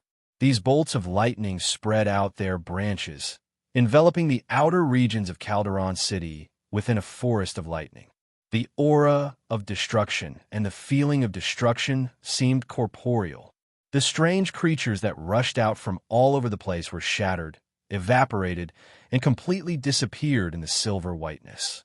Just as the rampaging silver storm calmed down, the sea god scepter in Tyrant Klein's hand emitted a blinding light once again. The tyrannical lightning snakes twisted and entangled before descending once more like huge waves, wave after wave. After releasing Lightning Storm twice in a row, Klein was a lot more exhausted, but he also regained his calm. His heart suddenly skipped a beat as he recalled something. Lightning Storm was an area of effect attack. It didn't distinguish between friend and foe. Apart from him, who held the sea god's scepter, and his companions beside him, everything else would suffer a destructive blow. This also meant that Admiral Hell Ludwell was still fine, but Enzo had likely been eliminated. Klein instinctively looked over and saw Winter Enzo curled up beside the half-broken tombstone. Behind him was a metal sledgehammer that was still flowing with tiny bolts of lightning. Not far from the sledgehammer were two charred toes that didn't look human. The tomb that corresponded to the tombstone had mostly collapsed. The iron-black chopping board that had fallen to the ground also had remnants of silver lightning sizzling. He didn't even die, as expected of a winner. The accumulated luck must have been passively expended. Klein felt relieved as he used his spirit body thread's vision to observe his surroundings. He was searching for the spirit world plunderer. He believed that the spirit world plunderer's control of spirit body threads couldn't compare to Lightning Storm's range. The surrounding buildings, which had already collapsed and decayed, were now almost razed to the ground. The remaining stones and bones were mostly charred black, and even the heavy gilded disc was broken into pieces. Suddenly, a figure emerged from a pile of rubble about 100 meters to Klein's side. It was a translucent white robe. It didn't have a head or limbs, as though it was being propped up by an invisible person. At that moment, its appearance was in tatters. It was covered in cracks and black scars, making it look rather pathetic. This is a spirit world plunderite. My rash and impulsive lightning storm combo seems to be quite effective against it. Upon seeing this scene, a baffling thought flashed through Klein's mind. Chapter 952. At that moment, Klein had a general idea of what was going on.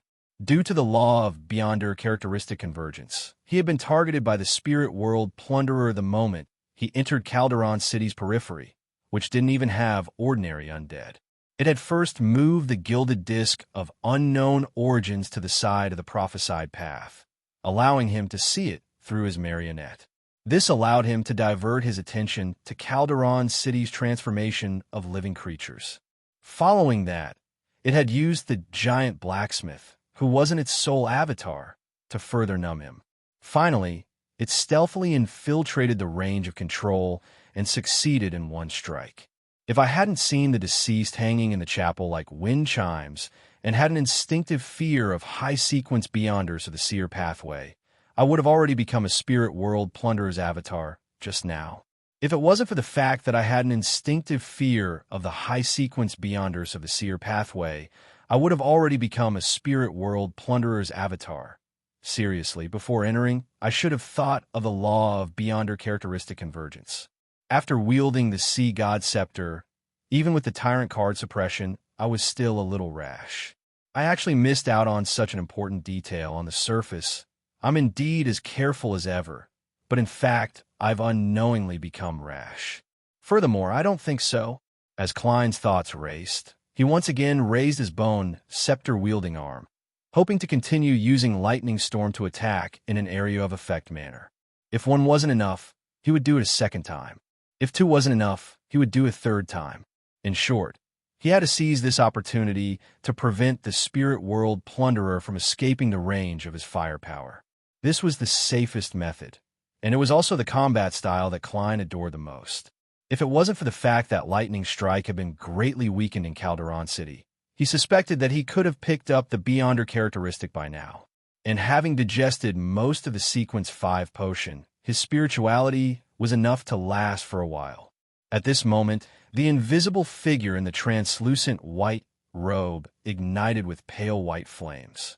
A few hundred meters away, the same flames soared into the sky.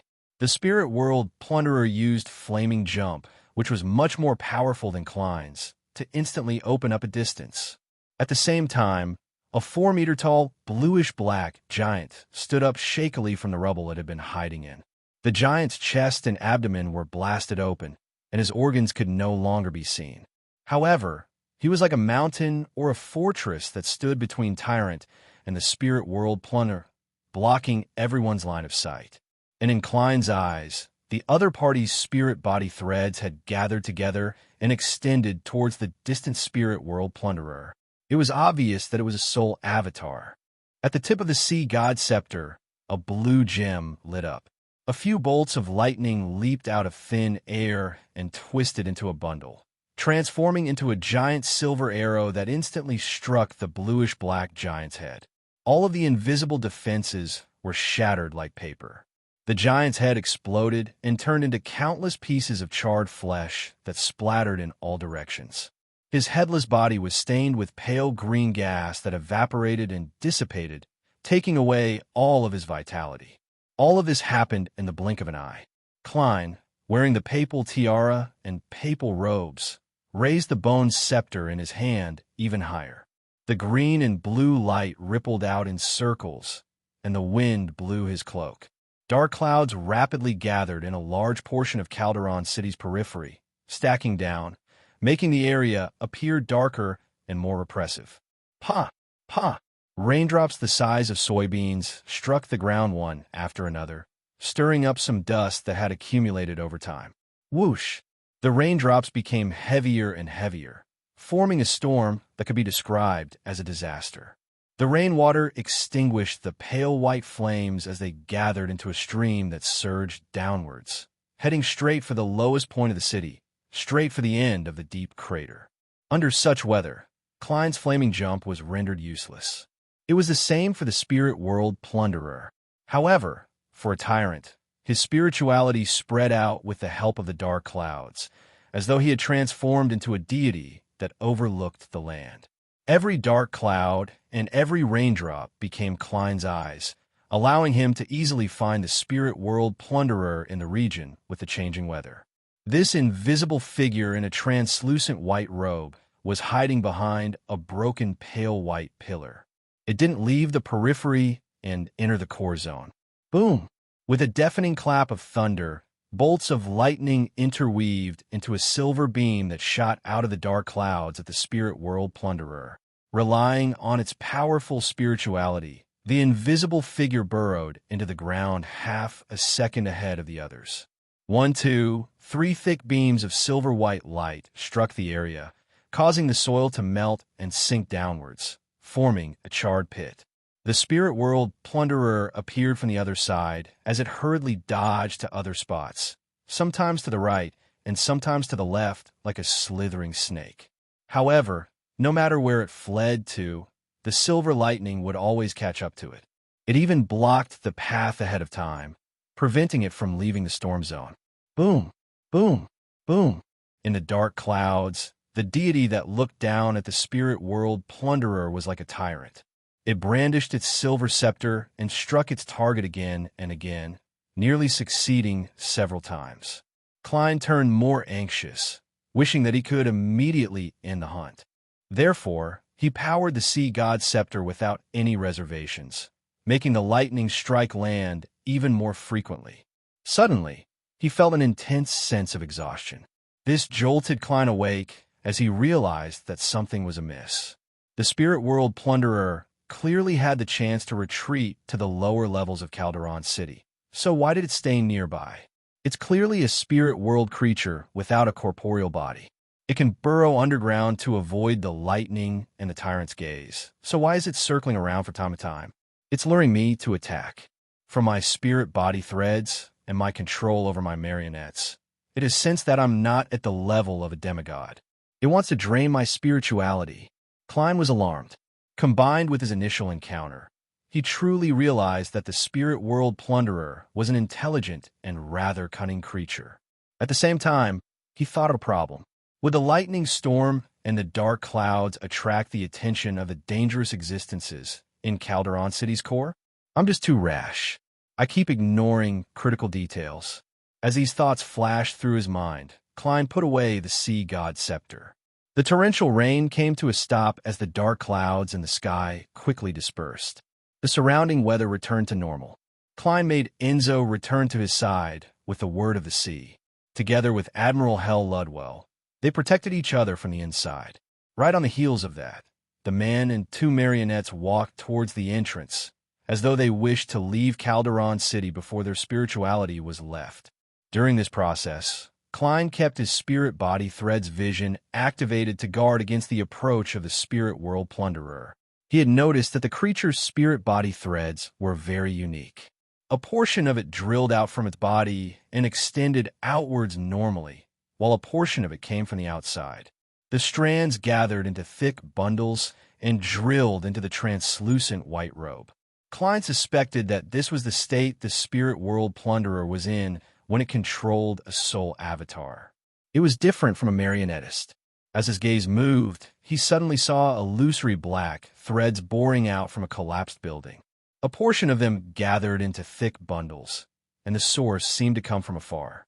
Without any hesitation, Klein raised the sea god scepter in his hand and produced a loud, thunderous boom. Boom! Amidst the shocking sound, Admiral Hell Ludwell suddenly raised his left hand. Half his body instantly turned illusory as his arm and forearm extended infinitely, grabbing at the collapsed building. Midway, his palm turned abnormally pale. An illusory face appeared as it spat out a snake-like tongue. Its surface was covered in white fur. This tongue shot out a great distance, passing through the wall and stabbing into the spot where the spirit body threads were gathered. It directly sucked out a distorted and blurry soul. Around the soul, a portion of the spirit body threads suddenly vanished as though they never existed. This portion was formed into a thick bundle that came from afar. They were fake. The spirit world plunderer was actually able to forge fake spirit body threads or instantly switch the location of a soul avatar and a main soul. Klein suddenly turned his head and looked elsewhere. Indeed, he saw a blob of spirit body threads swimming out from underground at high speeds. He used the sea god scepter once again, making the thunderous boom that could shock spirit bodies stick close to the ground and produce an explosion.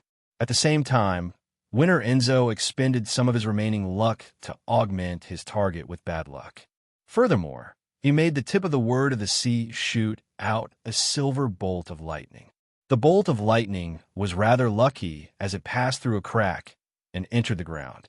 It struck the assailant, causing a portion of the spirit body threads to vanish instantly. This was also fake. Just as Klein reacted, his thoughts came to a halt as his body turned numb. Just as he opened his mouth with great difficulty, as though he was about to command the mystical item, the invisible figure in the translucent robe suddenly descended from the sky and landed in front of him. The spirit world plunderer had been hiding high in the sky, using the grayish-white clouds to conceal himself. The moment the invisible figure appeared, transparent maggots crawled out from the neckline. They were covered in strange patterns. With just a glance, Klein's mind exploded. Although he had escaped the control of the spirit body threads, he had completely lost his ability to think. On his face, under the shadow of the triple crown, granulation after granulation protruded. Each granulation was slightly transparent, like a wriggling worm. If not for the tyrant card supporting him, he would have collapsed to the ground in pain, rolling and struggling. The spirit world plunderer actually had a mythical creature form. At this moment, the invisible figure in the white robe was able to truly control Klein's spirit body threads without any obstruction. In a few seconds, it was close to success. Just as its prey was about to become its avatar, the spirit world plunderer suddenly saw Klein open his mouth with great difficulty and spit out a word. He had recovered from the state of nearly losing control earlier than it had expected. And the word was an ancient Hermes, fate. This was the incantation to activate the fate siphon charm. If Klein really wanted to retreat, he would have long grabbed his two marionettes and ended the summoning, returning above the gray fog instead of slowly moving towards the entrance of Calderon City. He was setting up a trap for the spirit world plunderer. The reason why he was able to recover so quickly from the trauma of seeing a mythical creature form and recite the word in time was because he had experienced too much in this aspect. Furthermore, although he wasn't sure what method the other party would use, there was always a more versatile method. It was to make the target unlucky. When Klein first entered a sluggish state, his first reaction wasn't to let the mystical items sing, but to let Winter Enzo expend all his remaining luck, making the spirit world plunderer sufficiently unlucky. P.S. Thank you, Jiangnan, for tipping me another Silver Alliance member, and a thank you for the evening. Chapter 953. Fate. The drag-out ancient Hermes word resounded as the spot where the spirit world plunderer and Klein were suddenly darkened. It wasn't obvious, as though a cloud had floated past in midair without stopping. But by the time the illusionary shadow vanished, the invisible figure in the translucent white robe was already standing rooted to the spot. The surface of its clothes couldn't help but produce traces of squirming worms. It was sluggish, slow, and difficult. Opposite it, Klein's eyes had completely regained their clarity. The face under the trident's shadow had lost all its flesh. From the looks of it, it wasn't the spirit world plunderer that was controlling Klein's spirit body threads and was close to succeeding. Instead, it was Klein who was controlling the spirit world plunderer's spirit body threads and was about to turn it into a marionette. The Fate's siphon charm swapped fates. This was a high-level charm made from a worm of time. It could steal the target's subsequent fate and graft a relatively short amount of time into the target's future to complete the swap. Therefore, Klein and the spirit world plunderer had swapped situations. One had gone from death to life, while the other had gone from having victory in sight to instantly falling into a perilous situation. After confirming that the spirit world plunderer was intelligent and extremely difficult to deal with, Klein acted as though he was retreating. It looked like a rash move, but he was actually deliberately letting himself fall into the spirit world plunderer's control to lure it out. He was also prepared to use the Fate's siphon charm at the critical moment. That way, the more ruthless the spirit world plunderer was to its enemy, the more desperate the situation it was in. Of course, if the Fate's siphon charm didn't achieve its effects, or if the spirit world plunderer's main soul didn't appear and it relied on other means to control the situation, Klein still had a final means of self-preservation. It was to end the summoning and return above the gray fog. He could use the loss of 2 marionettes and a few mystical items to exchange for his own safety. Without the time to be surprised at how magical the Fate siphon charm was, or how terrifying an angel of the Marauder pathway was, he didn't hesitate to raise the sea god's scepter in his hand before the reversal of fate came to an end. His dark blue pontiff robe fluttered in the wind, and the golden trident reflected an intersecting blue and silver light. The tip of the white bone scepter instantly shot out bolts of lightning, interweaving into balls that landed on the spirit world plunderer's body. The silvery white light suddenly burned brightly and engulfed the target, illuminating the surroundings in a vast expanse of whiteness. Once, twice, thrice, Klein constantly activated the terrifying ball of lightning, not holding back at all. Finally, he heard a roar that seemed to come from the depths of his soul. His intuition told him that his target had collapsed. Only then did Klein lower the sea god scepter and watch the silver lightning dissipate. At that moment, his entire spirit body had become rather illusory. Even with the augmentation of Tyrant, it didn't seem real enough. As the lightning dissipated, the invisible figure dressed in a translucent white robe once again appeared in front of him. Specks of dim light emerged from within, and the spirit world plunderer's body suddenly split apart, turning into countless illusory bubbles that burst one by one. Tyrant's hunt was a success. At this moment, a relatively deep region of Calderon City suddenly trembled violently. It was as though a behemoth had awoken due to the spirit world plunderer's death, or countless dangerous creatures had surged out. That indescribable feeling actually turned into an illusory grayish white, like a flood, rising layer by layer from the bottom. Other spirit world plunderers? No, it's more terrifying creatures. Someone the spirit world plunderer serves? Also, in Calderon City's core region, at the end of the crater, it's still as silent as ever. There's no sound at all, making it even more terrifying. Klein braced himself as he diverted some attention to the inner regions of Calderon City while anxiously waiting for the spirit world plunderer's characteristic to appear and condense into ingredients. He temporarily didn't have the joy of successfully hunting. All he could do was pace around the edge of the abyss in a tense state. During this process, Klein made Winter Enzo and Admiral Hell Ludwell approach him. He also threw the sea god's scepter to the former so that he could extricate himself from his irascible and impulsive state. He needed to calmly consider how to deal with the possible changes that might happen, as well as if he had missed out on any other details. As this thought flashed through his mind, Klein suddenly recalled something. Back when he made the mystical items sing, Creeping Hunger had praised the true creator and chanted the complete honorific name. Although the human-skin glove wasn't written in ancient Hermes, a language that could stir the powers of nature, but in Hermes, the latter could similarly be used in the sacrificial domain. This also meant that the true creator might very well have heard Creeping Hunger's praise and noticed the commotion here. Apart from the rising grayish-white flood and the terrifying creatures deep in the city, there are other dangers. Wait, I'm currently a spirit body, equivalent to a wraith. I'm not in my normal state. Just as this thought flashed through Klein's mind, his spiritual perception was triggered as he instinctively cast his gaze towards Calderon City's entrance. There was a flash as a figure walked in. The figure wore a simple and plain linen robe and had long silver hair. He was a man with soft facial features and a beautiful face.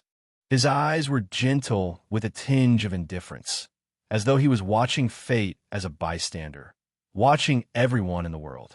Behind him, rays of light formed a pure, illusory pair of wings that spread outwards, covering the entire entrance area. Klein hissed through his teeth as a series of terms flashed through his mind. Ouroboros, Tail Devourer, Angel of Fate, King of Angels. He couldn't be bothered to consider the feasibility of his thoughts.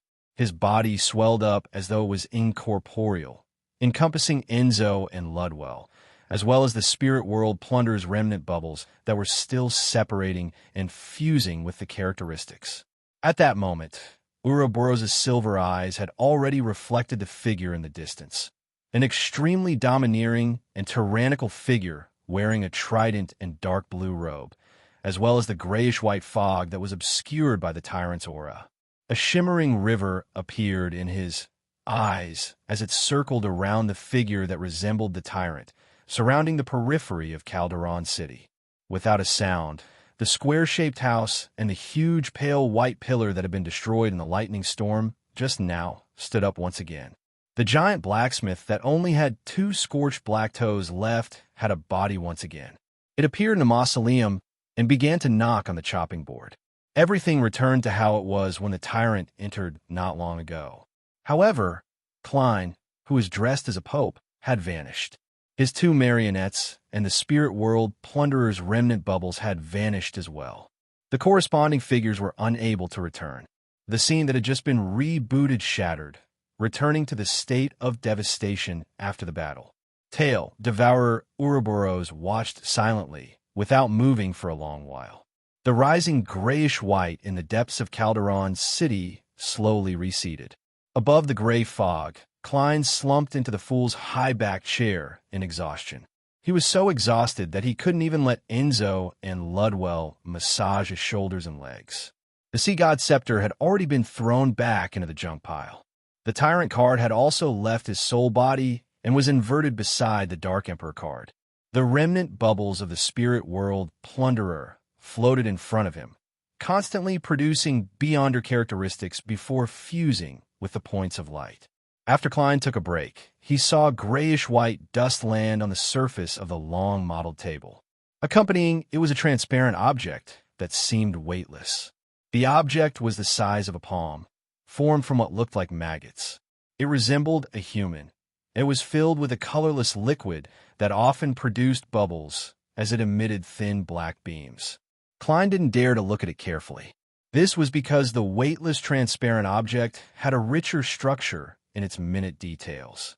It formed indescribable patterns and symbols, as though the concepts of knowledge, strength, transformation, concealment, bizarreness, and madness had been fused into it, making them no longer abstract. This brought Klein intense dizziness. He even felt like he was on the verge of a mental breakdown as his soul was about to lose control. This should be the spirit world plunderer's true soul body. I also have the corresponding dust. It's about 70 grams. It's more than I needed and more than I expected. Klein nodded indiscernibly as he placed the dust into a box. Together with the true soul body, he threw it into the junk pile and covered it with the gray fog. After doing all this, he raised his hand to rub his temples as he silently gave a self-deprecating laugh. If I didn't have the Sea God Scepter, I would have most likely chosen to leave Calderon City after being attacked by the Spirit World Plunderer. I'll wait until I have helpers before making the safest hunt, so as to control the commotion and not alarm the unknown entity in the core region.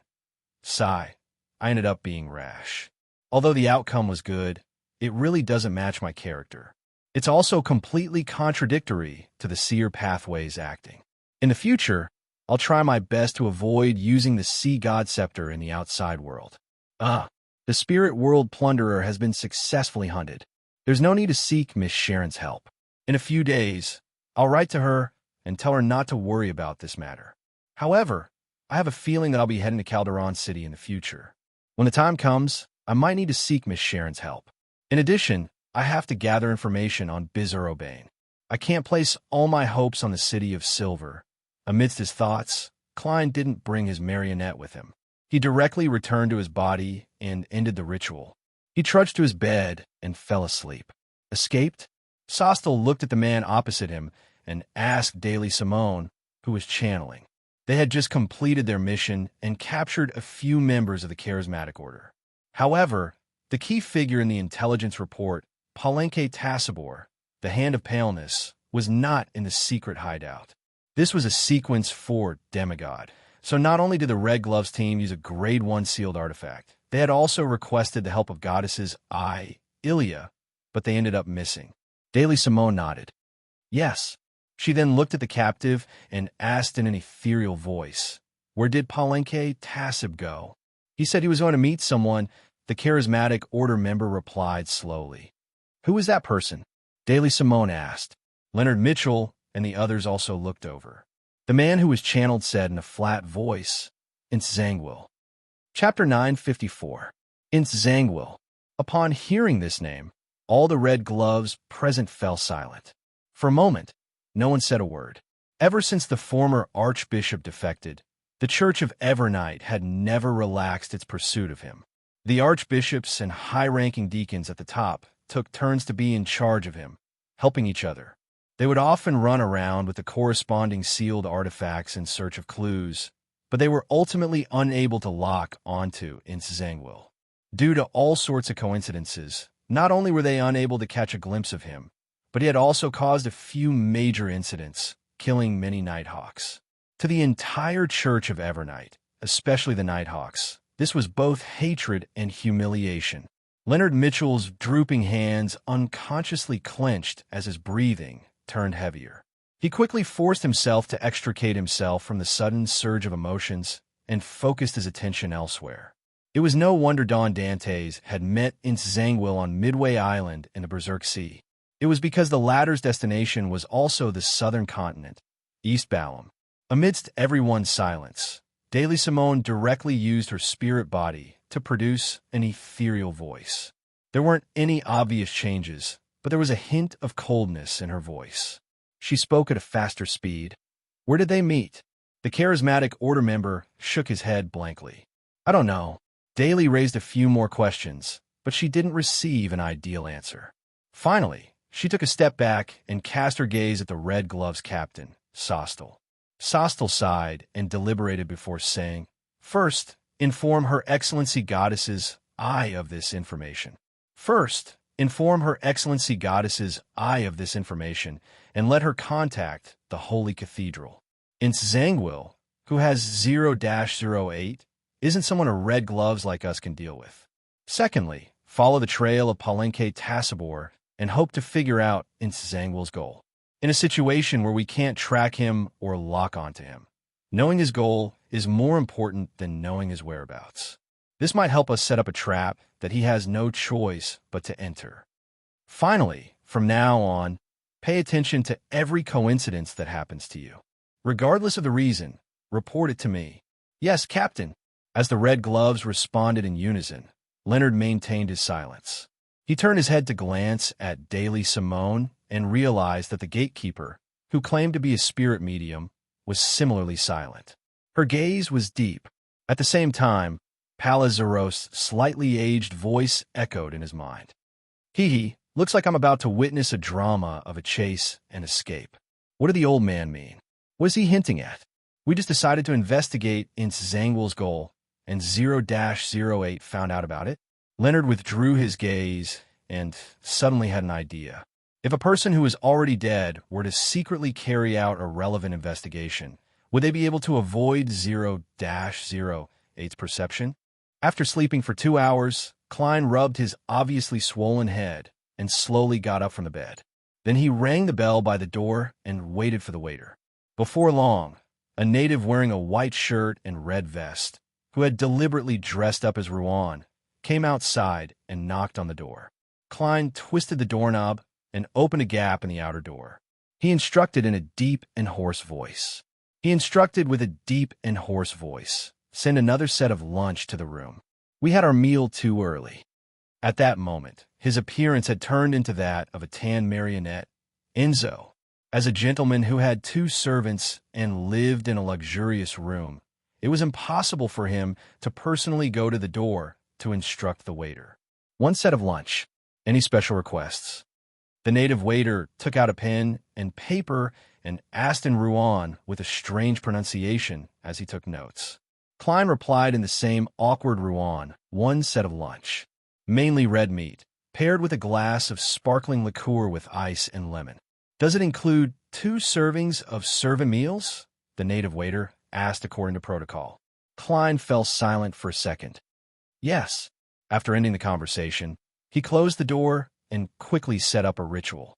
He brought Winter Enzo and Admiral Hell Ludwell from above the gray fog back to the real world. As for Creeping Hunger and Word of the Sea, they were temporarily left in a junk pile. One of them was because he was hungry, and the other was because he couldn't resist the urge to sing. After Klein controlled his marionette to tidy up the room, a few attendants came one after another and delivered the lunch. Hence, the entire room was only left with the sound of the cutlery and the faint sounds of chewing. After an unknown period of time, Klein put down his cutlery and picked up a napkin to wipe his mouth. He leaned back in a chair in satisfaction and shook his head helplessly. If this continues, I'll really get fat. The 2 marionettes had already lost the ability to eat, but in order to conceal it, Klein had no choice but to add a servant meal. This made him, who couldn't bear to see food go to waste, choose to eat as much as possible. Thankfully, I'm a faceless. Klein covered his mouth as he burped. Following that, he drank the last mouthful of the bubbling sweet wine. Only at this moment did he feel himself recover.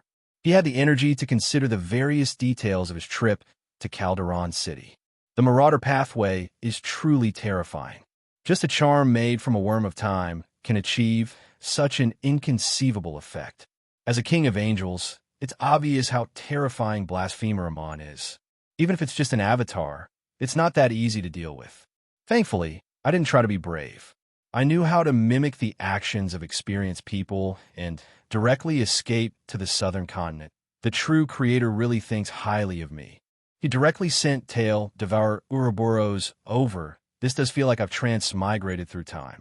The angel from the ancient mural walked out, just like that, and walked in front of me. Thankfully, I was able to directly end the summoning. Just as Klein thought of this, his expression suddenly froze as he discovered a serious problem. Ouroboros is a king of angels of the monster pathway. This also meant that the other party could directly see the uniqueness of his body.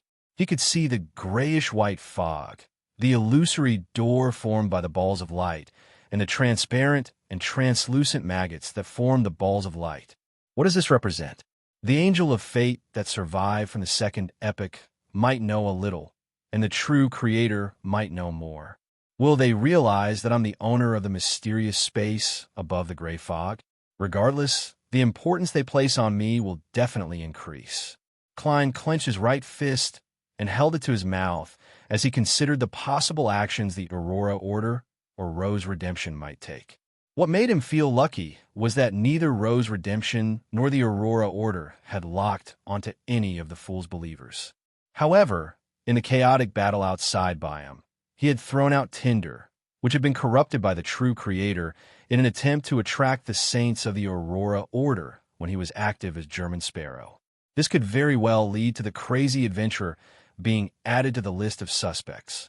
From the point of view of German Sparrow, Admiral of Stars, Vice Admiral Iceberg, Donis, and Anderson might be investigated by the Aurora Order. I have to warn them. Klein slowly exhaled, stood up, and prepared to head above the gray fog. From his point of view, unlike the pursuit of German Sparrow by the military, the Church of the Storm, Rose School, and Charismatic Order, the believers of the true Creator were rather crazy. Furthermore, as a king of angels, their leader, who was good at prying into fate, was active in the real world. This way, regardless of whether Katlia and the others were floating at sea or how difficult it was to lock onto them, there was always the risk of them being found. Among them, Vice Admiral Iceberg Edwina and the Fog Sea's strongest hunter, Anderson, didn't need Klein to worry too much. They didn't know much, and it didn't involve any core issues, so they wouldn't do anything. The only thing he needed to worry about was that the lunatics from the Aurora Order might use extreme means during the normal questioning process. West Balam, Northern States Kuqua City, which was ruled by May Sanchez. Donis, who was chewing on the roasted meat, suddenly paused. He heard Mr. Fool relay a warning from German Sparrow. Be careful of the people from the Charismatic Order. Be careful of the Aurora Order, especially the latter. You need to pay special attention to them. Also, remind Anderson Hood and Edwina Edwards beside you. Be careful of the Charismatic Order. Be careful of the Aurora Order. How many? The military, the Church of the Storm, the Church of Evernight, the Rose School. What did German Sparrow do? Why did he offend so many forces? Bullshit. Donna's expression froze for a moment before it twisted. He still did not know that the head of the 7 pirate admirals had been replaced. What did you think of? Anderson put down the knife he was using to cut the meat, raised his eyebrows, and asked curiously. Danitz quietly took a deep breath and asked in deliberation, "What's the matter? Have you heard of the Aurora Order?" He wasn't certain that Anderson knew of it. After all, the Aurora Order was originally rather secretive. Later on, its reputation was mainly concentrated in the Kingdom of Rouen. Anderson chuckled and said, "You actually know of it? You actually know? I'm rather surprised. Did your captain tell you?" Without waiting for Donna's answer, he combed his short hair with his fingers and continued, "They believe that the Creator is omnipresent and that everything has godhood. They believe that the Creator is everywhere and that everything has divinity. They believe that life is nothing more than a spiritual journey. As long as one is willing to listen, one can understand divinity, discover divinity, gather divinity, and finally become an angel." Such a philosophy sounds pretty good, but that's not the main point. The main point is that they believe in the true Creator. Upon hearing this, Donis couldn't help but mock. "You know quite a bit, but that's not the main point. You know a lot, just a little less than me." The corners of Anderson's mouth curled up as he smiled radiantly. "Of course. I once joined an organization in Intis. They wished to change society, to change the world. They wish for transcendence to no longer remain hidden, to appear in the eyes of everyone and become true rulers. They're called the Iron and Blood Cross Order. They also believe in the true Creator." Donna's expression froze as cold sweat seeped out of his forehead. Chapter 955. Stealing a glance at Donna's expression, Anderson continued as though he didn't notice anything. However, their brains seemed to have been eaten by zombies. Their zealotry is bordering on stupidity. It doesn't match my aesthetic standards, so I scammed some things and left. Why is your face a little pale? There's so much sweat on your face. Are you suffering from sunstroke? As a hunter, shouldn't adapting to the environment be an instinct? Donis raised his right hand and wiped his sweat. He cursed inwardly and forced a smile. "I once heard that once one believes in an evil god, It's nearly impossible to escape from it. As he spoke, he raised his chin as though he was waiting to see how Klein would die. He didn't consider the fact that German Sparrow had just offended the Aurora Order and that he was wanted by the true Creator's believers. He also didn't connect the fact that he believed in the fool, who was suspected to be an evil god. "That's right," Anderson replied with a smile that didn't show any signs of gloom. "It's not like I have any true faith. Back then, I was chanting sentences that I changed from the name of the God of knowledge and wisdom. After all, they don't like to use their brains. No, they don't have such a thing. As long as they act pious on the surface, they can be fooled by any reason." Without waiting for Donis to continue the discussion, he asked, "Why did you suddenly mention the Aurora Order? Why did you suddenly mention the Aurora Order?" Donis bit down hard on the roasted meat and slowly chewed and swallowed.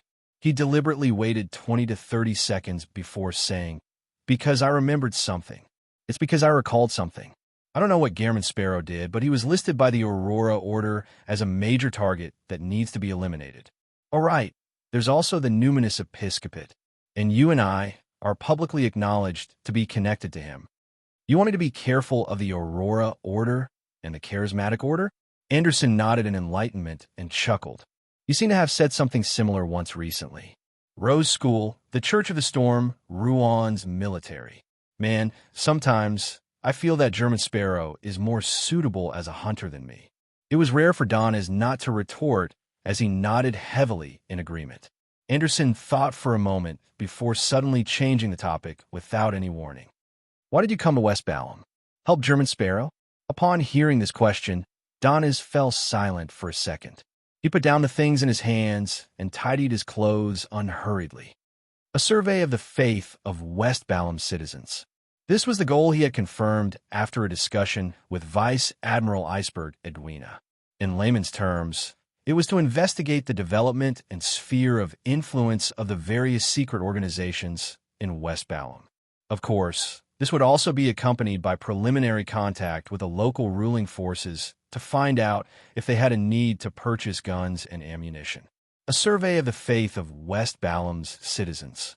Anderson repeated Donna's words as he reflexively raised his right hand and rubbed his temples, as though he was having a headache. After ending tarot and reminding Admiral of Stars to pay attention to the Aurora Order and Charismatic Order's investigations, and that it was best to seek the help of the Moses Ascetic Order, Klein busied himself with completing the tripartite trade between the world, the moon, and the sun. He received 5,000 pounds in cash. After dinner, he had an unlit decorative pipe in his mouth as he read the newspapers. Then, he saw Miss Messenger walk out of the void and deliver a letter. Leonard's. As Klein reached out to receive it, he noticed that Rionette Tynker hadn't stopped. He discovered that Miss Messenger had quickly returned to the spirit world. This confirmed that Leonard Mitchell had paid the postage. Hence, he took out his other hand from his pocket and unfolded the letter. Inst Zangwill has appeared in East Balham. Suspected to have met with Palenque Tassibor of the Charismatic Order's Artificial Death faction. Inst Zangwill. Klein ruminated over the name as he slowly leaned back in his reclining chair. In the letter, Leonard hoped that he could do some investigations in secret to figure out Inst Zangwill's goal. But the problem is that 0-08 was mentioned the last time. It has a characteristic similar to any mention of it will be known. Knowing of it would also mean being known by it. Furthermore, it's good at arranging coincidences, making people unknowingly follow its baton.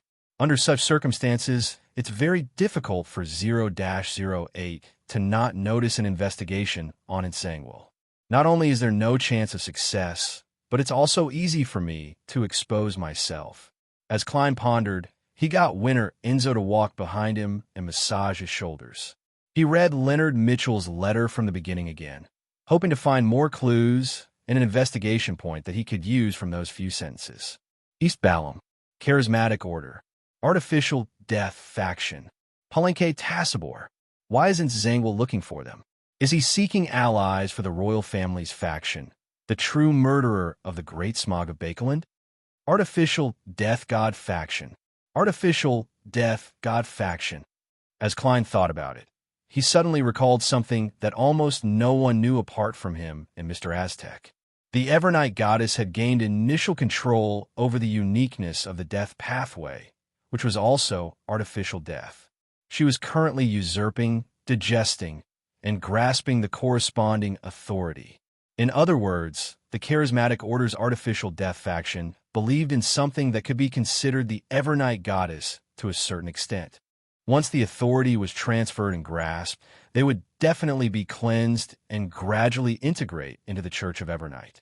Otherwise, they would continue their activities with their current identities, interacting with the other factions of the Charismatic Order and various secret factions, and secretly cooperating with the Nighthawks. To Klein, this wasn't the main point. The main point was that he remembered that the ancient documents he had previously gathered mentioned that, in order to artificially create death, the members of the Charismatic Order would pray to the uniqueness every day as though it was a real deity. They would attempt to awaken its intelligence bit by bit, allowing it to come to life. Of course, this was only one part of the plan, and it wasn't the key. Then, is there a possibility that when Palenque Tasibu prayed to artificial death, he mentioned Nzangwil's goal to obtain blessings?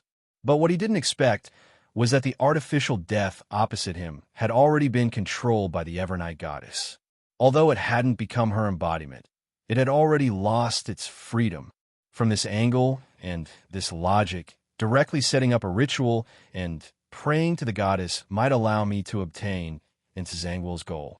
This isn't impossible. The more Klein thought about it, the more he felt that his seemingly ridiculous plan had a chance of success.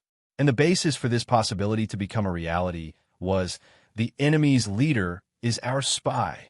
After getting Enzo to stop massaging him, Klein slowly got up and paced back and forth, considering if he should give it a try and how he should do it. Nzangwil is a traitor of the church, a disgrace to all Nighthawks. If there's a chance to get rid of him, the goddess should be very happy and wouldn't mind providing some help. But now, the goddess is in a critical period of digesting the authority of artificial death. She might not be able to give me a response for a very long period of time. She can only maintain the feedback of normal ritualistic magic. Besides, I lack the corresponding ingredients. Also, I've always been warning myself to be vigilant. I can't completely trust and rely on the goddess. Directly praying to her to obtain a revelation doesn't feel right. I wish to maintain a safe distance. Amidst his thoughts, Klein was momentarily hesitant. He scattered his thoughts in an attempt to find a more acceptable solution. Suddenly, he had an even more ridiculous idea, directly praying to artificial death. On the one hand, this wasn't dangerous because artificial death didn't respond to prayers or rituals. If he received any feedback, it meant that the Evernight goddess was controlling it.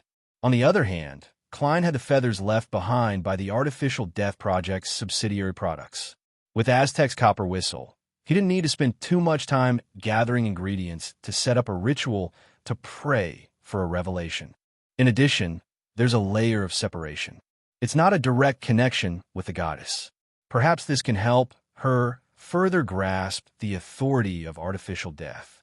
Klein consoled himself and began busying himself in his room. He first used the sacrificial and bestowment ritual to bring back one of the remaining 2 feathers, the full moon essential oil, night vanilla powder, and other items he hadn't used in a long time to the real world. Then, he modified the altar and completed the preparations for the ritual.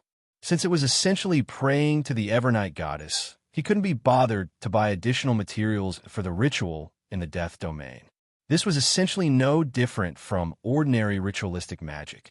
Klein skillfully lit the candle, dripped the essential oil, and drew the symbols of man and concealment from mysticism on the fake goat skin. Amidst the thin fog that emanated, he pressed Aztec's copper whistle onto it. Right on the heels of that, he placed the white feather that was stained with pale yellow oil into the silver bowl that was burning the herbal powder. He saw that it didn't curl up at all, nor did it show any signs of being charred. Exhaling silently, Klein took a step back and chanted in Hermes, "That's right. You are the essence of death. You are the ruler of the dead. You are the final destination of all living beings. I pray for your help. I pray to know the purpose of Zangwill's contact with the charismatic order. Just as he said that, the 3 candlelights suddenly expanded. They seemed to brighten up, but they were tainted with a dark green color. The surroundings instantly turned cold. Klein nervously closed his eyes and meditated for 30 seconds. He walked to the front of the altar, picked up the full moon essential oil, and dripped a drop on each of the 3 candles. After doing this, he retrieved Aztec's copper whistle, grabbed the fake goat skin, and placed it in front of the candle that symbolized me. He lit it and threw it into the silver bowl. With a whoosh, the white feather that wasn't damaged soared into a pale flame, completely covering the entire silver bowl and blocking Klein's vision. 2 to 3 seconds later, the flames completely receded, leaving only a pile of powder in the silver bowl. The powder moved without any wind, forming words, evil spirit possession. Need to be exorcised. Chapter 9, 56. The goddess has really responded. When he saw the words formed by the powder, Klein's first reaction had nothing to do with the actual content. Instead, he was shocked that this seemingly ridiculous matter had really happened. Although he was mentally prepared and believed that the chances of success weren't low, he still fell into mixed emotions. He failed to extricate himself for nearly a minute. After a while, Klein slowly exhaled, raised his right hand, and tapped his chest 4 times in a clockwise fashion. Praise the lady! He then ended the ritual and forced himself to focus his attention back on the oracle itself. An evil spirit possessing a body that needs to be exorcised? Zangwill was actually possessed by an evil spirit? He advanced from sequence 9 to sequence 5 of the death pathway, and at the critical stage of obtaining godhood, he also switched to sequence 4 Night Watcher of the Evernight pathway, which is very good at dealing with spirit-type creatures. Only wraiths and evil spirits are afraid of him. So how could he be possessed by an undead? Unless the evil spirit is of a very high level or has an extremely special nature. Unfortunately, I've only seen one evil spirit in the truest sense of the word. It's the ancient evil spirit sealed in a list of Tudor's underground ruin. I don't know much about such monsters, so it's difficult to grasp many of the details. Yes, I can write to Miss Sharon later, or I can get little son to inquire. That shepherd, Elder Lovia, grazes an evil spirit.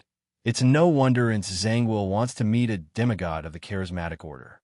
In terms of exorcising evil spirits, apart from the Church of Evernight and the Church of the Eternal Blazing Sun, it's probably the charismatic order. There's probably the Church of the God of Combat in front of it. Similar pathways always have similarities. There's also something that can be seen. Zangwill doesn't wish for the matter of him being possessed by an evil spirit to be known by a particular faction of the royal family or the demonist sect. Otherwise, there's no need for him to personally come to the southern continent. Those 2 factions originated before the 5th epoch and have a long heritage. It's unlikely that they can't find a sealed artifact that can exorcise or purify evil spirits. Even if they can't find it, contacting the charismatic order through the demonist sect is definitely safer and more covert than Zangwill making a trip himself. As his thoughts raced, Klein spread out a piece of paper on the table and wrote, "The information you provided allowed me to connect the clues I gathered previously. And thanks to the help of a certain great existence, this clearly pointed to a conclusion.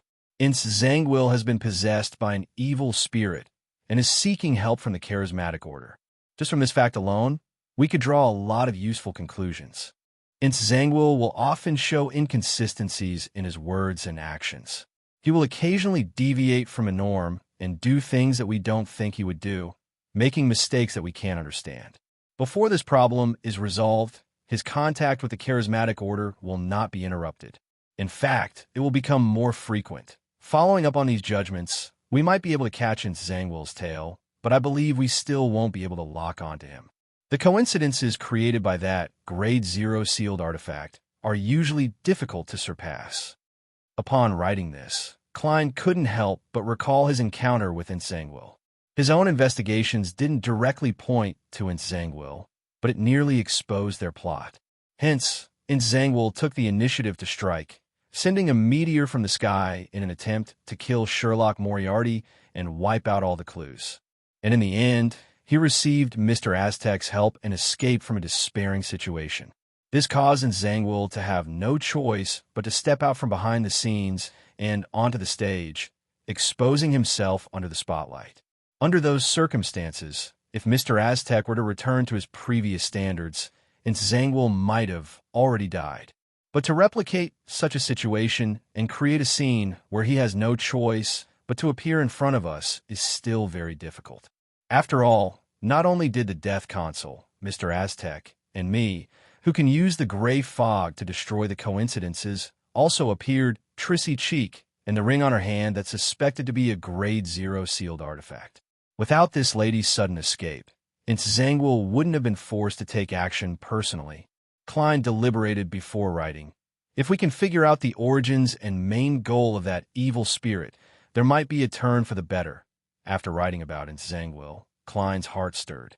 He was about to mention something else in passing, but after outlining the first few letters, he stopped writing and raised his left hand.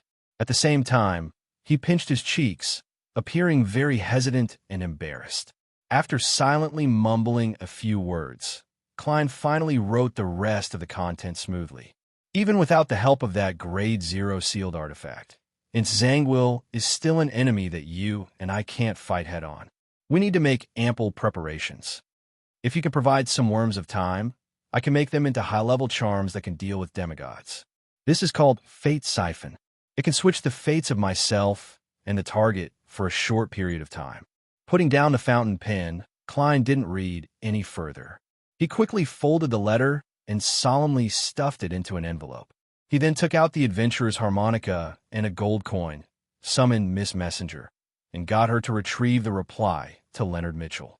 However, this time, it wasn't delivered to 7 Pinster Street, but directly to his current residence. It hadn't been long since Leonard wrote the letter, so Klein believed that he hadn't moved out of Rionette Tynker's perception range. After doing all of this, Klein heaved a sigh of relief as he shook his head slightly. It's really difficult to request a favor from others. It's even more so for thin-skinned people. He quickly reined in his attention and began modifying the 2 marionettes, Winter Enzo and Admiral Hell Ludwell. This was because they had been seen by the Angel of Fate Ouroboros while exploring Calderon City. During this process, Klein suddenly had an idea.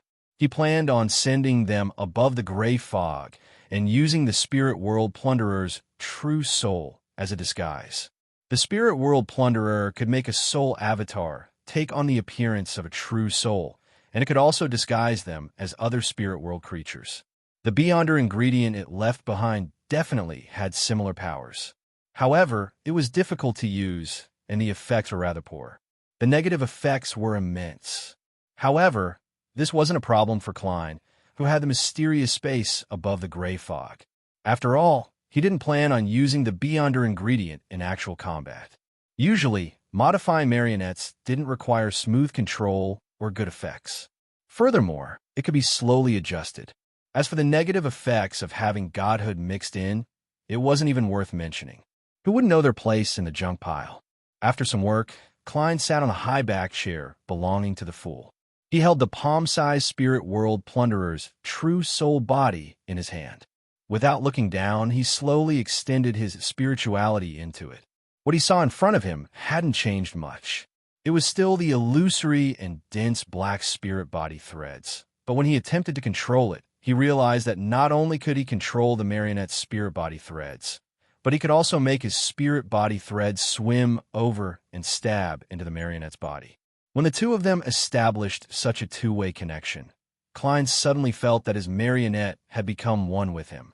All his Beyonder powers could be exerted on the marionette through the spirit body threads, including the technique of a faceless to change his appearance and figure. Amidst the slow and arduous control, Klein felt dizzy as his emotions turned chaotic. He began to show signs of losing control. This was the inevitable effect of direct contact between his spirituality and godhood. He hurriedly diverted some of the powers of the mysterious space above the gray fog to calm himself down. After a bout of torment, Klein completed his attempt. Winter Enzo had become more like a native of the southern continent. It was obvious that he came from a plantation. As for Admiral Hell Ludwell, he looked like a mixed blood. Not only was his terrifying face no longer all skin and bones, it even looked a little plump. As for the silver mask that had the effect of calming the soul, there was no way to remove it for the time being. All Klein could do was let Ludwell tie it to his chest and stick it to his skin. This had a certain effect, but it wasn't as good as wearing it directly on his face. Unfortunately, there's no way to change this mask into other accessories. Otherwise, it would save me a lot of trouble. As Klein hurriedly threw the spirit world plunderer's true soul back into the junk pile, he rubbed his temples and allowed his thoughts to wander. By the way, I still have a soul assure beyonder characteristic here. It can be made into a mystical item to replace that mask. No, I've always been planning on returning it to the church. I'll send it to Leonard once he replies. After the discomfort gradually subsided, Klein took out his golden pocket watch and opened it to confirm the time. Following that, he summoned a paper figurine and used some of the powers of the mysterious space above the gray fog, throwing both into a specially marked point of light. It was the point of light that belonged to the fool's only believer, Donis. From Klein's point of view, Admiral of Stars Katlia had the Moses ascetic order backing her. Vice Admiral Iceberg Edwina was a member of the Church of the God of Knowledge and Wisdom. Anderson didn't know much about German Sparrow, and he was very good at recognizing the situation. He wouldn't flaunt his superiority, so when faced with the Aurora Order's investigations, they probably wouldn't be in too much danger. Only Donis was in West Ballam, unable to return to the Golden Dream anytime soon. His strength wasn't much, and he would occasionally wear boxing gloves that made him act before thinking. It was truly worrying. Due to these facts, Mr. Fool had no choice but to work a little harder. He would give Donis a paper angel hug at a fixed time every day to interfere with his divination and prophecy. Leonard never expected Klein Moretti to reply so quickly. He tore open the envelope in disbelief and read the corresponding content. Benefiting from the help of a particular mighty existence. Is it referring to the Fool? Indeed, Klein's investigation of Zangwill has gone deep to a certain extent. Just as I mentioned the charismatic order, he learned the truth possessed by an evil spirit. Why would he be possessed by an evil spirit? How should I use this? Worm of time. This. Leonard quickly skimmed to the end of the letter as his expression suddenly turned a little complicated. In his mind, Palaz Zarost remained silent without a word.